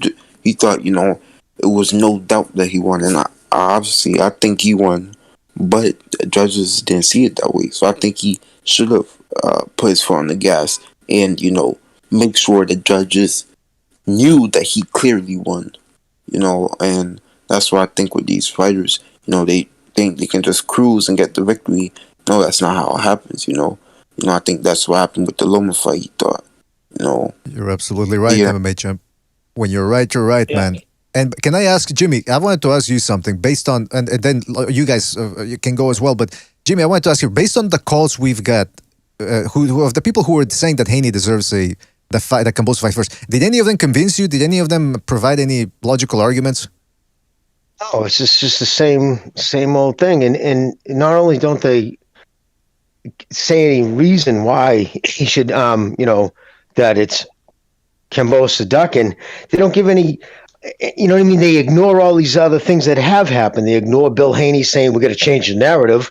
What does that mean if you're trying to change the narrative? And he was just using word salad way of saying we don't want to fight in Australia. You know what I mean? And it is what it is. And I just read somebody said he meant Jupiter, Florida. Is that an actual placement? Hey! If the fight happens there, me and Pete going, man. We're going over there. Oh yeah, no doubt about it. Chibi, we're staying at Chibi's house. That's where he lives around there. Hey, the thing is, he's close to me, so I bought Rock Wallace. Hey, all right. The thing is this. Like, I don't think Haney, the fighter Devin Haney, I don't think he necessarily is in any kind of like. I don't think he even looks at Kambosos as if it's going to be. He's afraid of getting stopped or knocked out. It's a close. The style matchup's interesting because if Haney has to come forward and box his way to a clear victory, like a point fight, which I think is his style. Kambosos is a natural counter puncher, and he likes to pull counter, as we've seen in that Teo fight. He's a volume puncher. He's aggressive. That's the thing, Pete. They know they can't go to Australia and win the fight on the back foot, throwing one single shot here, one single shot there. The problem is that Kambosos is going to be there all night long. If you come to fight, which you should, it's still going to be a problem because that means you're pressing and the deuce, he's going to counter you, like you said, Pete, but it's going to be based on volume and aggression. So you want to meet fire with fire? If Haney brings that type of fight, he's going to meet fire with Kambosos' style. But if you get on the back foot, no siree, Bob, they're not going to give it to you either because they're not going to give it to you like that in Australia. Yeah, you can't change your style and your outlook on a fight because of some fear of getting jobbed by the judges. Yeah, you can't. I must say that. You can never. I think Kambosos' style is just wrong for Haney because think about it, right? Like Haney, he boxes whatever, Kambosos whatever, and say Kambosos, he's being the aggressor, he's actually pushing the fight, Yes. So the judges are gonna look at that. Kambosos, what he's doing, then Haney, on the back foot, just pot shot whatever like that. So. I think, it's just a bad style. I can't, put it any I other mean, look, way. MMA, it could be a bad style matchup, and this is why Devin Haney is kind of pausing on, committing to this fight in Australia. Which, if he doesn't take, when are we going to start calling Devin Haney a fraud in a way? You know what I'm saying? Because look, what he's saying is, my style to compete against other fighters is suitable for the States. It's not suitable fighting. Ridiculous, man. Exactly. It's ridiculous, man. Just ridiculous, guys. It's too small a sport. It's just too small. It's too small of a pool to be talking about the Mecca and home. These guys got amateur backgrounds. They've all traveled. But it's a 20 by 20 ring. Not vaccinated. It's a 20 by 20 ring, and really the Mecca of boxing is wherever. For professional boxing, is whoever's paying. In my opinion, if I'm a fighter or a manager, it's whoever's paying the most. These guys are not afraid to travel. They're not afraid. I'm just saying, you got to factor in time zone. You got to factor in, if you're going to put it on pay-per-view, it's the possible audience that's paying for it. Having an 80,000 seat arena is a decent. It's optic wise, it's a big look. It might be something that Kambosos would want to do for his home country. He might want to host a fight in his home country. Those fans might want it. They might go to it, but a live gate at a 80,000 seat stadium, it's going to be like the O2 over in the UK. It's a great optic, but those tickets altogether are far lower priced than some kind of a smaller venue like at the Garden, where it's 15,000. So what do they got to do? Him and Bill are not vaccinated as yet. They said that, and what's his name? Kambosos is vaccinated, so he could come to the States, right? Also, and what if Haney says, because of my religion, I don't believe in getting vaccinated or whatever, that could be, a good point, So what do you think about that? It's got nothing to do with it. It's none of this has got. You can't base it on what you think a lockdown is going to be. What you think? I mean, any of these places, any of them could lock down. Any of them could. Shortly before the fight, while you're over there still, you're in country training. That's the States, that's over there. Any of these things could change. It's all subject to change in terms of that type of thing. So we've seen that happen. Because Pete, but so if that's the case, that the tickets don't sell for that much money, yet again, I don't know. Why would they mention that Tim Tszyu, Costa Tszyu's son, is projected to make a lot of money if he were to fight over there against his next fight? I said that the Mecca of boxing for any particular fight is where it's going to generate the most revenue. That's me talking, putting myself in the shoes of somebody doing a job to make a living. Even after boxing, I want to have some of this money. So if I'm the way I think about it, the Mecca of boxing is wherever I can make the most money for this particular fight. That's different for each different fight and each different fighter. You got a guy, Tim Tszyu, he's from there. That might be his biggest opportunity. A lot goes into it, guys.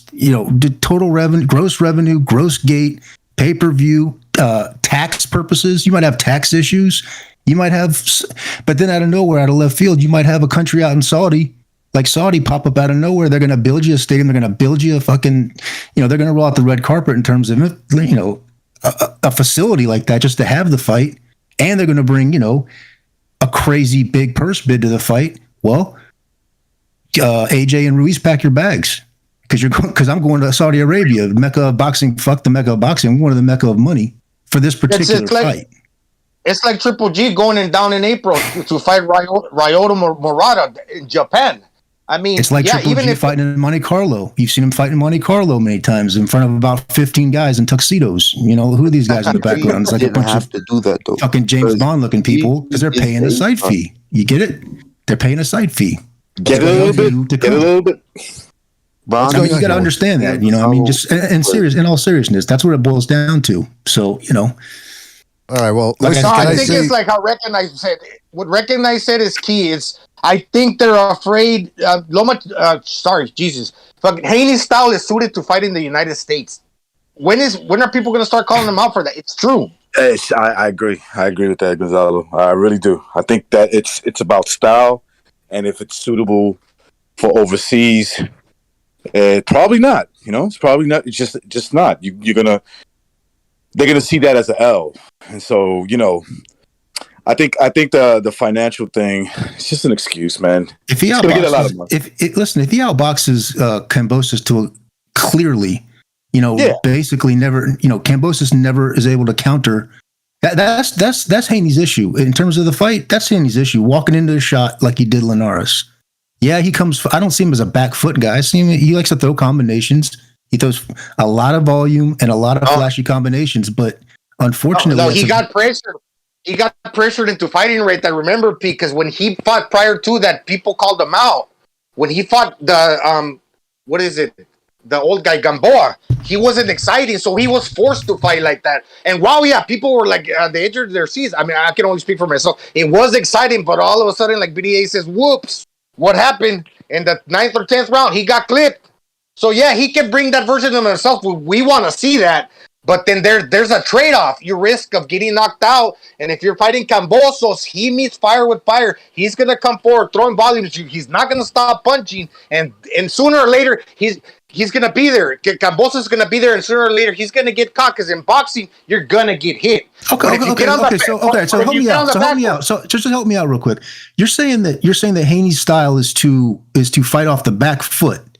That's his style, and that style's made for America? I'm not understanding what you and Matrix are saying.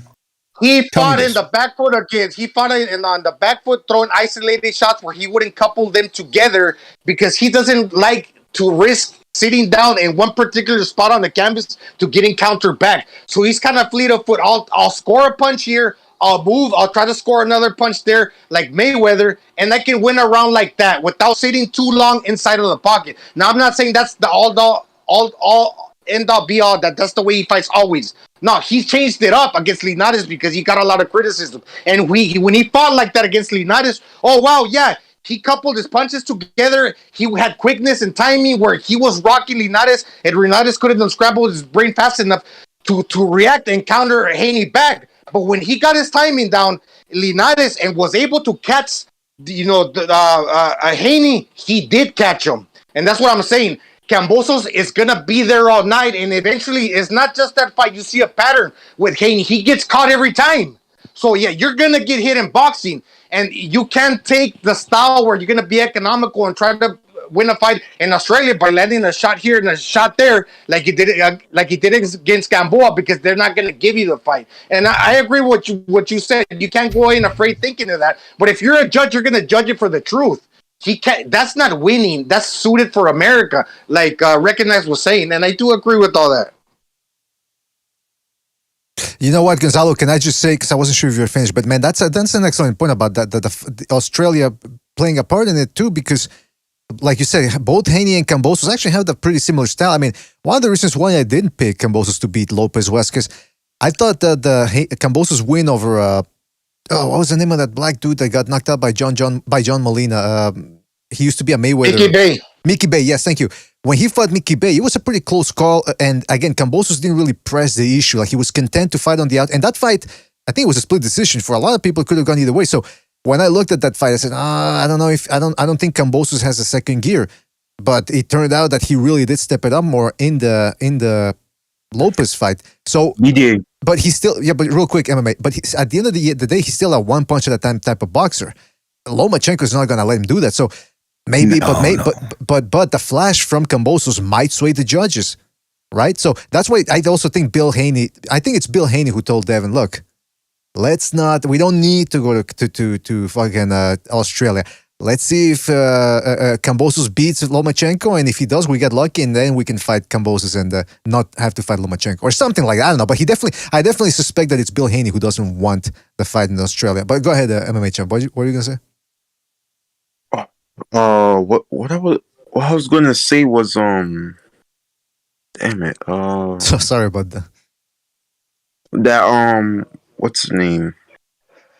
Yeah, man, I slipped my mind. Listen. Take let somebody else go, and then when you remember, let us know, man, because it will come back. But if you try too hard, it never comes back. But go ahead, Pete. You were gonna say something? No, I'm good. I'm just listening. Well, BDA, can I ask you this before we hang up? I want to touch on one subject. We don't have to do it right now, but just it'll take 1 minute. It's a pretty big thing going on right now with Samson Lukowitz. But we can wait till after we're done talking about Haney. I just want to, because somebody DM'd me and asked me to explain it to him, and I said I'd rather just say it on the show so I don't have to sit there typing for an hour. No, go ahead. You can explain it now, man. Go ahead. Oh, okay. Well, Samson Lukowitz, right? He was on the Boxing Voice. Right. He said that he offered Canelo $50 million for the David Benavidez fight, and he turned it down. First, they were talking about how Plant, got fought. Well, we offered him $50 to fight David, and he would take less than Plant. And of course, right away, the Canelo haters on Twitter, well, look at that. He turned down, he ducked Benavidez. You know what I mean? And I said, so I didn't want to have to type, listen, they can say, especially Burke, I call him the son of Sam, but anyway, he can say whatever he wants because he's playing with house money. It's Canelo's money. It's not the PBC's. If the PBC had any money at all, they wouldn't be putting Thurman Barrios on pay-per-view. They can't even cover their $1 million purses over in that house. They don't have coming up with $50 million. What it is it's Canelo. So we know it's going to pull in excess of $100 million plus, all things added up, pay-per-views and everything. So he's saying, he can say, $50 million. But he left out a key word. He didn't say guaranteed, all right, which makes all the difference in the world. He's saying $50 million, meaning after you get your guaranteed money and you can make up to 50 with your slice of the pay-per-view, which he made 60 total when he fought Plant. He made $40 million guaranteed, and then $20 million on his slice of pay-per-views. So I just want to say, when you hear someone that talking the PBC, any of the side managers, again, who are just mouthpieces, because Heyman calls all the shots. Another thing, he doesn't even want to be with Son of Sam. He jumped in bed with Top Rank as soon as he could, but he got sued and got sucked back over there. And just don't even listen to when he says that. It's they're playing with Canelo's money. It's this is your money, but we're going to give you $50 million of it. But again, it wasn't guaranteed, and it didn't come from Heyman, and it's all Canelo's money because the whole thing is going off him. So I just wanted to say that, you cut that narrative in the balls. But thanks, brother. My point was that Kambosos' last 3 fights were all split decision. They were all close fights, right? So with Loma, right? Loma is going to definitely, it being a close fight, Loma's going to definitely edge the fight, maybe even stop Kambosos. I don't see it, I don't really see Kambosos win the fight, especially, with all of his fights, because he didn't really win the Teofimo fight, clearly, because if you think about it, Teofimo dropped him, he dropped Teofimo, it was a close fight, people like to say, oh, he destroyed Teofimo. I don't see it that way, yeah, he did beat Teofimo, but, Teofimo did have some health problems, whether we like to say it or not. So I think it might have been a fluke, but, I just don't see Kambosos, beating Loma, but I think it's going to be a good style matchup, though.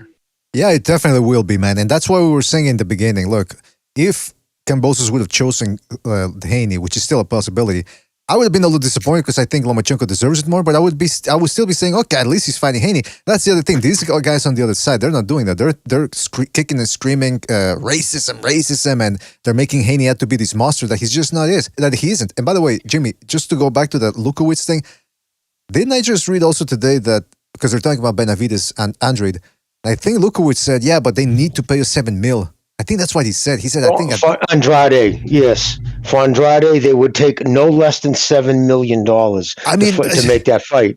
So that's basically saying, listen, that guy is raw. He's just, come on. He looks like the Saturday Night Live character with his fucking gold chains and his shirt unbuttoned to his navel. Dracula? You think he looks like Dracula?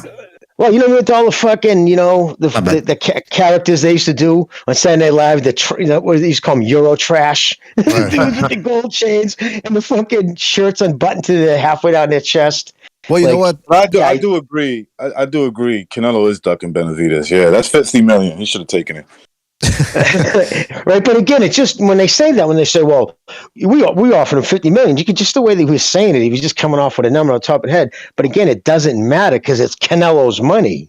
It's just the figuring out the percentage of how they're going to slice it up. Because I'll tell you this: if Benavidez fights anybody else on the planet, you think they would have $50 million to pay him? Oh, they got no money over there. See, that's the thing. That Canelo's money. If Benavidez Ask Lefkowitz, maybe they will. Ask him. Let's see what he says. Yeah, let's ask him. I mean, he does go on other shows, but I don't think he knows about this show. But look, listen, if this is Lukowitz saying that, he's not doing Benavidez any favors, because I'm pretty certain Benavidez would dog walk Andrade, especially late in the fight. If that fight goes into the late rounds, that's when Andrade fades. So why they're thinking? I know this guy. I know Lukowitz. He's a manager. He has to get Benavidez as much money as possible. But let's be realistic. $7 million. I mean, that's why Steve Kim. Didn't he offer Charlo? Didn't he offer Charlo $7 million? What wasn't there talks that Andrade was like, yeah, we'll offer Andre, we'll offer Charlo $7 million, and then Benavidez said, I'll take that. I'll step in for $7 million. Isn't that what happened? If they can make that fight for $7 million, fine. I'm getting tired and annoyed of people, hyping up this hype job bum, Benavidez. Second of all, right, he got dropped by a bum. Okay, he gets hit too much. His defense is terrible. I mean, he's a crackhead. He's a cokehead. I mean, like, come can't on, make weight. He can't make weight. Yeah, he didn't make weight. He lost his belt to the scales. So I mean, how are you gonna, say Canelo's ducking him if he's the one who gave up the opportunity? He could have had the belt and had a choice, and he could have got the Canelo fight, because I guarantee you, if Benavidez had the belt, Canelo would have fought him. That's a fact. Well, but listen, he didn't have the belt. Yeah, I think he would. I think he would have the belt, right? Because Canelo absolutely would have fought him. He was just fighting the belt, not the fighter. Yeah, Canelo said he wanted to be undisputed, right? So that means you have to get all of the belts, right? So Benavidez was in the position to fight Canelo, and he lost it to the scales, because that's his. The last time he lost it to the powder. Yeah, he lost the powder and the scales, right? He's not disciplined. Him being not disciplined is not Canelo's fault. I want a rematch. Him being not disciplined is his fault, not Canelo's fault. And he said, like his father said, he doesn't like cocaine. He just likes the way it smells. So right, isn't that the only excuse? I like the way it smells. I never use it. I like the way it smells, so I'm going to snort it. Come on. It's like weed. I like the way it smells, but I don't actually smoke it. Anyway. But that's what it is, man. Listen. You like the way it smells, right? Why are you going to get so close to it that you're going to snort it? Come on. That's the joke, brother. Yeah, that's an old joke, man. Being funny, you know what I mean? Yeah. I pulled, but I didn't inhale. Nah, but that's bad. If he likes it because the way it smells, and one day he's gonna become an addict because it's in his mind. If you like how a piece of pizza smells, you're gonna eat it. What he has to do is he has to pretend it smells like shit. That way he won't try it. I was making a joke, but I'd put to you, the guy's a professional athlete, boxer, and he's doing cocaine. He might already have himself an issue. Just saying. But let's not, go over the point that I just made, that he got dropped by a bum. You can look it up on YouTube. He did get dropped. Yeah, but to be fair, wait, hold up, BD. If that guy dropped him, imagine what Canelo. Hold on, BD. Hey, who you got? Hold on, Pete. I gotta say something about that. Sorry. Listen, MMA champ. I agree that Benavidez. What was the guy's name? The Romanian dude. That was he shouldn't have let it. He shouldn't have let it be that close, Benavidez. But he was beating him up in the first fight, and then in the second one, he got his ass in shape, and you saw what he did. So, although what you're saying is correct, and I do disagree with Lukowitz asking for $7 million for Andrade, the fact remains that that's why I'm angry about this. they're not doing Andrade any favors by wanting this much money. This guy is good enough that he could beat most guys. He has to go in there and prove it. He's not that big a star, even in Phoenix or wherever he's from or he's fighting. He does decent numbers, but what about the ratings? That's what, if he does do great ratings and I'm unaware of it, okay, then I'll shut up. But these guys need to stop asking for, like, they're overpaid, man. Like Haney too, he's overpaid. They're not putting that many asses in the seats. They're not getting that much ratings. So look, $5 million, $3 million, $5 million, that's as much as you may be worth, and that's a lot, man. $3 million. Take the $3 million. If the $3 million comes, right, to fight Andre, take it. Take that money. These guys talk. These guys negotiate. It's table talking when you're playing cards. You're not supposed to be talking across the table. Yeah. They're trying to communicate in the media. That what they don't realize is that it's such a small band of people that are listening to them that, you know what I mean? It's like, we'll take the same offer over Twitter. It's like, dude, you guys are talking and you're given like a snippet of your position, and there's multiple variables in these contracts. I mean, there's just like so many fucking variables in these contracts that the only way to do it is to go back and forth and sit down and amend and strike and counter propose. And if it's going to be 60-40 your way, then we're going to do it in the States, but it could be 50-50 if we do it in Australia. That changes things, right? So you can't just verbally spout out something on a show or on Twitter and then, I'm all for going on there and saying we will fight him. Our style matches up to him. We believe that we got the power to beat him. Andrade has no power. We got dropped. If Andrade wants to say he got dropped by a bum, then he could say that over and over. That's fine. But it's like, unless you're going to have the whole negotiation on the air, why have any of it on the air? It's not doing you any good. You know what I mean? Exactly, man. And sorry, I thought you were done. No, that's all. I mean, all right. you take these guys at any different time, and they say two different. They talk right over themselves. They contradict themselves within 2 weeks. That's the thing. That goes for Suleiman. That goes for Haney. That goes for Lefkowitz. But 70-30. I'll meet you in Fort Lauderdale. Let's go. But you know what? It's a double-edged sword, this exposure that they're getting on the internet, because it allows them to get out there and speak to the fans, but at the same time, it allows them to speak to the fans. And then, like you said, they contradict each other from one day to the other. Just I want to say something. Brandon Lee says he didn't get dropped in the second real fight and won clearly. Yeah, that's what I was trying to get at, is that Benavidez really did beat the crap out of Gavril in the rematch.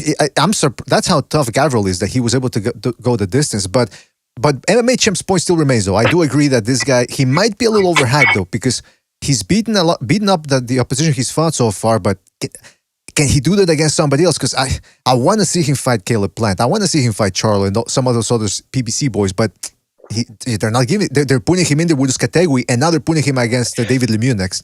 I mean, come on, who's PVC. Next? Who's next? Hassan Endam? He's with like Jimmy said, he's with the PVC. They guys do not, the young guys like that. I'm gonna call him a prospect, a champion, prospect, whatever, contender.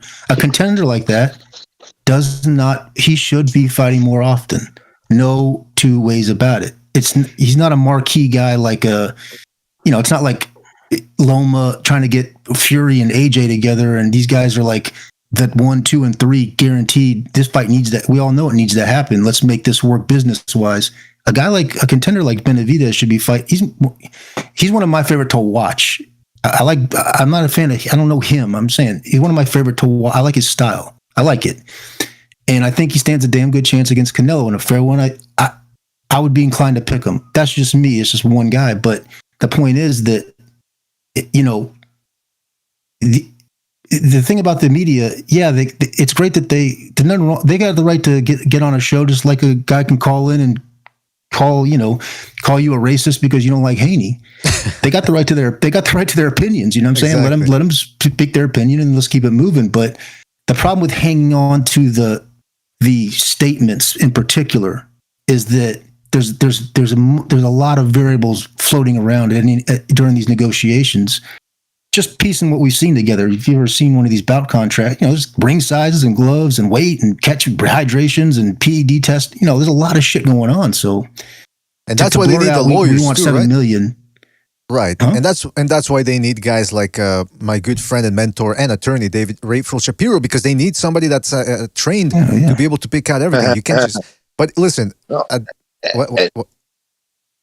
and BDA, especially at 68 with Benavidez, they should be making the fights happen since the landscape is so barren. There's only so many fights that you can make happen in that division to keep it alive. They criticize Canelo for fighting like a weak hand of fighters that were available in order to become undisputed. So that tells that the fighters under that are still available, like the guy that fought Canelo, which he lost, but he's still there. Plant, Benavidez, and Andrade, who's moving up. They should be fighting each other just to keep the division interesting and alive. Because other than that, there's nothing. Right? I agree, man. They don't have any control, man. Lefkowitz doesn't have any control either. He's technically Benavidez's manager, but the advisory contract, which I've never seen advice like that. It's like fucking putting a revolver to your head. That advisory contract the PVC makes you sign it's like your dad telling you, like, I advise you to shut up. That's not advice. That's like, if you don't, I'm going to knock the shit out of you. It's you know what I mean? You read that contract. It's not so much advisory. Well, can I just say one last thing? Okay, go ahead. Yeah, and you also have David Morrell there. So you have Caleb Plant, you have David Benavidez, and David Morrell, who are all with the PBC. Now, what happens with that? If you got the fighters in-house, make the fights happen now, but they don't want to cross these. They don't want to put these fighters in together because one gets canceled out. So what is it? Yep. You fight the fights because you got them in-house, or you don't because you're afraid of one of your fighters losing. Therefore, you can't build 2 or 3 superstars. You can only build one, really. Yeah. That's exactly what it is, Gonzalo. You don't see 2 O's facing each other over there, especially on a larger platform. And I'm one of the biggest Benavidez fans on this panel, I think. I don't know how Pete really stands on him, but I like the kid a lot because I just like, he's kind of a street kid, you know what I mean, right? And I just like the fact that he likes to fight. But I think he's tailor-made for Canelo. Really? You think so? Yeah, no. I'm telling you right now. If a school guy like Jimmy and a knowledgeable guy like recognize, if all 3 of us can have a conversation like that, that's a conversation. I can't conversate about Canelo and Yildirim. You know what I mean? I can't even. None of us can even have that even discussion. We're not even. It's just like a fucking forget about it. Why are we talking about it? What would be the discussion? What round he's going to knock him out? Yeah, exactly. Canelo might beat him, but you might be right, and I might be right. But that, if we disagree, it's only because it's a close fight. You know what I mean? That can go down either way. You know. Well, I'll tell you this. Canelo will not beat David Benavidez the way he beat Yildirim. That I can tell you by, with 100% confidence, that won't happen. How do you think that fight goes? Oh, good. No, you can answer, Pete. How do you think that fight goes? The issue with the PBC is with the O fighting the O's is that they don't have enough money to fucking. They can't. That party's over in terms of them funding fights. So, Samson. The thing with Top Rank is I remember that he did try to sign with Top Rank, and they did have to reverse that. But that would have been, he had to get back his bonus. Yeah, that would have been. But in defense of Son of Sam, that might have been SOS. That might have been SOS. As a manager making that deal, Jim, you know what I'm saying? Like, he might have been making that deal to go to Top Rank, but he got some overriding advice. They got him on a loophole. Remember that you've talked about it, Pete, that PBC freaking contract. Yeah, and they got him by how much money he made on his last fight. That's how they got him to stay. Just look at any pictures of him when he's with the Son of Sam. He's got a big smile and his chain hanging, and it looks like fucking Benavidez looks like a mugshot. You know what I mean? He's just mean mugging. You can tell he don't like the dude. And you're right, you're causing him fights and stuff. I just think because of his flat-footedness, his lead foot out there, he doesn't have very fast feet. And he's tall and he's got I think he's just tailor-made. I think if he had a different style, I think he'd be the toughest kid. I think he's tough as nails, but I just think he's kind of his style and his size is tailor-made for Canelo. Well, we'll see what happens. That's a totally reasonable take on it. The take I don't want to hear so much about is that he got dropped by Graville. Yeah, Lomachenko got dropped by Linares. He got up and stopped him. I mean, what the fuck? He got dropped. He's in there to get dropped. So I don't want to hear he got dropped. I don't want to hear if he sniffs coke. I don't want to hear if he fucking can't make. If he can't make 68 to fight Canelo, then he can't make it. I don't know. We have to find out.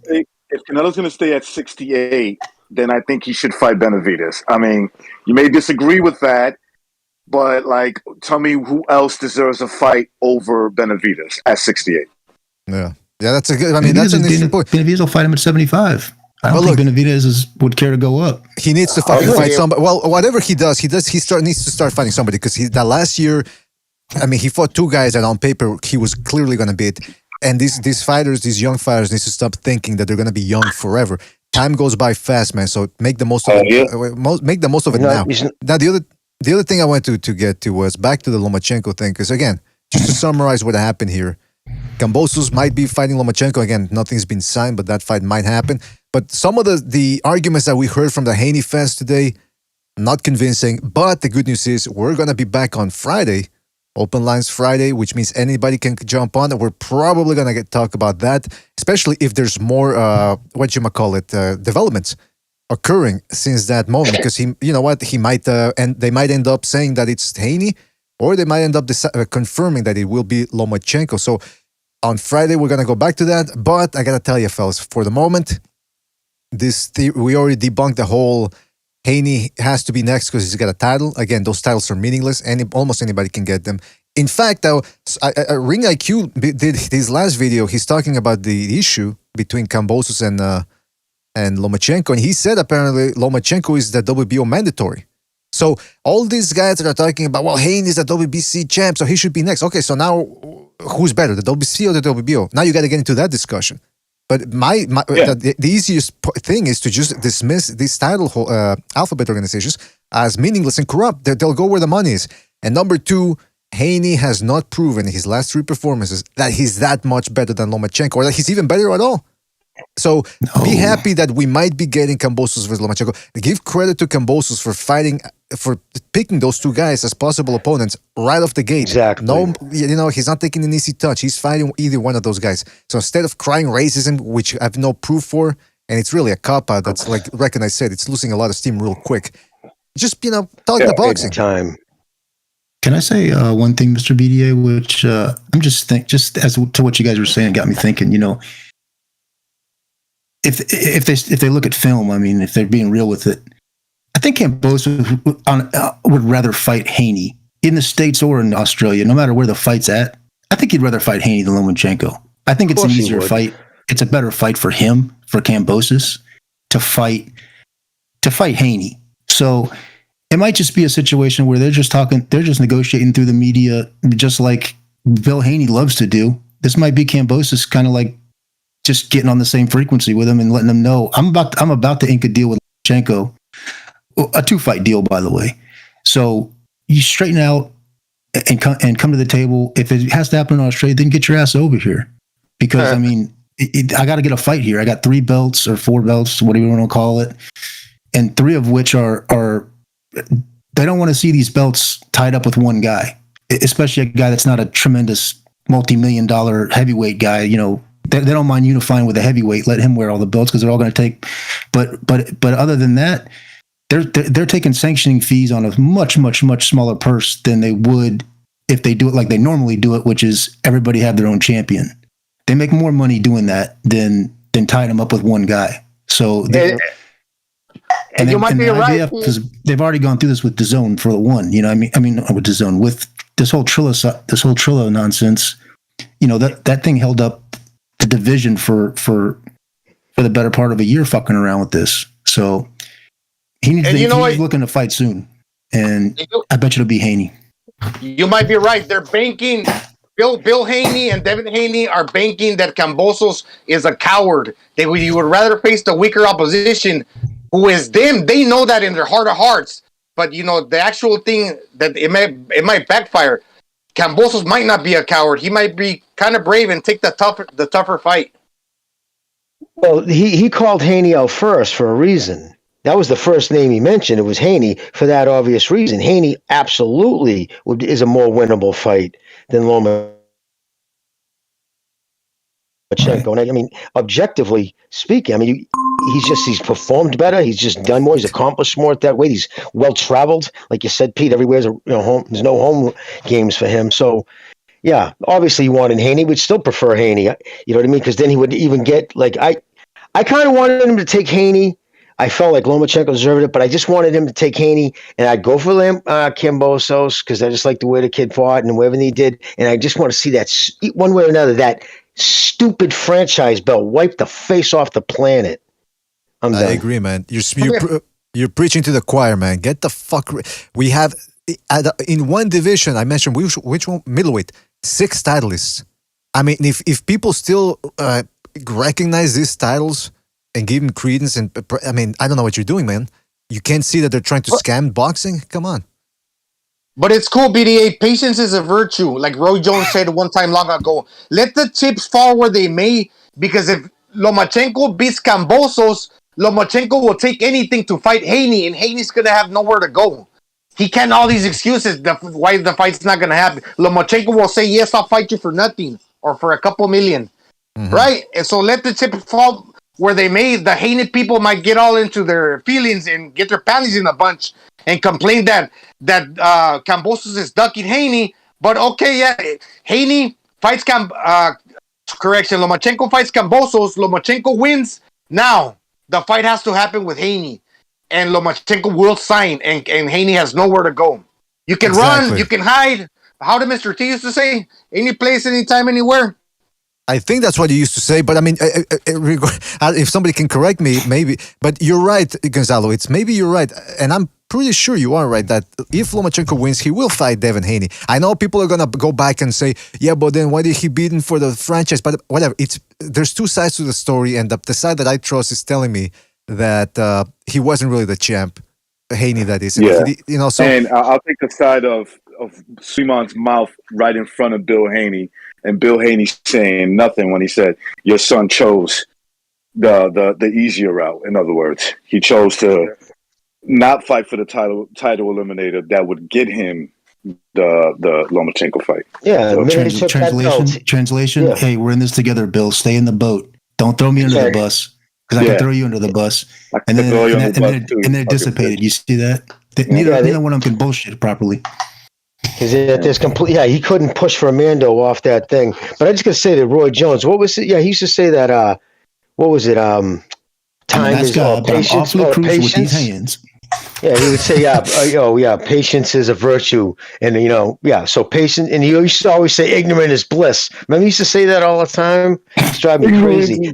So I guess if you're stupid and you're standing around a lot, things are good. I never got that. 60-40 and I'll kick your ass. Remember that? But yeah, man, I'll kick your ass.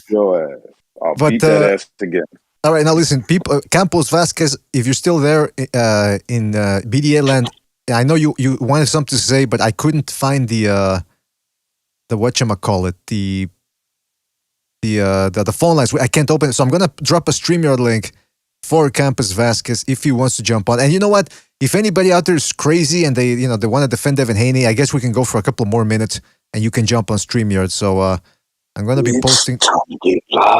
I'm going to be posting the StreamYard link there in case Campos. Okay, what the fuck are you?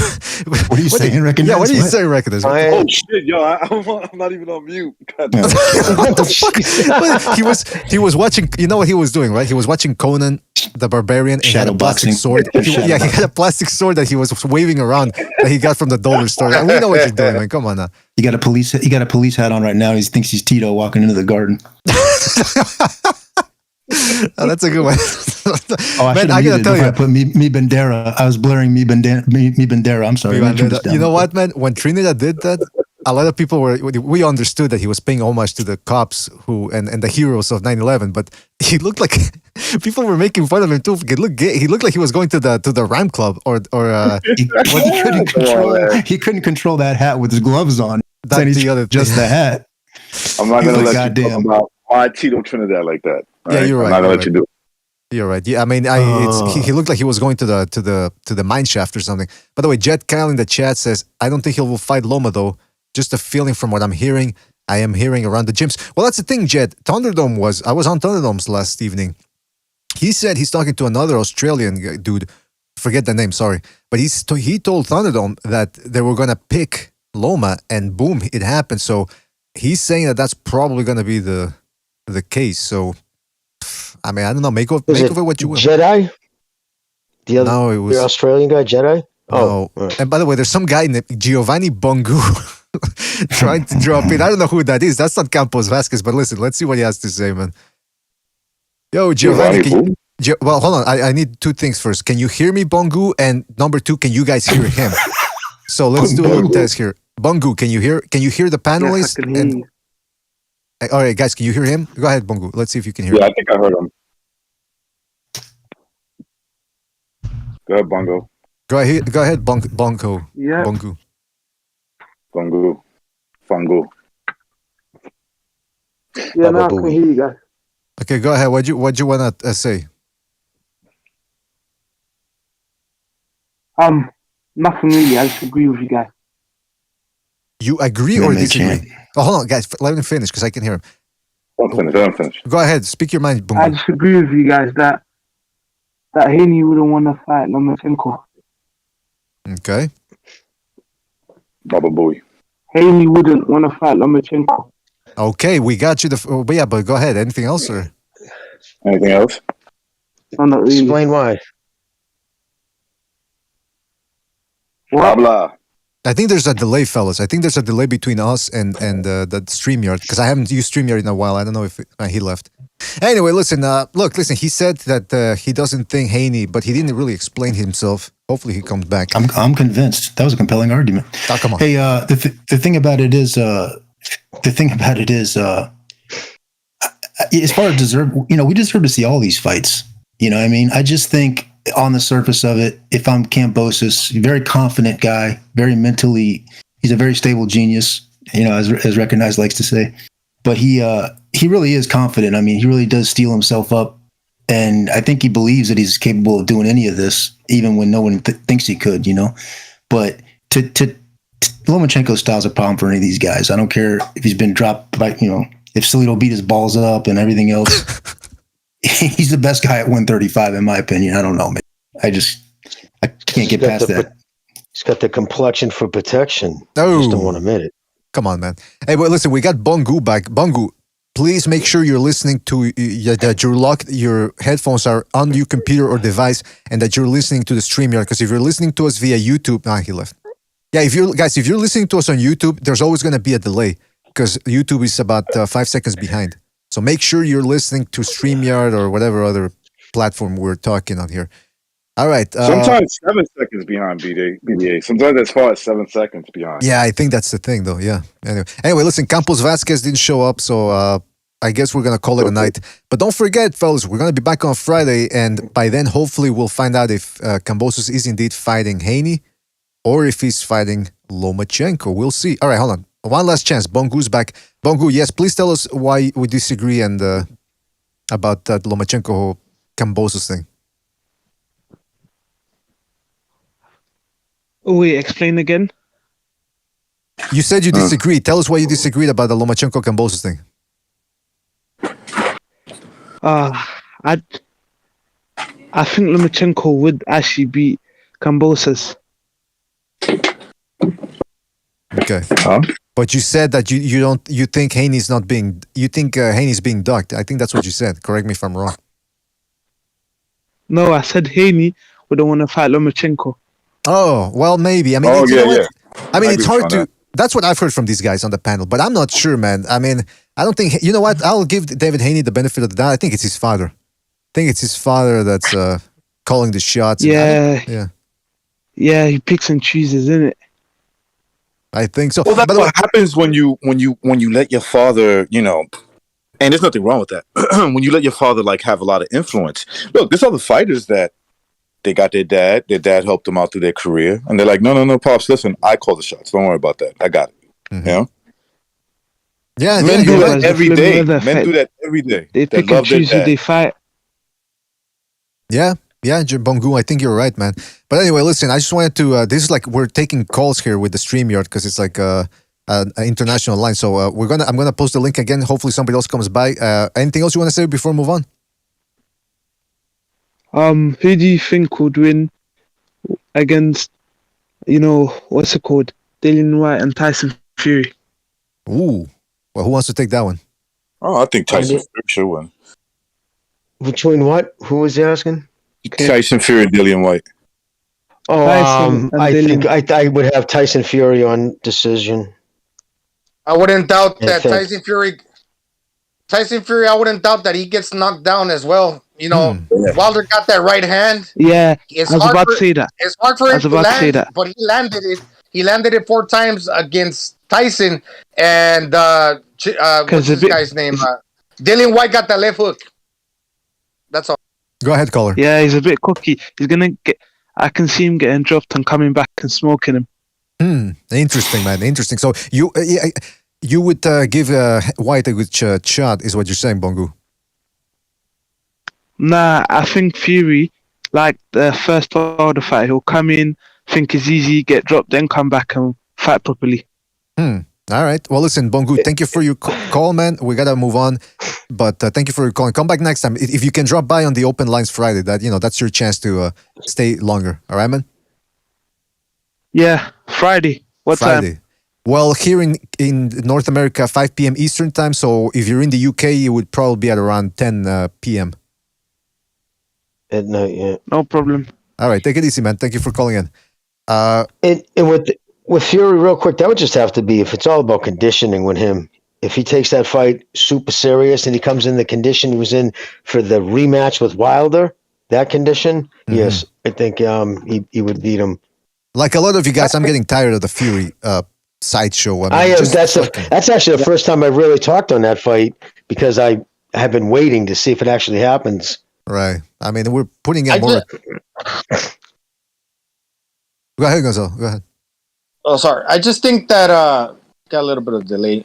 I just think that, or maybe I'm not trying to be rude, Biddy. I know. Don't worry about it.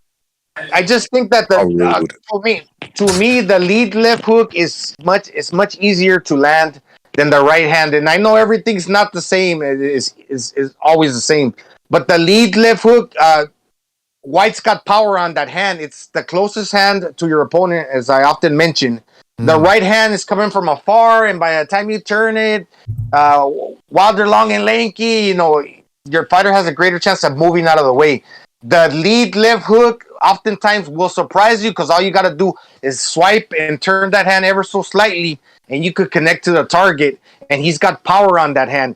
And I just thinking that maybe Tyson's a little overrated, and he's been getting dropped too many times now. He's going to get knocked out. Would you think the height would negate that? Because I would normally agree, absolutely, the left hook is easy to land. But that's usually, I found, in my opinion, when you're in very close or similar to the same height, when you're a shorter guy fighting a guy, because how tall is White? 6'4". Yeah. 6'4", yeah. So he's 5 inches shorter. So that depends on his length. Yeah, can I say this? White's left comes from his lead foot, so that could be sneaky. He's left. That's right. Yeah. Can I say something about that? He's an orthodox puncher, right? So his left hook, lead left hook. But again, it's a harder punch to land on a taller dude. Like Canelo was able to do it on Plant after he softened him up. Yeah, but you know what? That was the punch he was in for all night. Fucking Tyson Fury, I don't think he's 6'9". I think they're lying about that. I think he's 6'7.5", maybe 6'8". And the other thing is, like Dillian White's not Derek Chisora, who's 6'1" and fights out of a little bit of a crouch, which makes him look smaller. So I think Gonzalo might be onto something with the left hook. I do agree, though. He's still the taller guy, like you said, Jimmy. So the only way we'll find out, and that's going to be the fun thing, is that they're actually fighting, unless Tyson Fury comes out with more fuckery. But listen, I just want to, I'm rushing things here because I want to get to Jed Kyle, who just dropped by on the StreamYard. Jed, thank you for dropping by, man. You said you've been hearing around the gyms that it's actually going to be Haney versus Kambosos. So what's going on here? Yeah, that's what I've been hearing. Also, BDA on Thunderdome. Yeah, was that on Thunderdome's show yesterday when that guy said he was going to pick Lomachenko? Well, Thunderdome mentioned it. The guy wasn't there, but he talked to him beforehand on the same show. So, but I forget the guy's name. I think it was Shady or something. Yeah, Shady. Yeah. No, he was just reporting that. That's my friend Shady. He was just reporting what was in the newspapers here. But I still think that could be a negotiation tactic, because I'm hearing in the gyms that Kambosos still wants to fight Haney. That's what I've been hearing. So, I don't know. So I think Lomachenko could be just a negotiation tactic. I hope I'm wrong. I'd rather see Loma, but we'll have to see what happens, I guess. Interesting. But it makes sense, Jed. It makes sense. I mean, Haney is Christ, he's not as tough as an out as Lomachenko. Lomachenko hits harder than him. He's a more elusive target. It's just a much better. He's more advanced. Sorry, it is what it is. I agree, bro. I think he wants to fight Cambo. I think Kambosos wants to fight Haney. That's what I've been hearing in the gyms. I even know a lad that trains at that gym. That's what he was telling me. So I think that Lomachenko thing. That's what's in the news at the moment here. But I'm still not convinced. I think it's negotiation. Actually, I hope I'm wrong. That would be genius if you think about it, because think about it. He puts out the fact that Loma agreed to everything. Australia rematch goes blah blah blah. Now Haney's he's doing.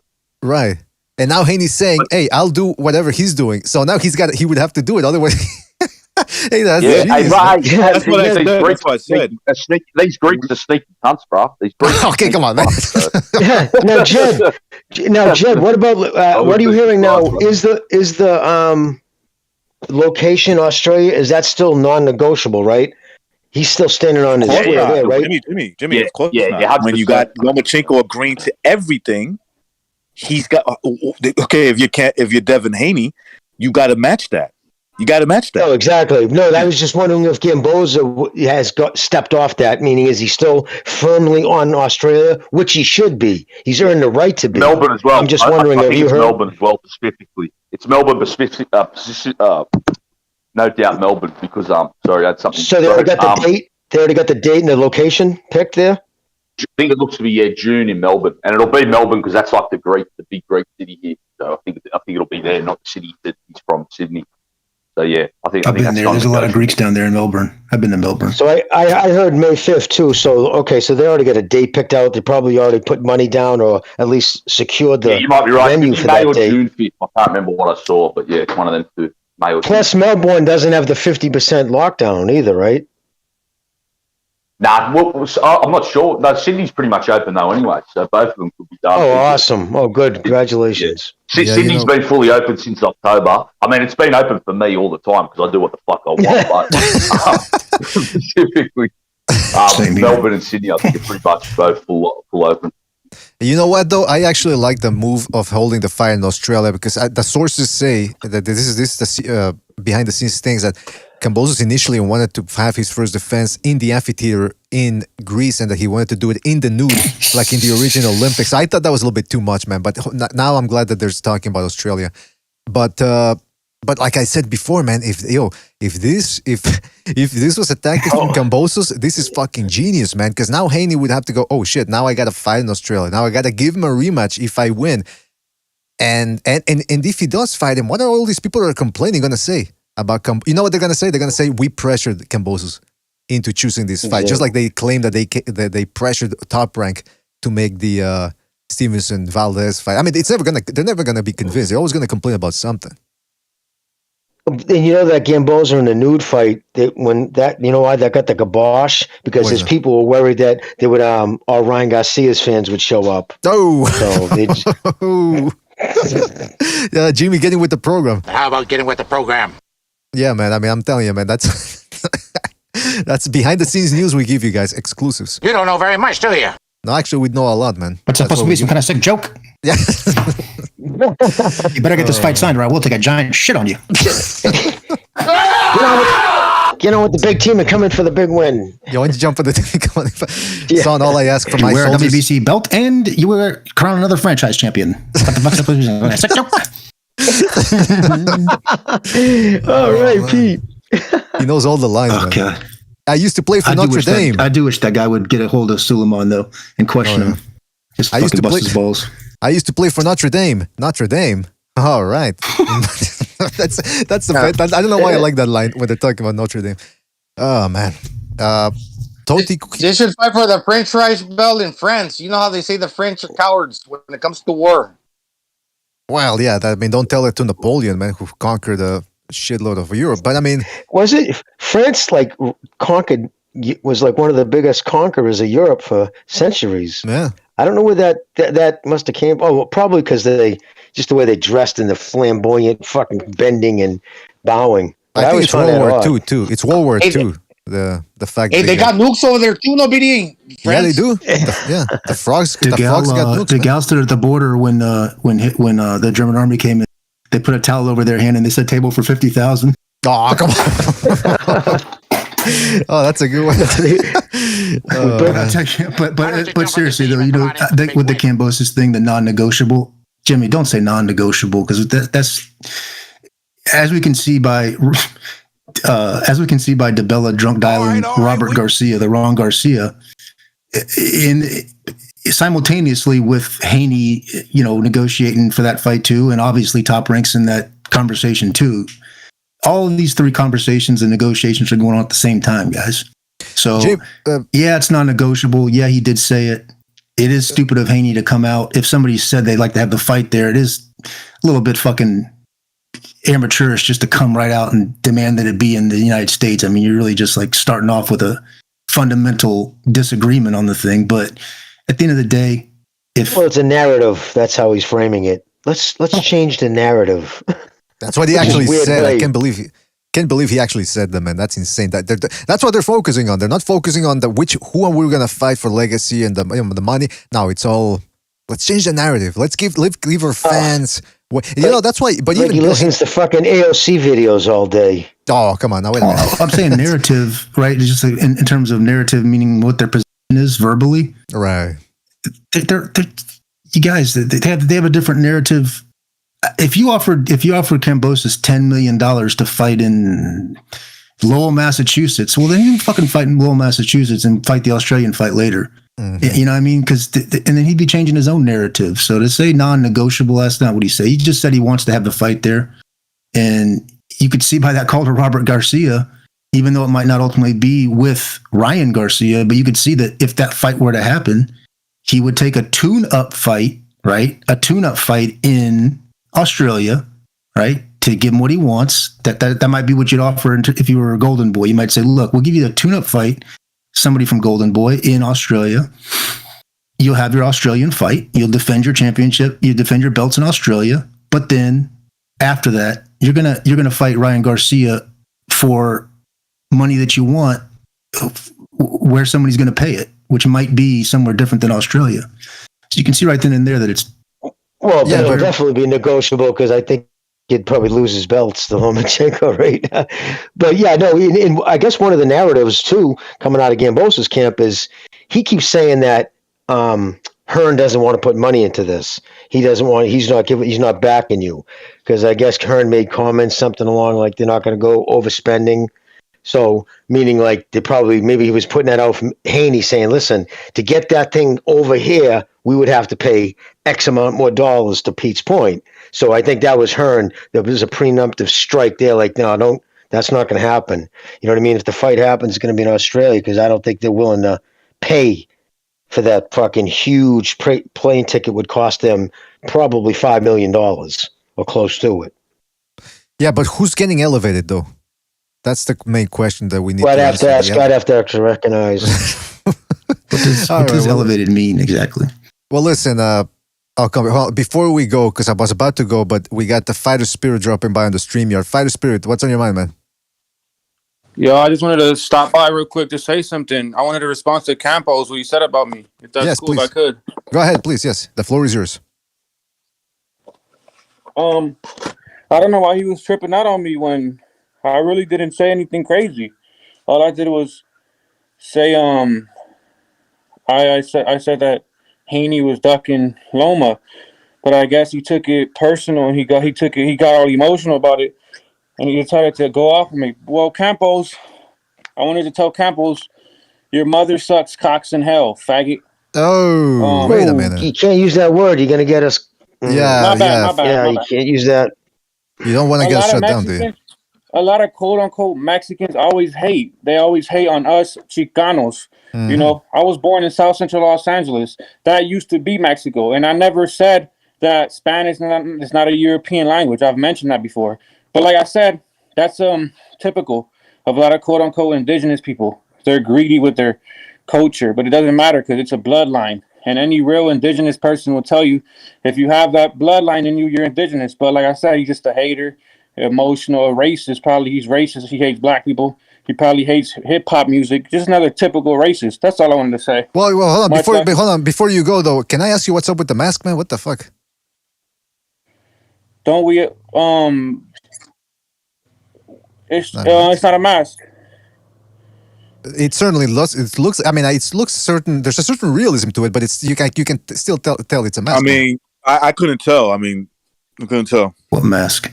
Hey, Fight Spirit. No, I thought you had a good call. Let me share. Hold on. Let me share the screen with you guys so you know what I'm talking about. Yeah, I've seen it before. Oh, okay. I don't see any mask there. Hey, but Fight Spirit. I thought you had a good call earlier. By the way, honest to God. I mean, that's straight up. I thought you were right on point earlier. So yeah, you were wearing a mask before with last night with King Buchu as well, though, and he asked you about it, and I guess it's something. It's a bit of a tricky situation with you there. It's a tricky situation, but you don't want to talk about that's fine. But listen, eventually you're gonna have to talk about it because I'm gonna press you on this. Anyway, listen, Fighter Spirit, you're gonna get your chance to talk to Campos directly on Friday if indeed he does show up, and if you show up as well. So, anything else you want to say before we move on? That's it. Tell that hater to stop hating. All love, BDA. All right, take it easy. Thank you for calling in, Fighter Spirit. Talk to you later. Peace. Yeah. Take it easy. Peace. Wear your real face. Wear your real face. I mean, I gotta tell you, we got all sorts over here. The Boxing Debate Arena. In any event, it's time to call on the night. We've been on for almost 4 hours. Devin Haney fans, I know you're still out there. You gotta call back on. You gotta jump in on Friday if indeed Kambosos decides to fight Loma instead of Haney. But like Kyle said, there might be a surprise in the making. You just never know. I felt that the minute they said Lomachenko's agreed to everything, we're just waiting on Kambosos. I said, aha. So you knew from the get-go there was something fishy, or? Yeah, he didn't sign. No kidding. Right, when he told me that he didn't sign, I said, okay, they're up to something. They're trying to pressure Devin Haney. Now Devin Haney's like, I'll do it. Take the same order. I'll do it. What's that voice? I'll do it. Yo, is Fighter Spirit still on? No, he left Tito. Hold on. Yeah, Todi. Sorry, Tito. I was calling you Tito. Yeah, you wanted to say something to him, or? Just like when he's got this real strange vibe about Mexicans and what's Mexican and what isn't. Bro, I wanted to give him a coaching. Yeah, well, Friday, man. Friday, he's going to be dropping by. Of course, Campos already called dibs, and he wants a shot at Fighter Spirit first. But you'll get your chance, man. Don't worry about it. Keep in mind, caller.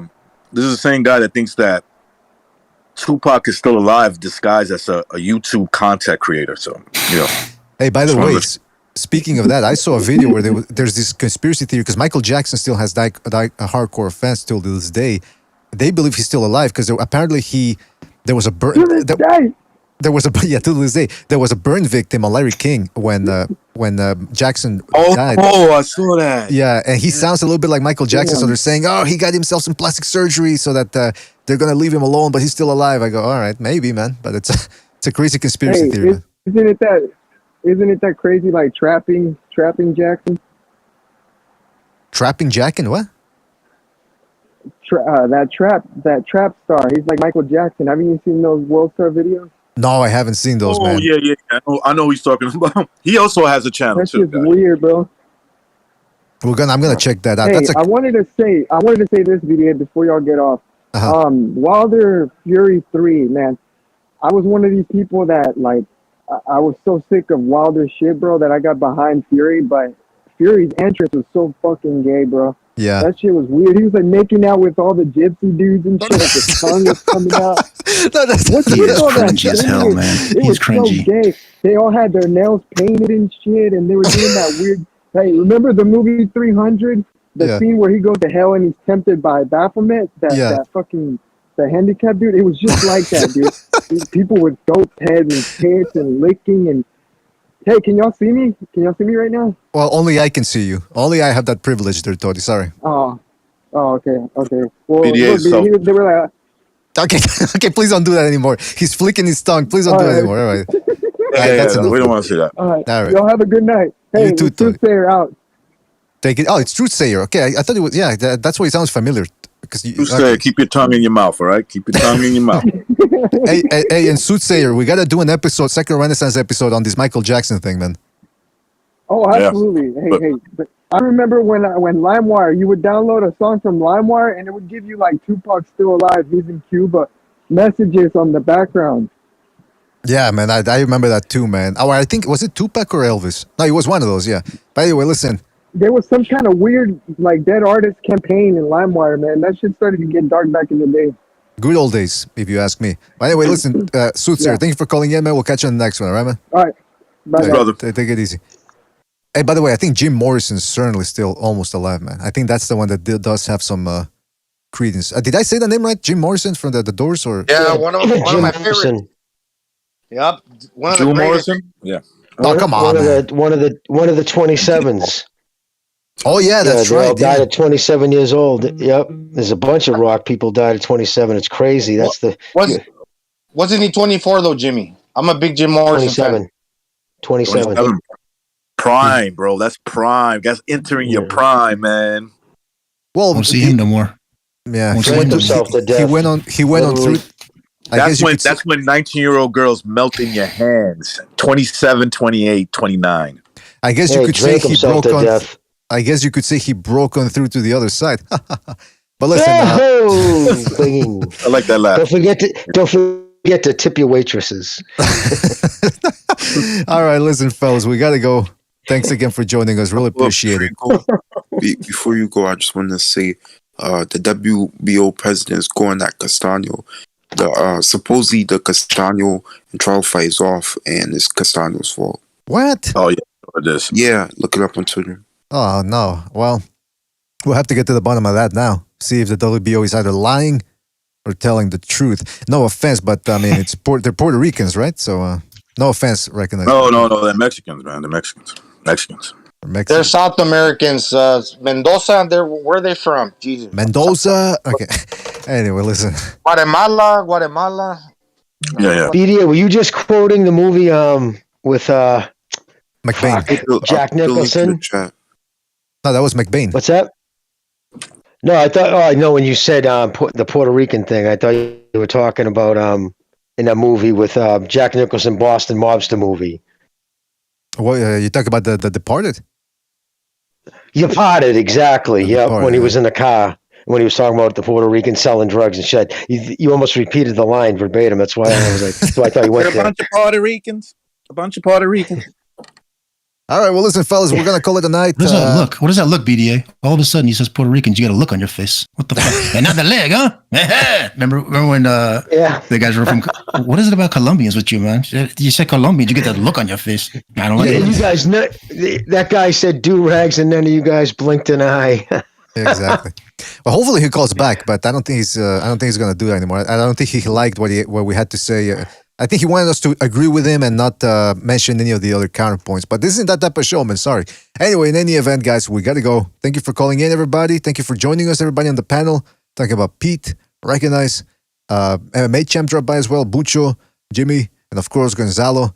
And everybody that called in, everybody that was in the chat. Shout out to Ignacio Juarez, Javis Bickle, Eparokua, Norman Luis, AJR, Pete G, Don Ramon Champ, Mad Dog H, everybody else, you guys know, I gotta go back here. Egg, Shadow Combat, Soothsayer was in there, not important, Virtuoso.